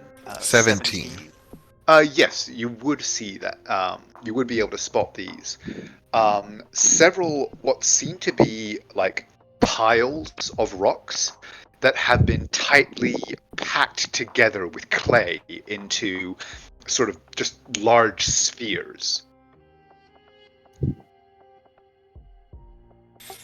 Oh, that can't be good. I'm gonna do it because I see these two, and I do a quick glance to the other ridge. Do I see any more? You do not see any more now. Looking around, these are the only two that you see. Then over the earrings, Midnight will just pipe up and say, I would probably be able to guess that these are giants of some sort. I mean, the description would certainly fit, so yes. Hey y'all. So, we got two giant folk up here.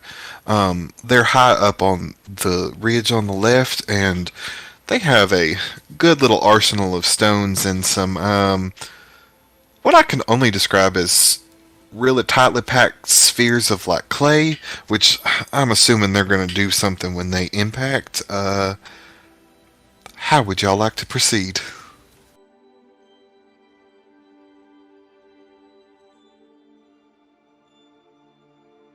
Oh, cool. I'm on my own? Great.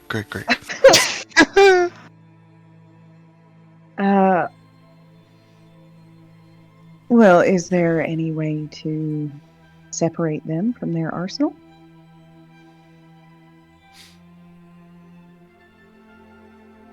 I mean, I could probably distract one, maybe get one of them or both of them to try to chase me around up here. Potentially. But, Oh God, I forgot there isn't any. Oh, there's no way they're not going to make their strength saving throw though.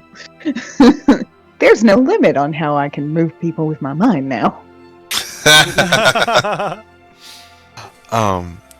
but I will say they are expectant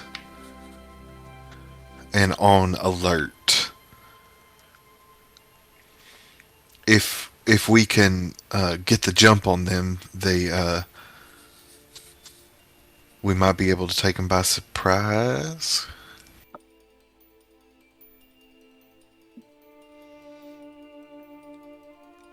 Well, you know, if I go anywhere near them, they'll definitely hear me. Not that I'm against that. Do I know anything about these about giants?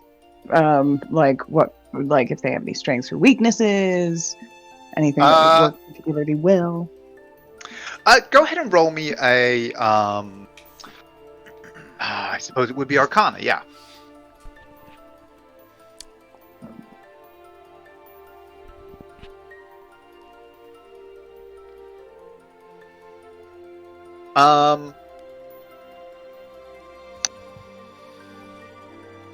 You would know that they do have giant folk in general obviously have a reputation for being incredibly strong and incredibly kind of sturdy and durable physically.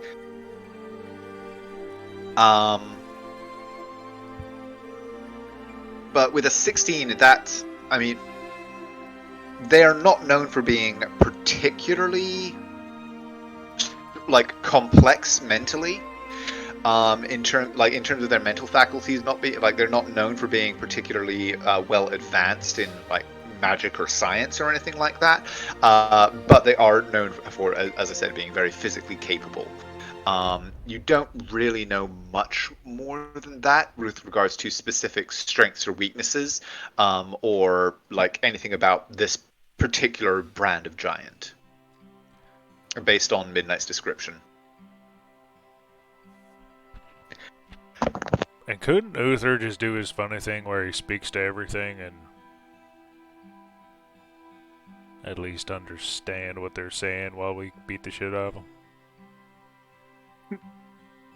I mean, That you might just be able to is convince them to run away. Possible. He's here, y'all. He's here.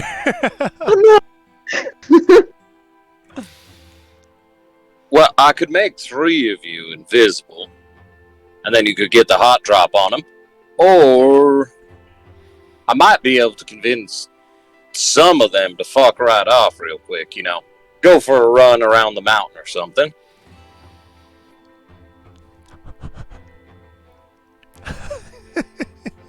I am open to either of these.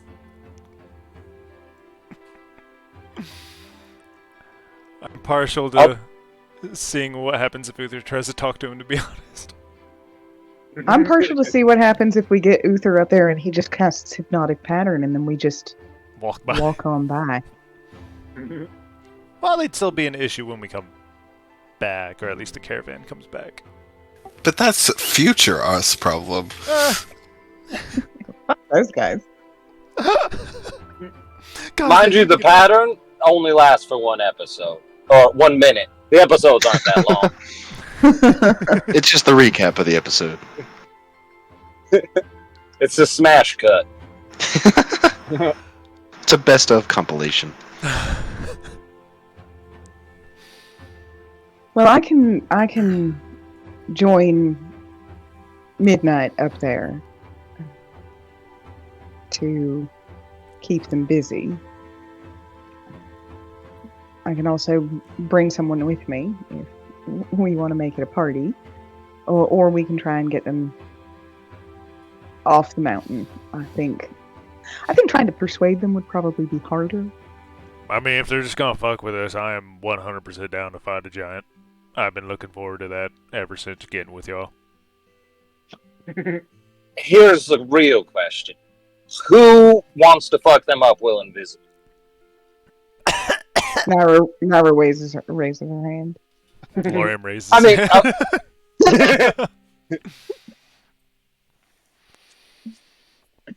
both are Dimension bad doors put that ideas. there. That's true. So all of a sudden, Lorium could just appear, and then they could start getting all mangled by an invisible my wife, which sounds kind of interesting. How far is it up and difficult to climb? They are from the. So each of these. You actually wouldn't be able to see it, but each No, of I these can't. kind of ridges. Theater of the mind. So there's basically 3 ridges that go up on either side, and each of the ridges is about 15 feet tall. So they're about 45 feet up, and maybe like 30 feet back from the pass.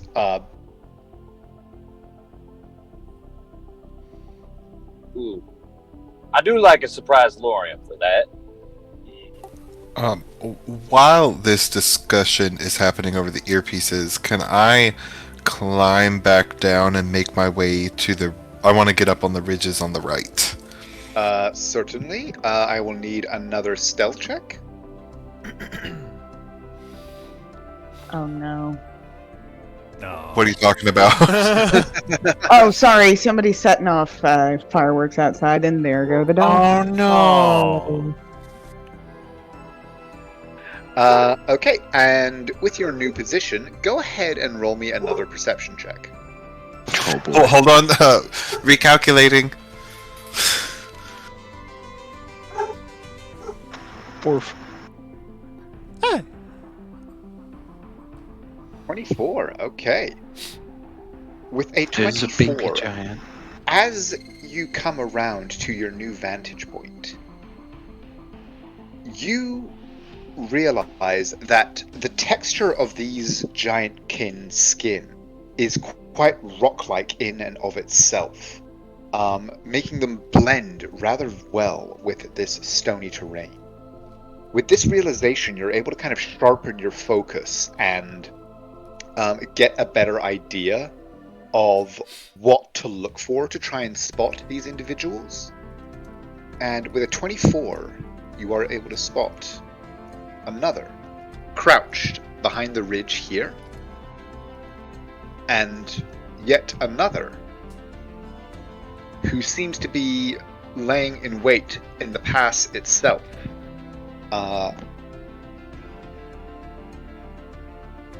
Who is crouched behind the lee of this sort of area, or this jutting area of the cliff, and seems to kind of be hefting his club, and sort of like preparing for some form of confrontation or interaction. So I did a little repositioning while we were chatting, and something I noticed about these guys is they blend in really well with the stony rocks around here, and let's raise that count to 2 more of the giants, so we've got about 4 in total. I see 2 still on the left side, 1 up on the right side, and then we got a baddie with a club at the end of the pass. So, Lorium, how about we go with the 2 on the left? Yeah, I'm good with that. Don't get too close. I want to try. I want to try something as soon as we get up there.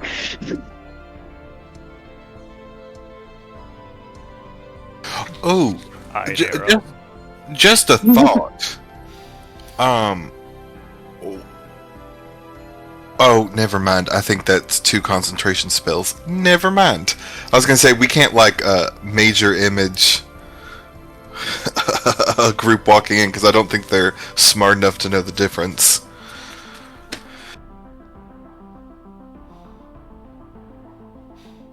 Yeah, not without losing your invisibility. I was gonna say I'll be fine without the invisibility, but if we wanted to make other people invisible, I don't think we could do that.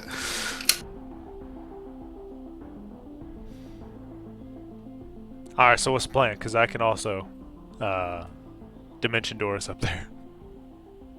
Oh, great! Actually, I'll let you Dimension Doris up there. That way, I can keep my spells for spells. Uh-huh. Come on, I got a lightning bolt just burning a hole. So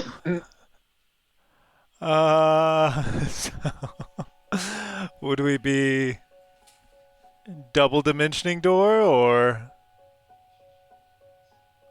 You can take me with you, right? Yeah. I can take you with me. I'm talking about for Wander and Uther. Well, I figure if and I could be wrong about this, but if Midnight is able to get this one's attention and we occupy these two, then the people who are on the floor can get to this one without as much risk, but I could be wrong about that. It'll take a while. Alternatively, another person could probably, like Uther, could dimension door up here and work with Midnight.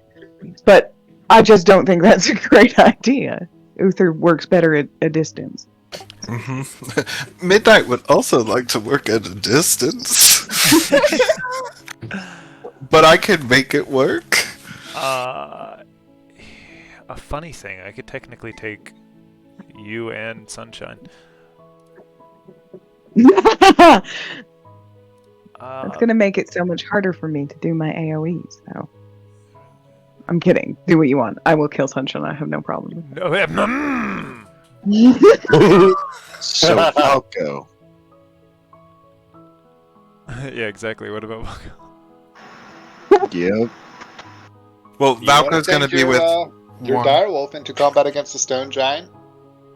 That is entirely up to you guys. Yeah, like Wander and Uther could go up here, Lorium and Naira could go over here, and then Valko could go up here. You hush. Sorry. I like how he just casually said, like, a stone giant, like there's not 4 of them. Well, the others would be occupied. I think we can probably tell Valko to hold the line over here until we know it's safe. They can probably throw those rocks real far.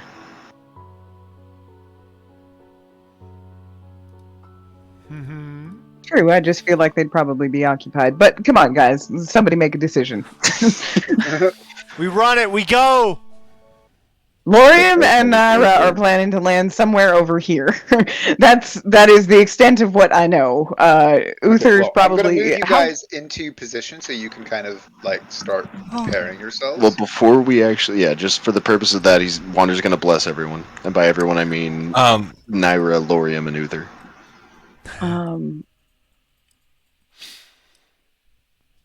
Well, our question is, do we want Valko to be in this fight with us, I guess?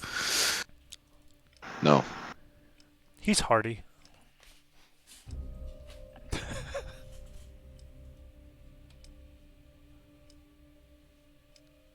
Well, I don't see Eldritch Blast on Uther's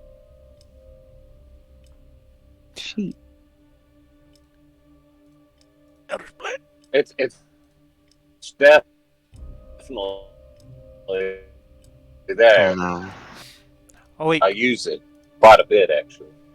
I know. That's why I found that to be a little bit weird.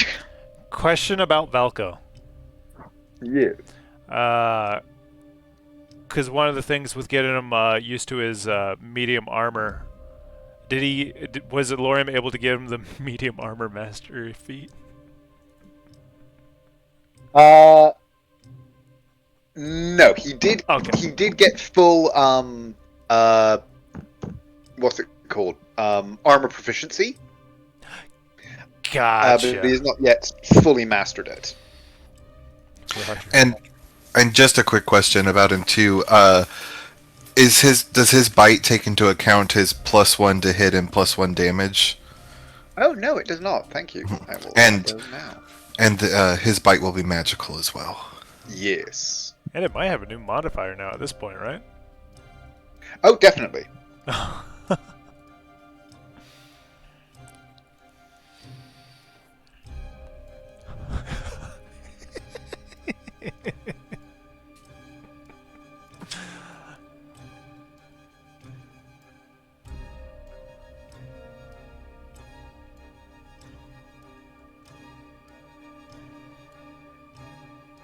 So the wagons have been halted for some time.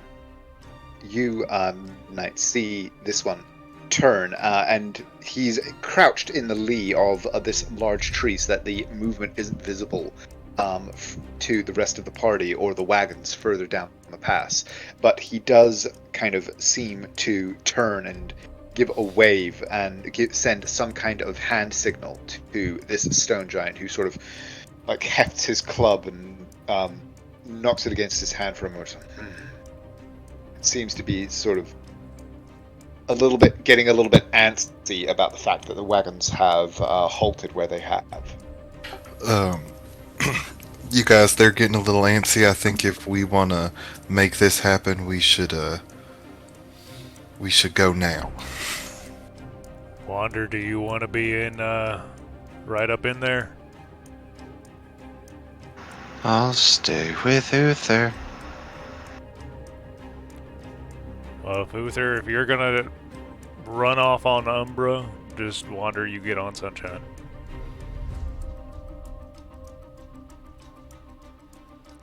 Just depending on where, if, for maneuverability's sake. Yeah. And Valko, Naira's going to tell Valko basically to guard Uther, to stay with Uther. So if wherever Uther goes, if Valko can follow, he will. Okay. So, how is the rest of the party, or is the rest of the party approaching? You're currently, let me see. Yeah, you're currently about 50 feet further south than you're shown here. So, are you guys, like, going to try and sneak up, or are you just going to kind of go from where you are? Lorim's gonna dimension door Naira straight up to the left one. Yeah, literally right before you do that, let me know, because Naira's got a couple of things she's gonna do right before we go. Okay. Midnight is going to reach into his quiver, and I wish y'all could have seen this, but he's gonna Mary Poppins out of the quiver a longbow. And he'll have it at the ready, and I'm gonna line up a shot, and then I'm gonna wait for Naira's signal. Okay. Alright, boss. Oh, sorry, I was just gonna say, alright, boss, you count it down. Well, Wander and Uther, are you guys going to basically just move, you will need to basically double move. Well, I suppose you're both mounted, so it would, you would need to basically do a single move on Umbra and Sunshine to get to where you guys are here. But you will need to do that in the first round of combat in order to sort of join in appropriately. Yeah, that's fine. With me anyway. Okay.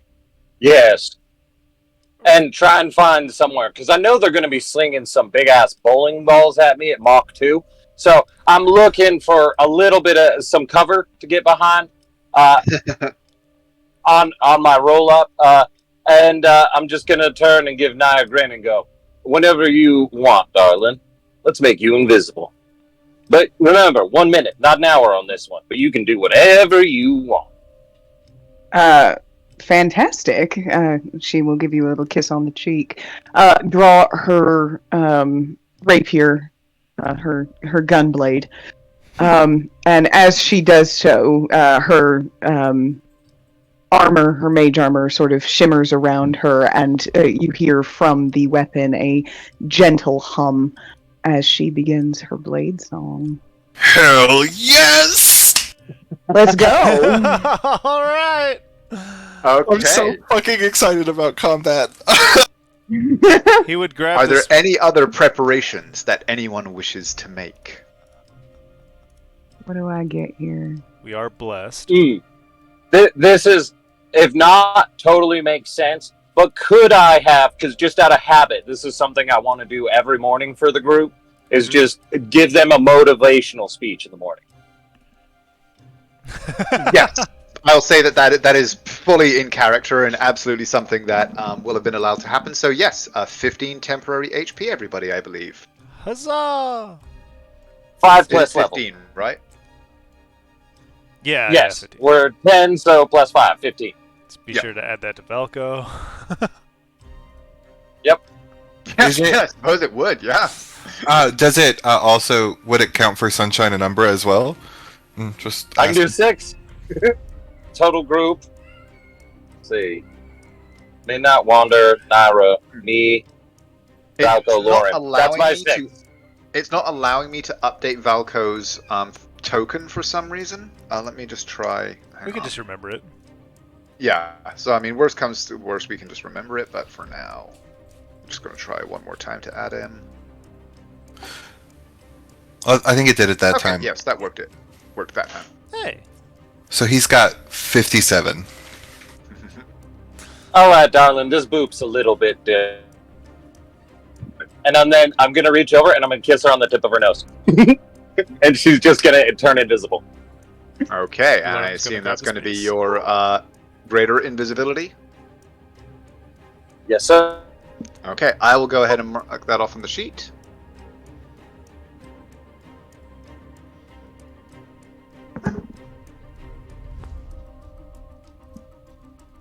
Okay, and then I guess, everybody please go ahead as Lorium activates his cape and a dimension door shimmers into being around you. Everybody please roll me initiative. Now, do we get into position before the initiative starts, though? Your dimension door, I would say, would be like what triggers it. Yes. So Okay. like one of you can cast dimension door, and that will be kind of the inciting incident for the combat. Any further actions would need to be done in initiative order. Roger.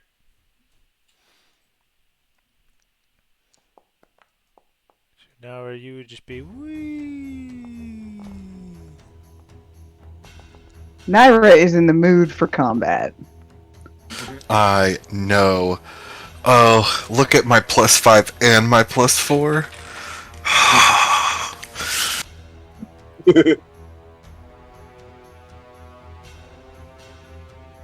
Now you and I would appear okay. right behind Giant Boy. And so I'm there too. Yep. Yeah. So, Lorium, you flare out your cape, which shimmers up and around, forming this portal that grows to envelop both you and Naira. There is a moment of disorientation as the world dissolves and then solidifies around you, and this great hunched figure, the sound of the portal forming and dissipating around you. The figure in front of you stirs and begins to turn, going, "God damn!" As Naira, you are first up, eager as ever to get into the fray. What are you doing? Oh well, now I have too many things.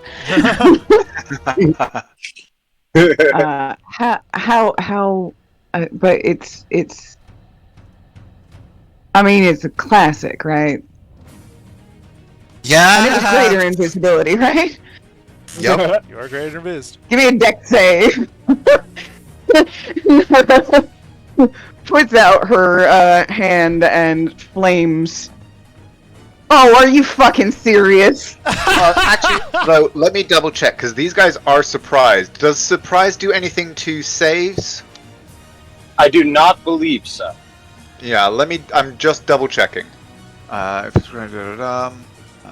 you're surprised you can't move or take an action, you can't take a reaction. Yeah, no, it doesn't affect saves, so that one is fine. This one. I hate you both.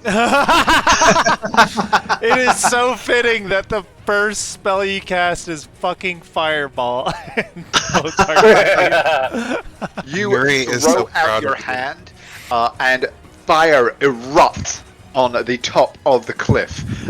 But the heavy boulders and undergrowth that are stacked around them seem to block a portion of the blast, but certainly not all of it. Go ahead and roll your damage.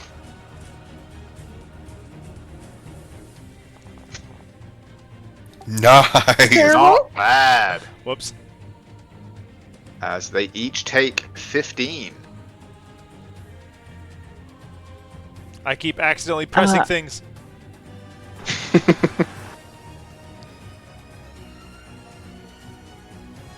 Can Naira that's 10 control. That's how I do that, right? Yeah.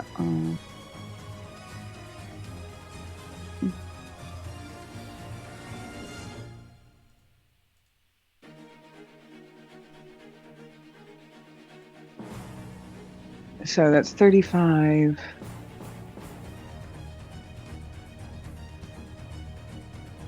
There. Right. They are both surprised, so they cannot even attempt to swipe at you. I don't see her. take. As- She's invisible. They can't. Greater invisible. They. I got greater invisibility. I got and mobility, and that's fair. All of the yeah, there are so many reasons that they cannot do anything. my and, dance. Yeah, you guys were able to get the drop on this group, so they are both surprised. Midnight, you're up. All right. Midnight lines up the shot that he has on the giant on his side, and first, in Primordial, he's going to say, "I name thee foe," and Hunter's Market.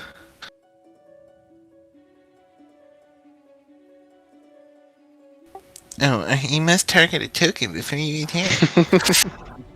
Oh, I'm sorry. Can I do one more thing that I forgot that I could do? Because Yes, there's no please. reason not to.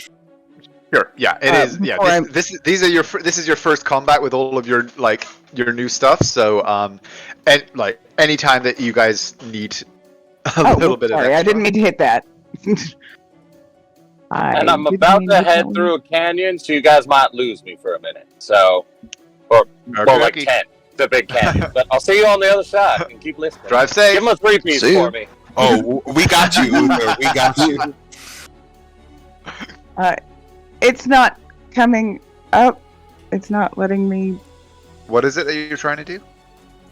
That. Oh. Oh. Okay. On this closest one. I'm sure it would have been on the one closest to Lorium, actually, Okay. as I was moving by. I don't expect it to succeed, but why not? I'm going to try and get it a little bit closer to the edge. Let it begin. Strength saving throw. Oh my god. No, it actually failed. And as you breathe by, the wind of your passing daggers it, and yeah, it is now teetering close to the edge. All right. Sorry about that. Didn't mean to take over. No, you're fine. I had to remember how to do targeting. So, but yeah, I do mark it with my Hunter's Mark. And we'll visit that in a second. But first, oh, it's surprise, so I would get advantage anyway, right? Yes. And I was super hidden from it. Yeah, well, it wasn't aware of you. Yeah, the surprise doesn't actually give you advantage against it, but the fact that it wasn't aware of you does. Alright, I line Witch Hazel up at it, and I fire. Fire away.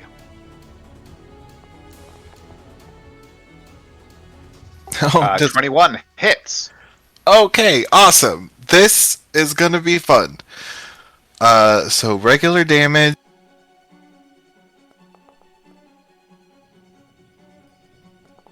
Hunter's Mark damage, and then sneak attack damage. Oh, that wasn't as good. But 11, that is a total of 20. because it is the first round of combat, my Dread Ambusher allows me to have an extra attack. Yes. Is that still at advantage? I don't. But let me just quickly double check Dread Ambusher.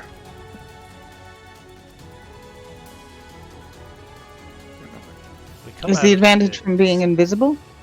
Oh no, I lost that. Where are you? The advantage was from it not knowing where I was. No, yeah, you would have revealed yourself with your first attack, so this one would not be at advantage. That is perfectly fine.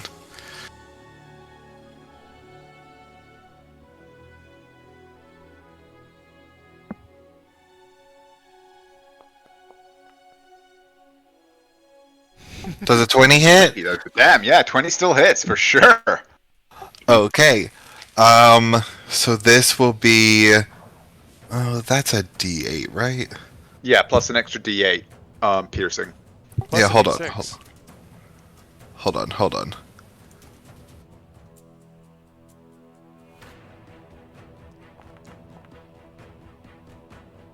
So 9 more points of damage. Okay. And Well- then. Oh, go ahead. No, it's plus your modifier as well. Oh, you're right! Which is, a number I know.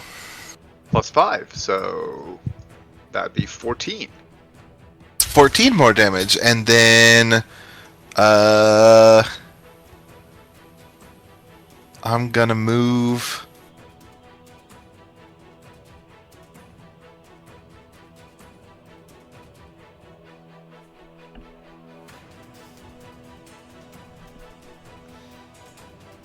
You're gonna move. I'm sorry, I've done something, and I don't know how. It just put your mouse where you want to move. I'll drag you over. To here? Yeah. Is that Naira? Yes, it is. Okay. That was adorable.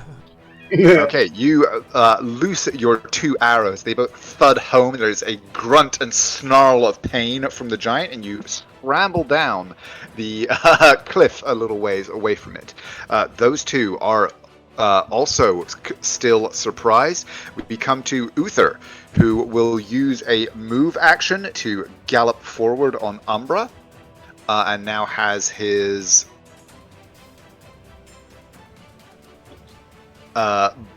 bonus and action left. He's gonna do the 3-piece if he can hit somebody. Is he within range? I believe so. It doesn't Eldritch 120. 20 foot. Yeah, so yeah, you're good. You're definitely good there. Do you want me to press the button, or are you going to take? I care know, of you that? can go for it, yeah. Press the button, wife. I got it. And yeah, it doesn't say anything about like mounted combat giving any kind of disadvantage or anything for firing. So yeah, go for it. Fire away, fire away. And these are just normal, right? Oh, good. Uh, I'm sorry yeah. about that. Let's try one. We're gonna ignore that. Okay, so 28, That's a hit. and the final one, 25. That's another hit. It's not applying his, so that should be +5, so that's 12. Okay. And apparently it doesn't. And this is the second one. So 8. So 20 total. Okay. The giant is reeling back from these blasts of energy and the arrows. It is still definitely on its feet and getting progressively angrier, but it has felt these blows. Did these 3, or at least Valko and Uther, find some cover? Yes, I will say that he would be able to kind of be ducked under this tree, which would give him some cover from any attacks from the Okie doke. things. And yeah, Valko is going on his initiative because you told him to stay with him, so we're all good there. Wander, you're up. You can position yourself wherever you like along the edge of the map. Or, well, technically 10 feet in from the edge of the map, having used your move to ride in on Sunshine. Then I will dismount and have Sunshine be just one more down here, yup, and then me Okay. be right about there. Okay. You do still have half of your move following the dismount. Then we'll go here. A little Okay. further. Not that far. Not that far either. Wire square's hard. There. Okay. So that is Sunshine's move and your move. You've still got an action and a bonus. I'll dodge. Okay. And they're also surprised. Lorium, you're up. Ha! It's me. How many freaking things are surprised? I'm scared. Give me your belt. Nope, we ignore that one. Normal. 19. The hit. Okay. We've all had a great start. Yeah. Oh, damn, that's Well, pretty then- good. Well, then 20 damage. That's alright. And then 15. 15, unfortunately, is Does a miss. D4 matter? Oh yeah, A you're right. D4 doesn't really matter. You're right. That's a Eh? hit. For 11. Another 11. Okay. Thanks, Finn. Yeah, this thing is reeling back from the explosion and the shove when you just stomp forward, slashing and smashing at it, and it bellows in pain. But that is your turn as we come back around to the top of the round. Naira, you're up. All right. Well, I'm gonna do just some.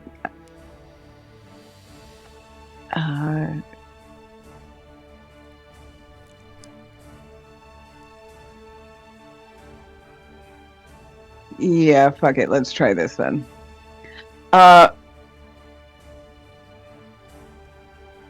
got spells. This is just right. It's fine. Nobody's gonna be worried about me using too many spells. Yeah, just Right. go for it. Go all out. It's gonna be fine. Yes. Okay, 2 more dexterity saving throws. Relatively limited power. And that's a fail. And that's a fail. Yes. This is what I wanted to see. Okay. I can't even see the second giant. These two? I only see this guy. Oh, there's a lot of ones that I just rolled.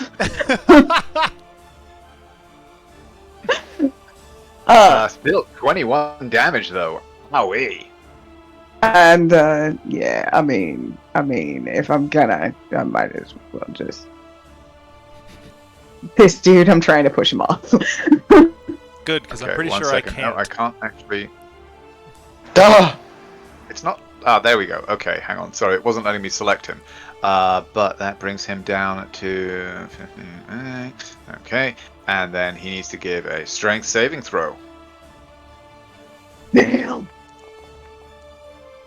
That's not. But he is able to succeed this time. And remains teetering but planted on the edge of the cliff. And then Naira's just gonna take a step back.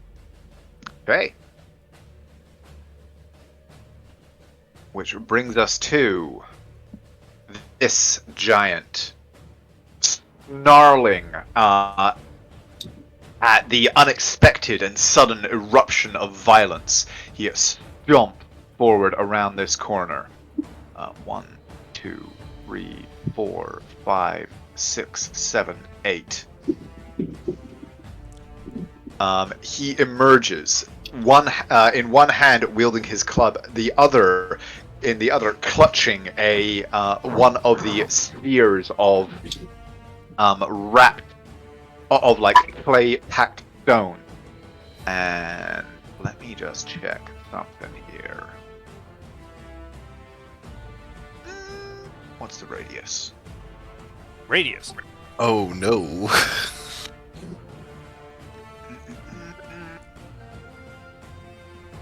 Let me just try and make a measurement here.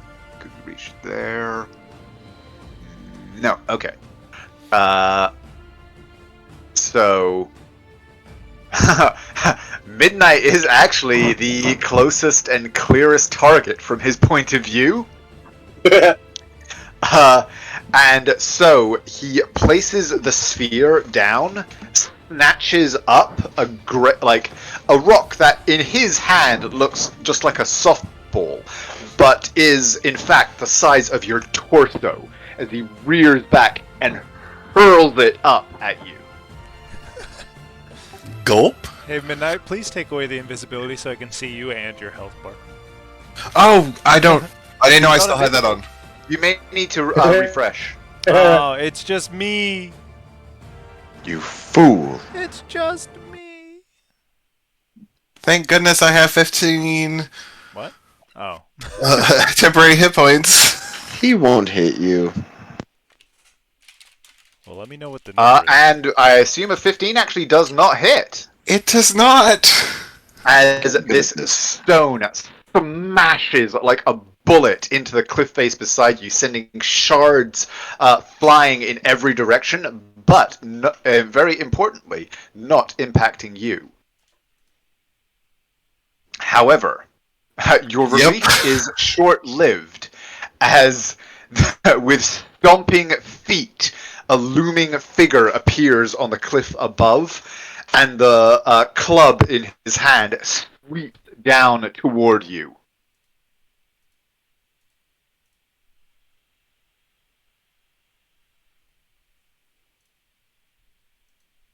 It's not letting me... Fuck's sake, come on.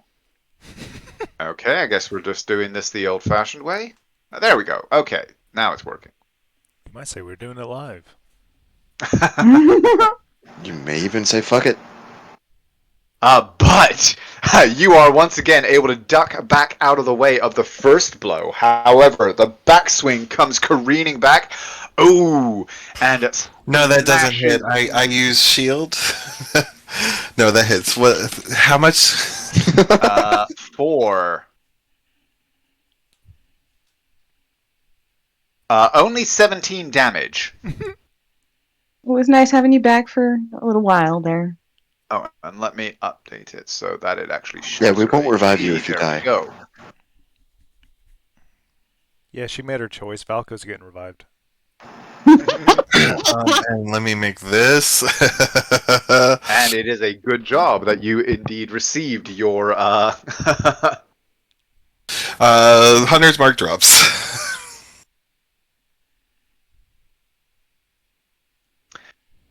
that you received your rousing speech from Uther this morning, for it allows you to weather that blow better than you otherwise might, but it is now your go. Well, before I go, at the end of its turn, I'm going to use my reaction to move 15 feet away from it. Go for it. Place yourself wherever you'd like. Or is your token behaving? It is. Yeah. Fantastic. No, Yeah. it's being naughty. Okay, and then Sorry, it's getting late. It's first, weird after midnight. I do have that effect.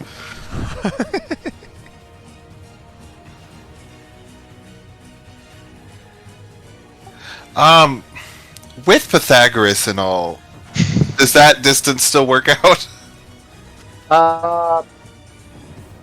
No, yeah, you would need to expend a portion of your movement on like vertical movement, but yeah, I'll say you could get to here.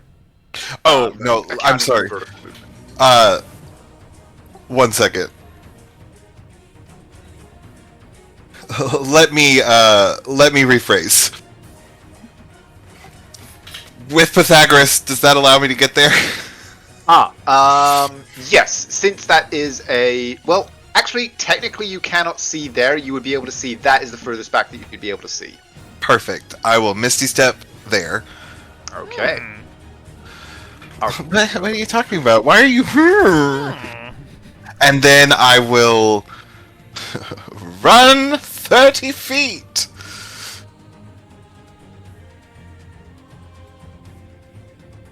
I think that's 30. Looks like, yep. And then I will attack him.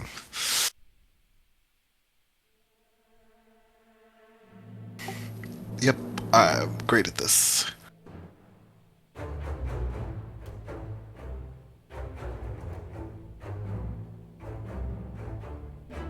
Okay, firing Witch Hazel.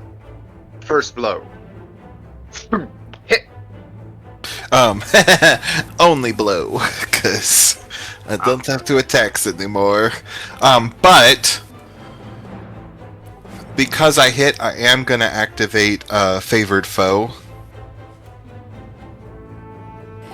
and it's now targeted again. Okay.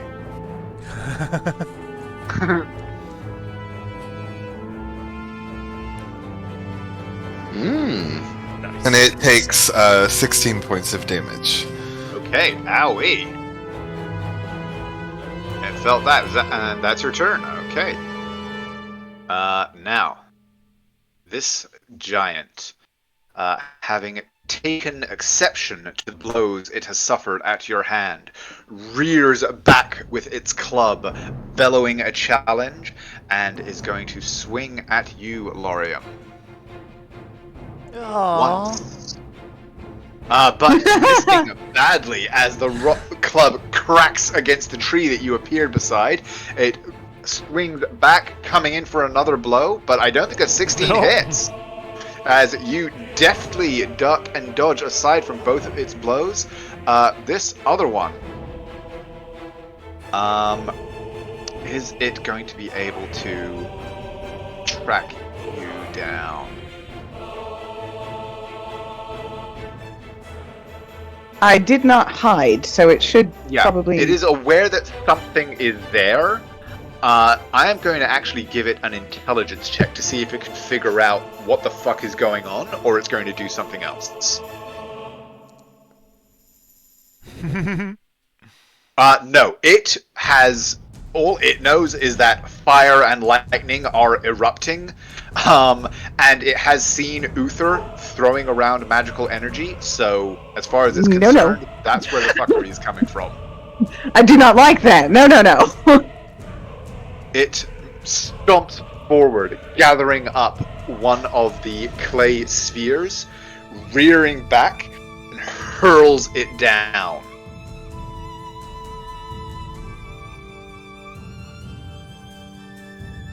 And get...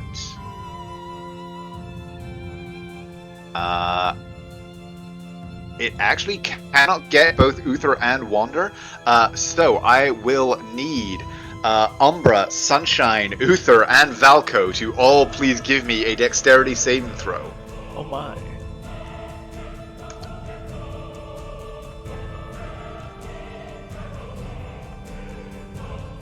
Valko succeeds. Sunshine fails. Umbra I will roll for, since I don't know if you have... Uther succeeds. Very well. I did a good job for you. Yay! Attention. Umbra, unfortunately, does not. So both horses are caught flat-footed, and... Ooh! Oh my god!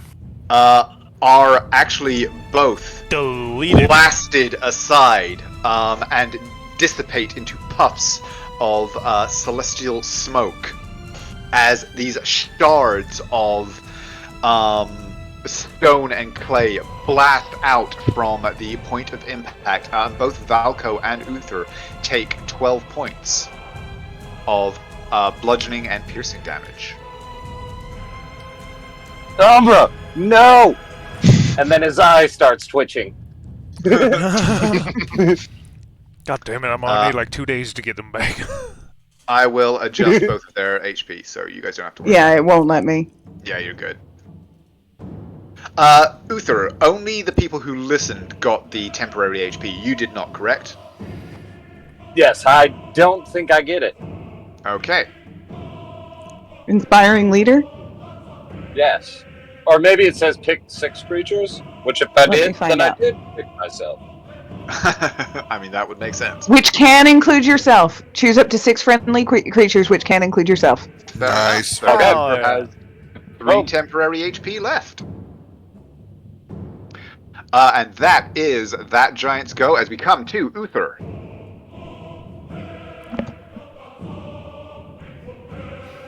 Let me just do the measurement here. Are you going after the same? Yeah, that should be fine. Are you going after the same one that just threw a boulder at you? fucker killed my horse. Yes. Can't have shit on this mountain path. I'm about to go John Wick on this guy.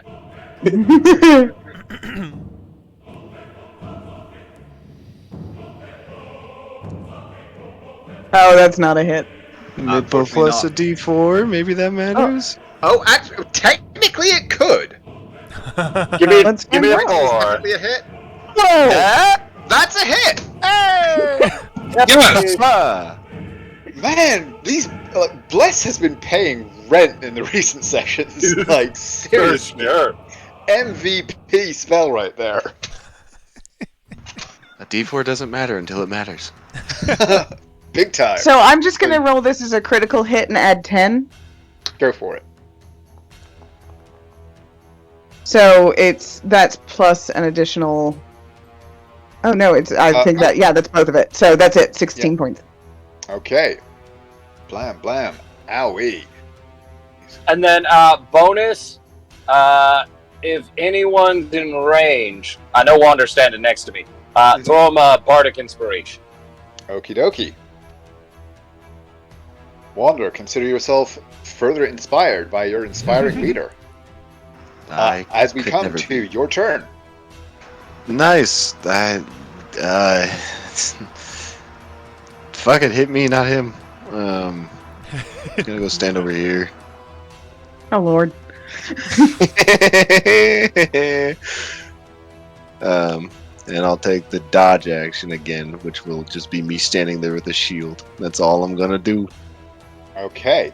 As you actually come in and confront the giant that has appeared from around this, it points its club at you and barks in this strange language that you have heard them speaking up till now. And as it does so, the loose earth beside the pass here sort of ripples and shifts, and a strange bullet-shaped head bursts out, stumpy legs with great claws on the end, churning the ground out of the way as this strange, armored-looking creature appears. Earth dog. More armor for Valko.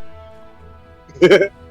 That's my mount. Opens its bullet-shaped mouth, revealing a row after row of great needle-like teeth, and then stumpy legs churning at the ground, rushes forward toward you. Oh my god, he's adorable. Double moving, and as it approaches this final stretch, it leaps into the air, its clawed feet extending toward you, and is going to use its deadly leap ability to land atop you. Please make a strength or dexterity saving throw. Aye aye, Captain. I believe in you. That'll be fine. Oh, It's not fine. And remember, you have a thing. I've got That Bardic, is- I know. You do have Bardic? Yeah, but he's Yeah. hoarding it like a dragon. Was that him? You take 23 points of bludgeoning and slashing damage and are knocked prone as this creature smashes down on top of you, Aye aye, Captain. knocking you It- back. If that's mundane, does that get Don't you have like adamantine armor or something? It only Yeah, does it wasn't crits. it wasn't a crit. It was just a really bad hit. Gotcha. I forget that it's only a crit. it's only a crit. And so that is it. It's turn. Lorium, you're up. It's me. This always goes amazing, right? Yeah, fuck it, why not? Yeah. Bonus action, Spirit Shroud. Okay. I thought you were about to haste, and I was like, uh-oh. I'm just gonna drop it immediately, my man. I'm not doing that. Yup. I am not doing that. That's a hit. Down we go. That's a D8. Not bad. Not bad at all. And got another hit. Yep. It won't let me roll the damage, so screw it. I'm doing it live. D10 plus 5 plus D8. D6 plus D8 Oh shit, Plus yeah, I one. forgot. for another Oof. 23 damage. Okay, it is still on its feet, but it You is missed the like extra plus one. reeling back, blood pouring from these massive wounds as your glaive slashes into it. And then he's gonna move around it right here. Okay. That's your go. And churning forth Another one! from the earth. This one also responds to its master's command, but is not able to get in range, being slightly further off as it scrambles forward toward you. Just over the earrings you hear. Oh, didn't see those. As you come back round to the top of the round, Naira. All right. Well, I mean, first thing I am going to attempt to do is push this guy off the ledge, because that's funny as fuck.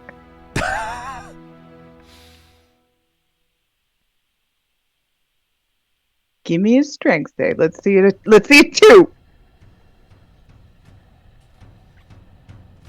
Strength save. That's not. That's That's not a 2, That's- unfortunately. It does stand its ground. all right. But that. Oh, but it's so close to being dead. Mm. All right, but I will leave it alone. No, you can. Can I? Yeah, go for it. Do it, do it, do it. Don't mind that I would run over here and steal your kill? Yeah, you don't mind. 'Cause I got 50 feet of movement, so I can put myself there and get some flanking, right? You don't even need it. You're invisible. True. All right. But if you want to stack your advantages, go for it, I suppose. And I'm actually gonna.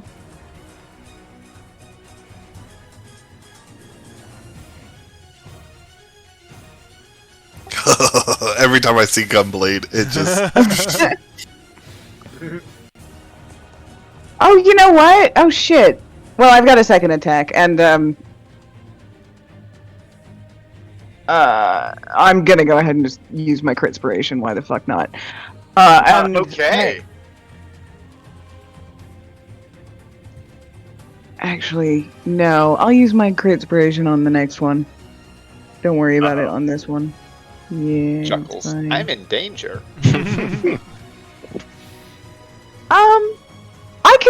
I can do a cantrip, right? That's what it says. Yeah, as one of your Yeah. attacks. Cool. Give me a wisdom save, please. Oh shit! They're great at these. I mean, they're actually not bad, but let's give it a go. Fucking Shut shit! up. No. Come on, No! let's hear it, let's hear it. No! Yes, ma'am. Will not! I'm sorry, I believe it's little bitch!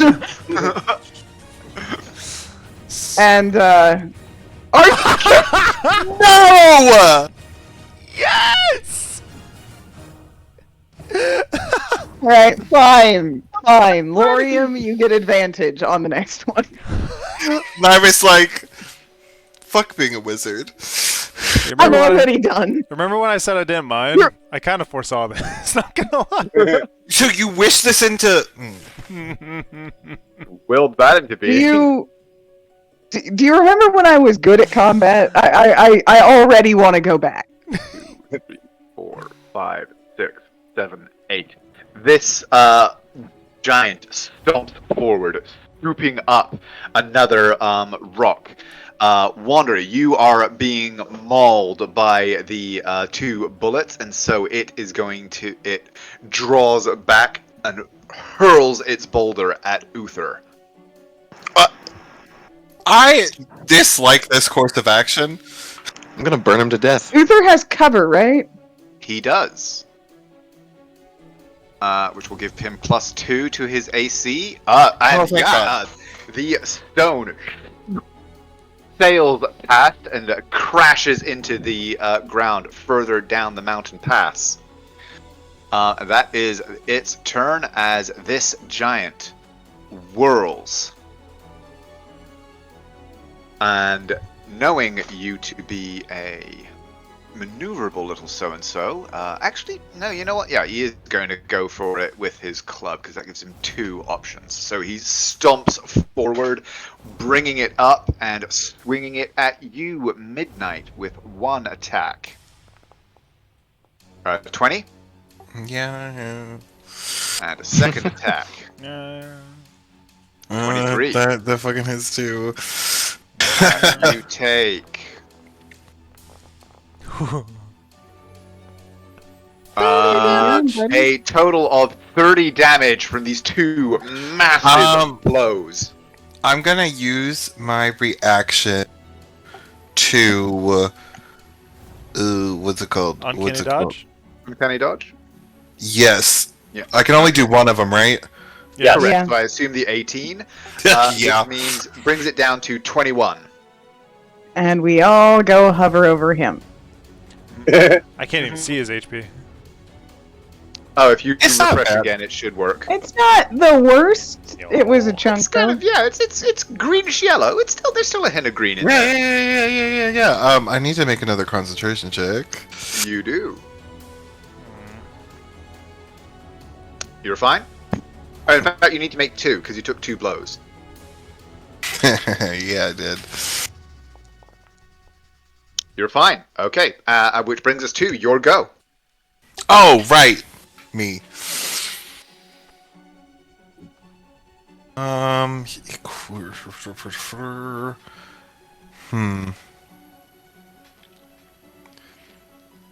Okay. Midnight is going to drop Witch Hazel and pull out his right-handed dagger. And as a bonus action, I'm going to take steady aim. And then Okay. attack with Advantage. yes. And let's see, I believe this is Briar. Oh, why am I targeting myself? Yeah, don't do that. 1 second, please. Technical difficulties.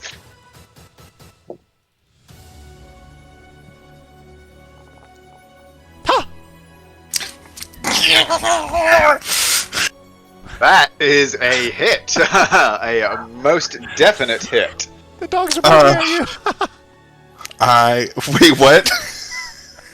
There are dogs barking in the background at you. The noise you made. God, that makes sense. That makes sense. Okay, hold on a second. This is a critical hit. Okay. And then Critical sneak attack. And then I believe critical favored foe. Yeah. Indeed. So yeah, another 2d8. Just D4. Oh, okay. Yeah, they're not as high yet, but still, that's That's still not bad though, as yeah, you like reel back from these 2 blows, take a moment to steady yourself, and bam, Briar up into the armpit as it tries to raise its club again.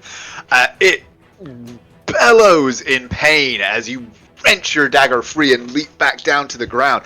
Blood pouring down after you. It is still on its feet, but just one whole side sheeted in blood as its face contorts in pain. And we come around to the next giant. In front of him, looking at the giant, Midnight just has like a ear-to-ear grin, and he he knows he can't understand him, but he just says, "Come on, make my day." Okay. As this giant turns and is going to swing with its great club. It still can't see Naira, so Lorium, it's going for you. Use your... One attack. 20. 20? Give me a dick. Is that a hit? Yes. Ah, okay. Saving throw.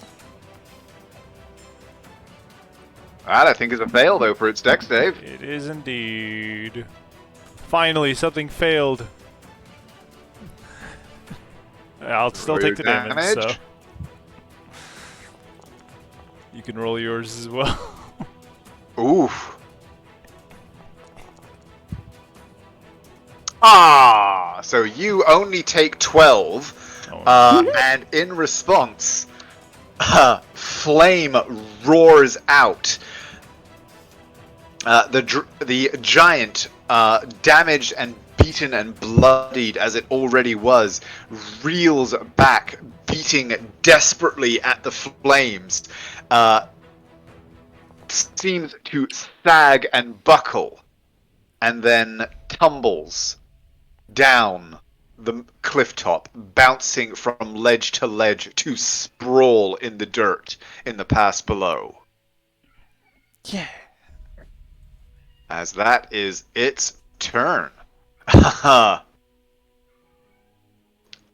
This giant whirls and can see you, Lorium, and knows that there is another presence, a presence that has slashed and smashed at them with blade and spell, and so lifts up grabs the sphere of clay and rock that was attached to its belt, and is going to hurl that into your midst. Both of you, please, give me next thing.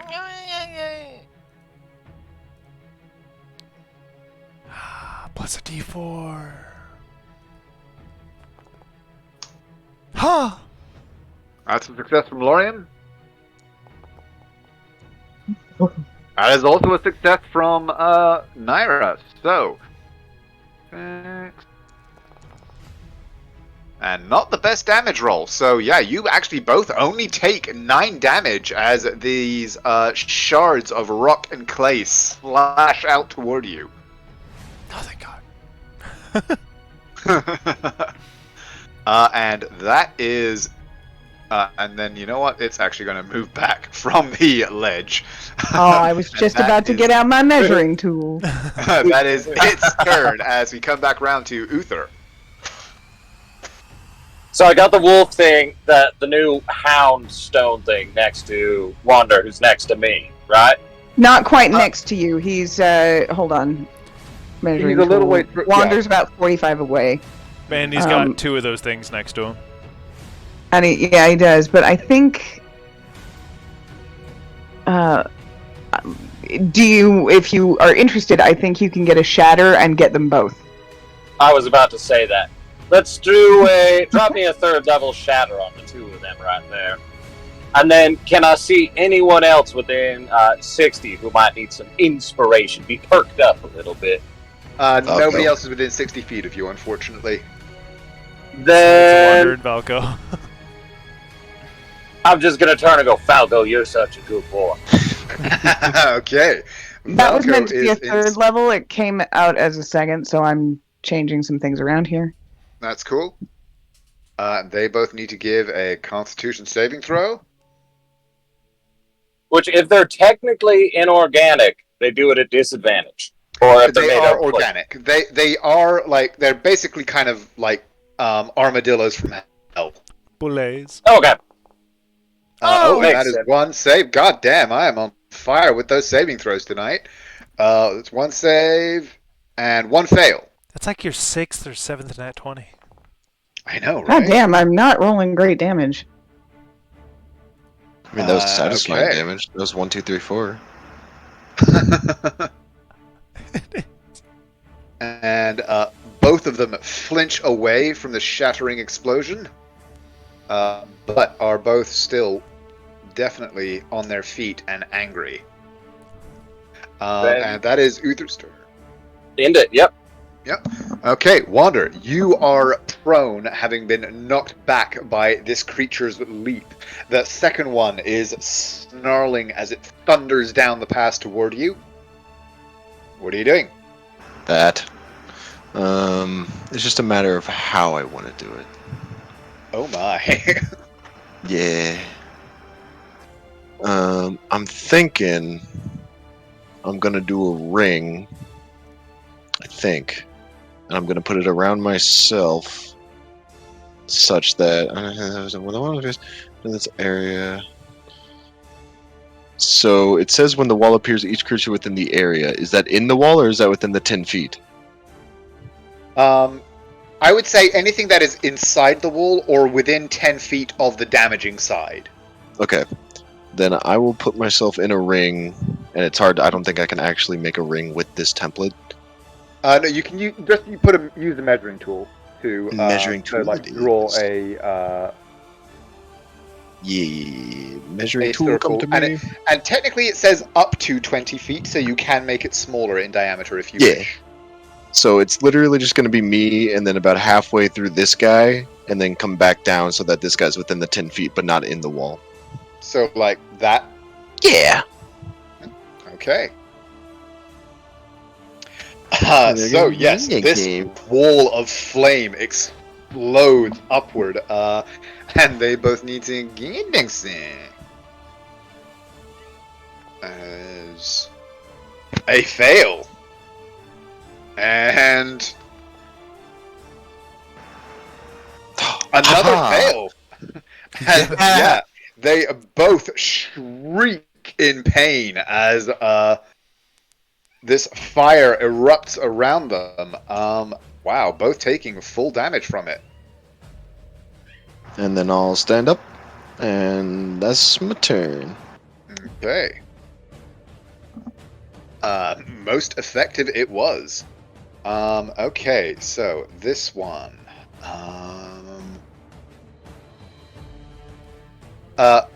So wait, let me check. When the wall appears, each creature, blah blah blah.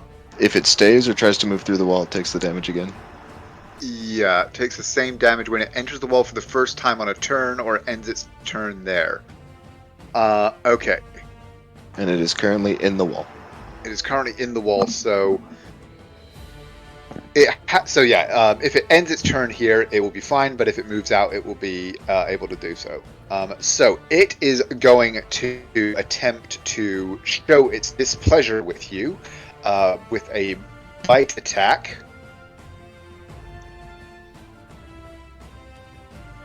Because hell, it might as well try for the shoot for the stars. And it is going to fail badly. And then reeling back from the flames, it is going to go 1, 2, 3, 4, 5, 6, 7, 8. To be out of the damage of the wall of fire. Lauren, you're up. Huzzah, it me! I walk over here. Within 10 feet of Bigamous Badimus. I believe this first hit has advantage. I'll just add this. Meowing in the background. Why would it have advantage? Because of the silvery barbs. Oh, the silvery barbs, yeah. You're right. Okay, yeah, and that is a crit. So I'm going to guess there's a big old blast from this Spice Weasel coming up. There might be. So we'll do second level, it'll be 4d8 for 3d8 from the smite and a d8 from the Spirit Shroud. All Might of as which well. is doubled. Good grief. Oh my god, that's a lot of dice. Not too much damage though. That's a lot of twos. It's a shit ton of twos. Still, though, you smash your glaive into his belly. Channel your power. There is this burst of flame and charred flesh as it roars in pain, and you bring it back for your second strike. Yay! Which is a hit. Plus a d8. 22. And more than enough to finish off the last thread of its life and hack it down to the ground. So he moved 15. Just gonna look over here. I don't like big fucks its face doing all that shit, so. Oh, but he can't. How Also, high because is this? Pythagoras is a dick, yeah, these are about 15 foot high. So you'd be able to get to like here with your with a Misty Step. Pythagoras is a dick. Pythagoras is a dick. He's going to take it. Give it to me. The damage. Oh, so you're he's just gonna kinda jump leap down. Yeah. Okay. Okay. Give me a dex save first of all to see if you can land on your feet or keep your feet. That would be funny. A lot of dex saves in this fight. DC 12. DC 7. No, unfortunately, you land and you take 4 points of bludgeoning damage, and unfortunately stumble as with your landing, and would fall prone and therefore need to use the other half of your movement to stand, or half of your movement to stand up. I believe you still have 10 feet left. Yeah. You just. It would have been hilarious if I lost concentration there. And then, yeah, I'll use Shmishty Shmep Okay. to move. Uh, Right there. Bink. Getting all the way down, you would basically be like misty stepping to about 10 feet off the ground and dropping again. So it would be another d6 and another dex save. Could Or you could misty step to here and be on your feet with another like 15 foot down to the pass. could he like misty step onto like a slope and ride the wall down? For maybe a slightly lower DC or something? Yes, I will allow you to roll with advantage for doing so Okay. on your dex save. And Boop. so you're fine, and the damage from the fall will be halved for 1 whole damage. And I'll say no need for another concentration check on that. Hold on. We have to fine. just see what it would be, right? Okay. Yeah, I think you're good. But alright, And it's yes, turn. that will get you down to there with the remainder of your movement. That would be his turn. Okay. Well, it's happened to be more like... Yeah, that's fine. This bullet, 1, 2, 3, 4, 5, 6. Reeling around, back from the wall of flame, will skirt around it. And, well, Uther, don't you present a juicy target. As he will gallop forward, and as before you saw the other one do, in the final part of his charge, leaping into the air and bringing his armored body and claws down on top of you. Please give me a dex save.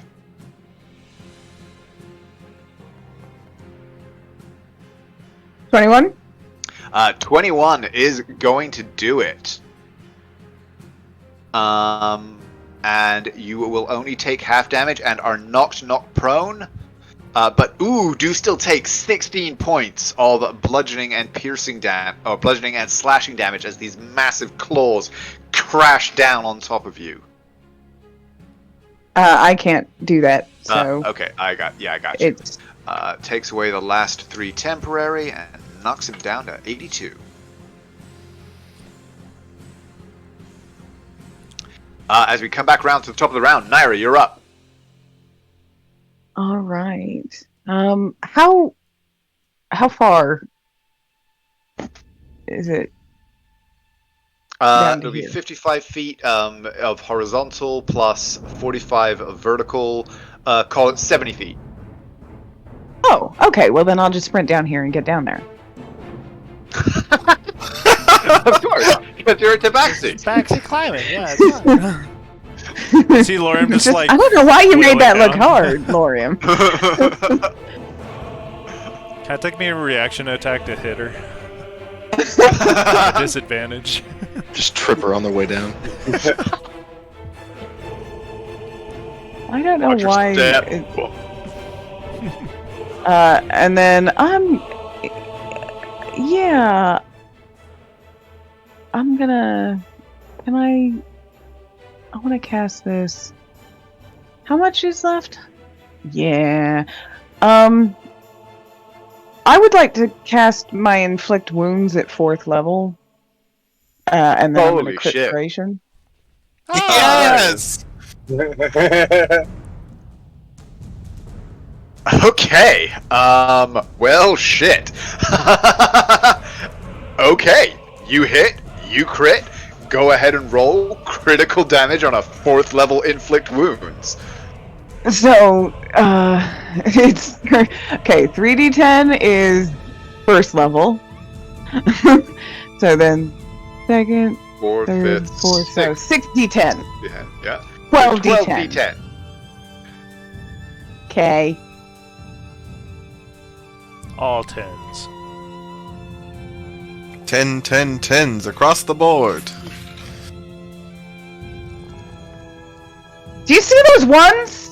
Yeah, but I also see all of the 9s and 6s. That is and actually 10s. that is slightly better than average damage with a 62. Yeah.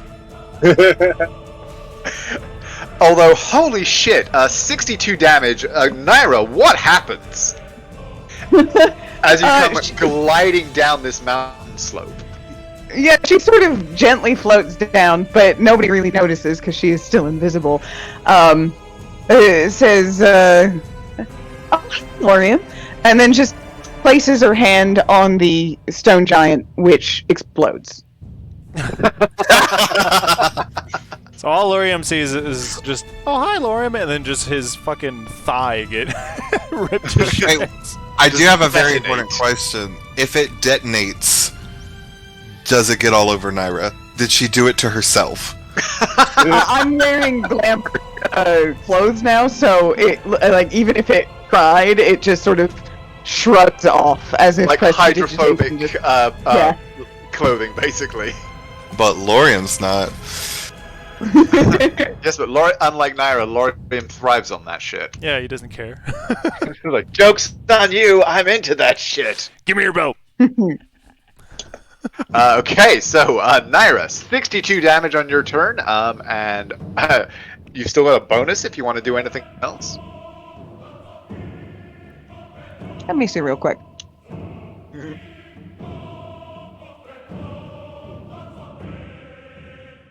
No, that's an action. Nope, I'm fine. Okay. Well, so I can move another 30 feet, so I will. The giant whirling. Oh, I thought it toward exploded.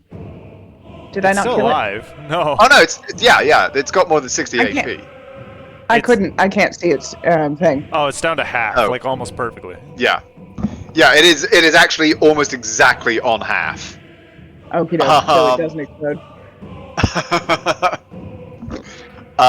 But it somewhat limpingly whirls around, clutching a hand over the gaping wound in its side, but with its other swinging its club down toward you, Laria. He thinks it was Lorium.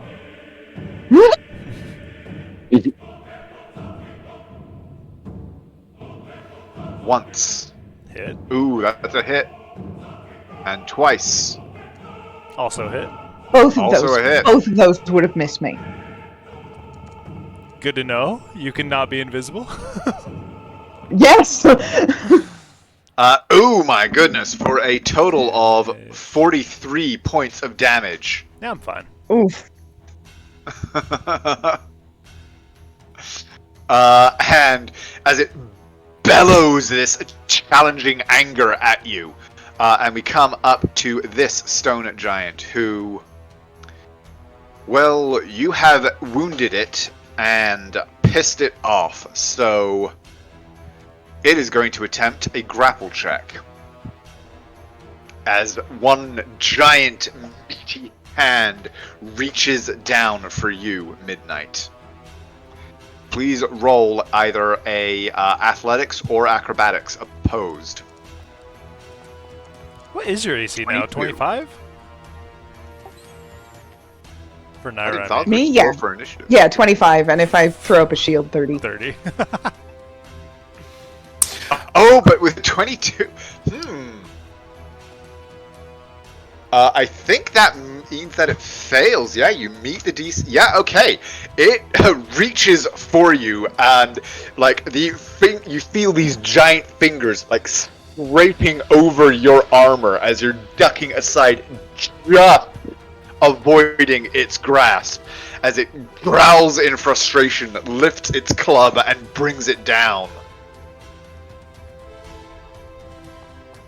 This one might hurt. No, it misses! Okay, and that is your turn. As 1 second, let me just get that. That will be. Oh yeah, fuck. There we go. Oh? That is a success on the first one. Roll a second.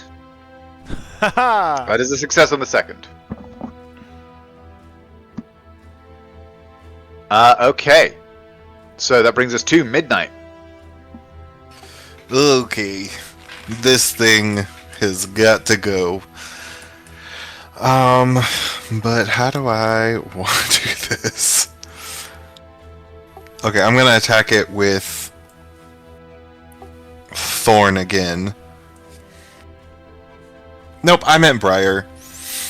One of the two. They're essentially the same. Okay, roll your attack. I assume you're steady aiming again? I wasn't intending to, but let me just ignore that.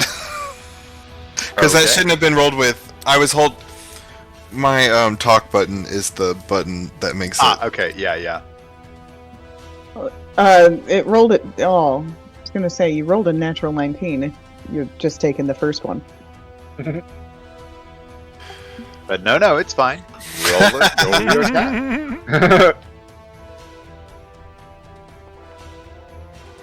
Oh, Natural 18. That is a hit.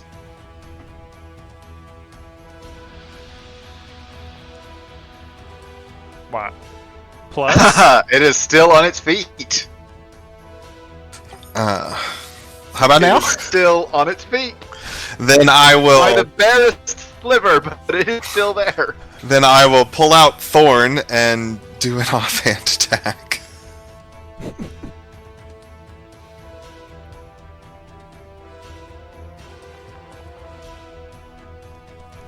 That's a hit. Hopefully, is it dead now? No, it's on 1 hit point. No, your thing still applies though, doesn't it? Oh yeah, it does. Yeah. Now it's fucking dead.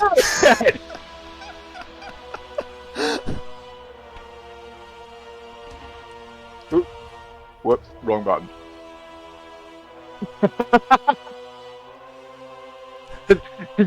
Yeah, I mean, like, as you're, like, just desperately hacking at it, As it tries to get a hold on you, you just like jam your blade. It's like, it won't you, and shove it that little bit further, and its eyes go slack, and it falls to the floor.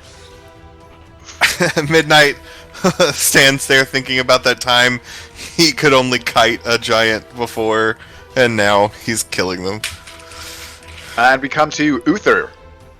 As the bullets, well, one of them has closed in, the other is circling in.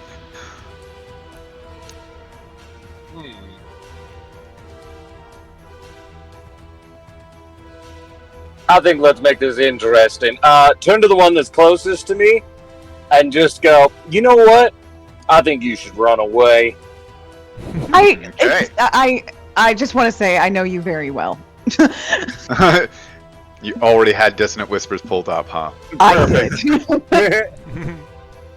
And does that mean if it fails, Valko gets a... Yeah, Valko would get an opportunity attack. Okay, so, wisdom saving throw. save, please.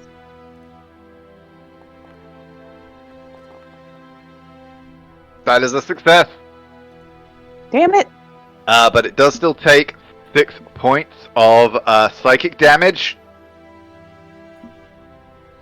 But does maintain its position as it brings its maw to bear. But Valko. All right. Might as well have Valko Valko. attack him. Yeah, Valko's definitely going to attack, go for a bite, and it's got pack tactics, which means it gets advantage on this, right? Heck Yep. yes. And he's inspired. And the Bardic Inspiration, too. Yeah. Oh. Oh, I don't think it's going to let me. Oh, well, let's see.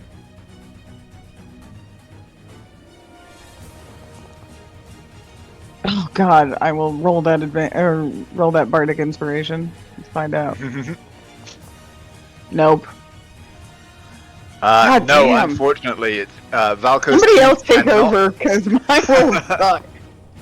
Cannot find purchase. So that is Valko's turn. Wander.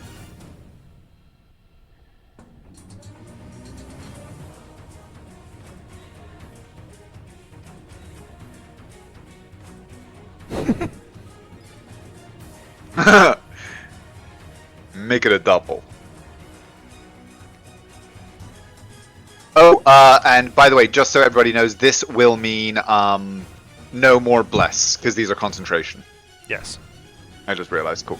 Okay, so that's across both of them, and I assume the damaging side is facing northward. Yeah, I mean Valko's right there. So they both need to get next thing. You, sir. We are friends. That is a fail. And another fail. I think those are the exact same same, saves yeah. that they rolled last time. I yeah. think they are. That's so weird. Okay, and they both once again shriek in pain as they take 21 points this time.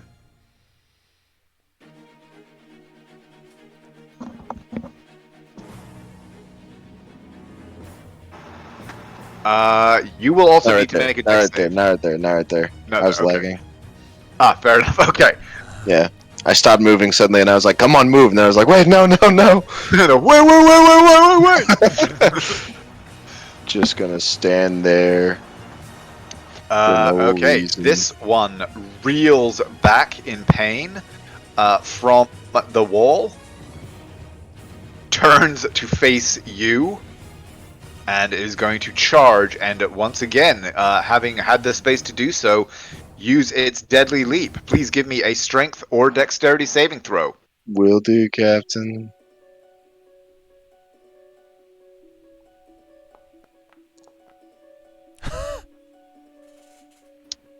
20. Actually, hang on. Let me DC 16. That is a success. So Yay. you will take half damage, which is still 14. But you are not knocked prone. Yay! And you are able to succeed on your concentration check as we come to Laurium. You're up. It's me. You really, really need to die. I'm sorry. Rude. No. You know what? In fact, I just really want to make sure everything works out. You know what I mean? So yeah. Valve enmity, there it is.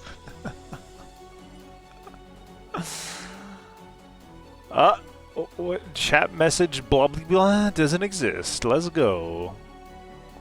I don't know if everyone else saw that. Nope. Nope. About 21 hits. Alright. For 21 damage. Oof. Okay. Yep. Perfectly balanced. Is it though? No. For another That's another 21.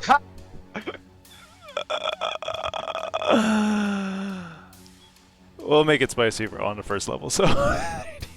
Okay. Nice. Oof. 34. It is just hanging in there with the last, the last vestiges of life. And yep, that'll be his turn. Okay. As we come to the second bullet, which also, shrieking in pain, is going to back away from the attack, but does bring it into combat with Wander, and it is going to use its gaping maw and bite at you with advantage from flanking. You said the thing. Gaping maw. But a 19 is a miss, I believe. Oh yeah. It's like not even close, man. As we come back around to the top of the round, Naira, you're up. All right. Well, she's gonna come over here and try and stab this thing. Do it.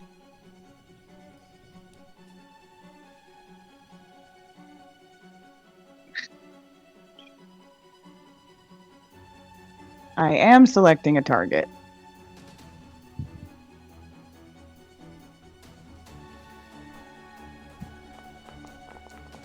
Oh, thank fuck. I saw the one first, I was like, oh no. And that is sufficient, as between the heavy blows that it has taken from both of you, the final stab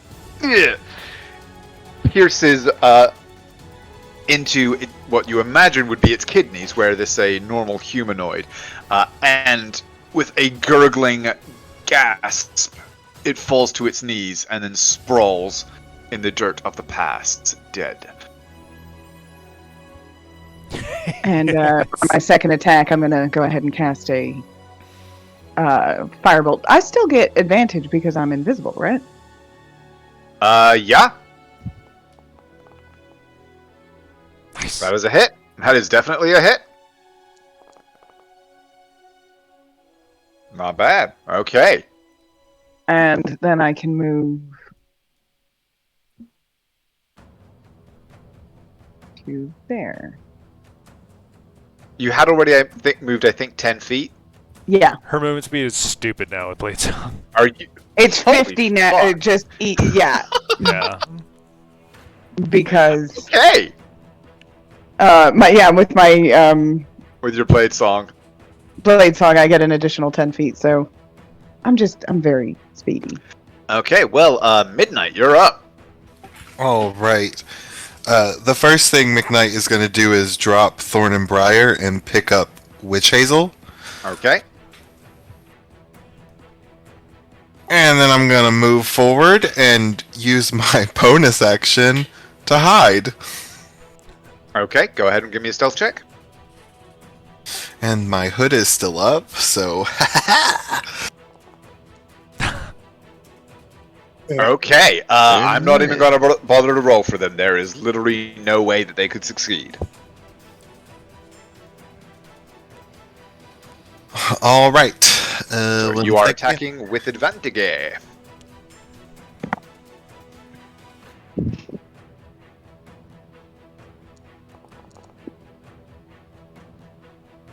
Does it- 21 hit. Awesome.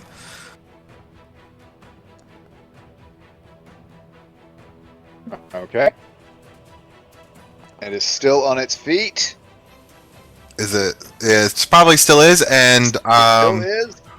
because I hit, I'm going to mark it as my favorite foe. Okie doke.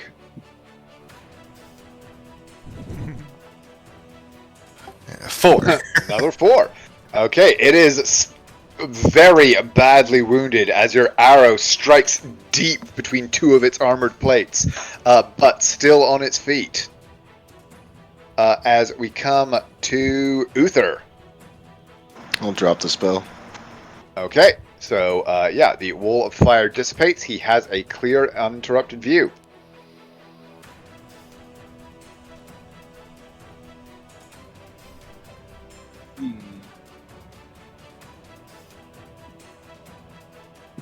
Take some shots then. Ooh, no, I got the guy still next to me. No, So they're nowhere near you. No. now. They're nowhere near you, so you can easily Eldritch Blast. oh yeah, give me that 2-piece combo. Okay. You might drop one. Yep.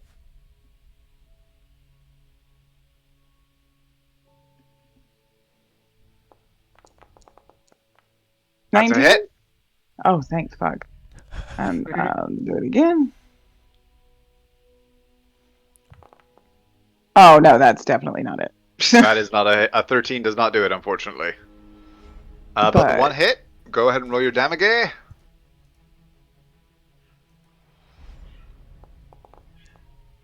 13? And that does it. As the last blast knocks it down to the ground, dead. Bringing us to Valko. Valko is going to join the fray. What? Is somebody Sorry, that else was messing me. with him too? No. Yeah, I was. No. Do you want me to roll for him? Oh, never mind. I got it. That's a hit. Hey! A lot of 21s. And give me a strength saving throw, please. Okay, so first of all, I it don't takes know the what it 12 needs point to be. damage. Well, Currently it's says somewhere DC in his thing. It says DC so- 13, but I don't but think no, that it should can be. be I right. think it's 15 at this level. Oh, and it Which fails. it fails, and so yeah, Valko lunges forward, sticks his teeth into one of its legs, and drags it down off balance. It's doing a play bow. Valko's little tail's going all excited like. Here, I'll change the DC. It's And Wander, you're up. Oh. Going to boy bad bad and yes bad. And then,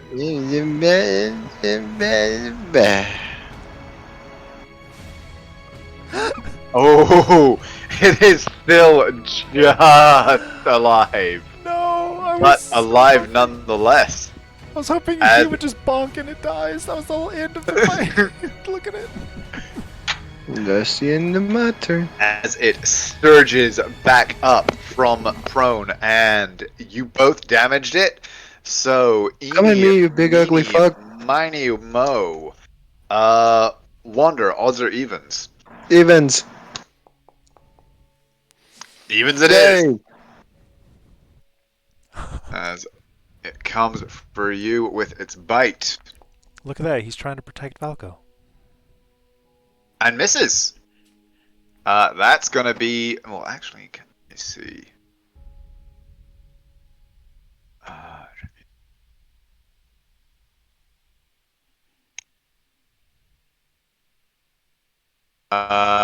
Yeah, that's gonna be its turn. Lorium, you're up. Huzzah! I need to do the measurement because I am stupid. Right there. Whoop. I am there. 40 feet. Is it time to bring out ye old reliable? Throw Naira. Throw Naira. Woo! Like, oh yes, that would be ever so much fun. I have 2 of these. Well, I have 3 of them still. Disadvantage roll. Let's go.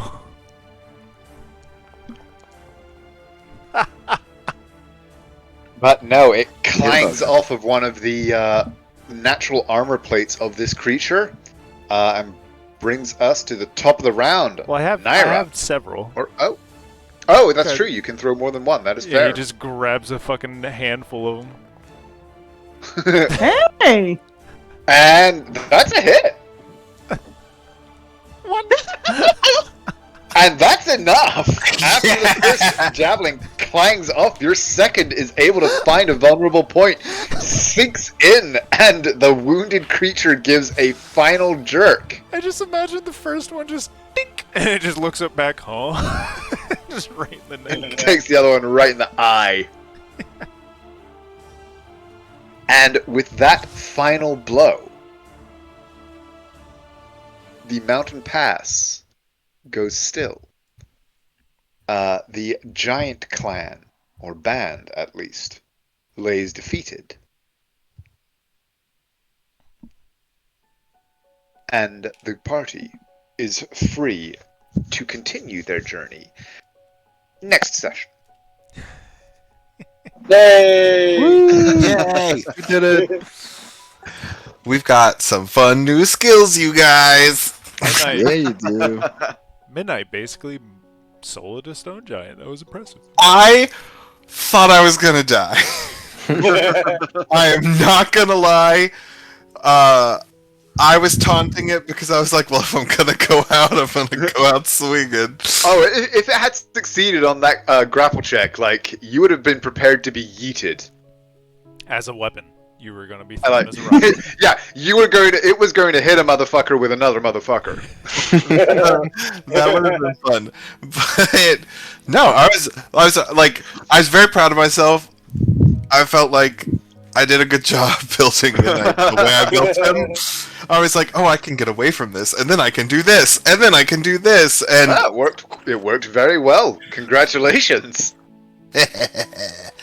oh god. And then fucking Naira just being like, oh, casual fireball, lightning bolt.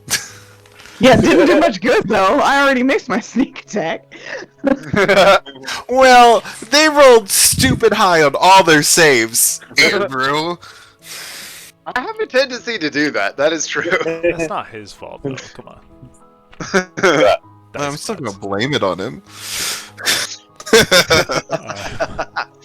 But anyway, I hope you guys had fun. Congratulations on your resounding victory and all of your new tricks. And the next session, we will see what awaits you in the dwarven city of Karak Axor. Ooh, so excited. Yay. Yes! Uther's going to be in the zone. So excited. I was gonna say, when isn't Uther in the zone? Good night, everybody, to the recording. Naira, Oh, good night, Good night, recording. everybody. Good night, everybody. Recording.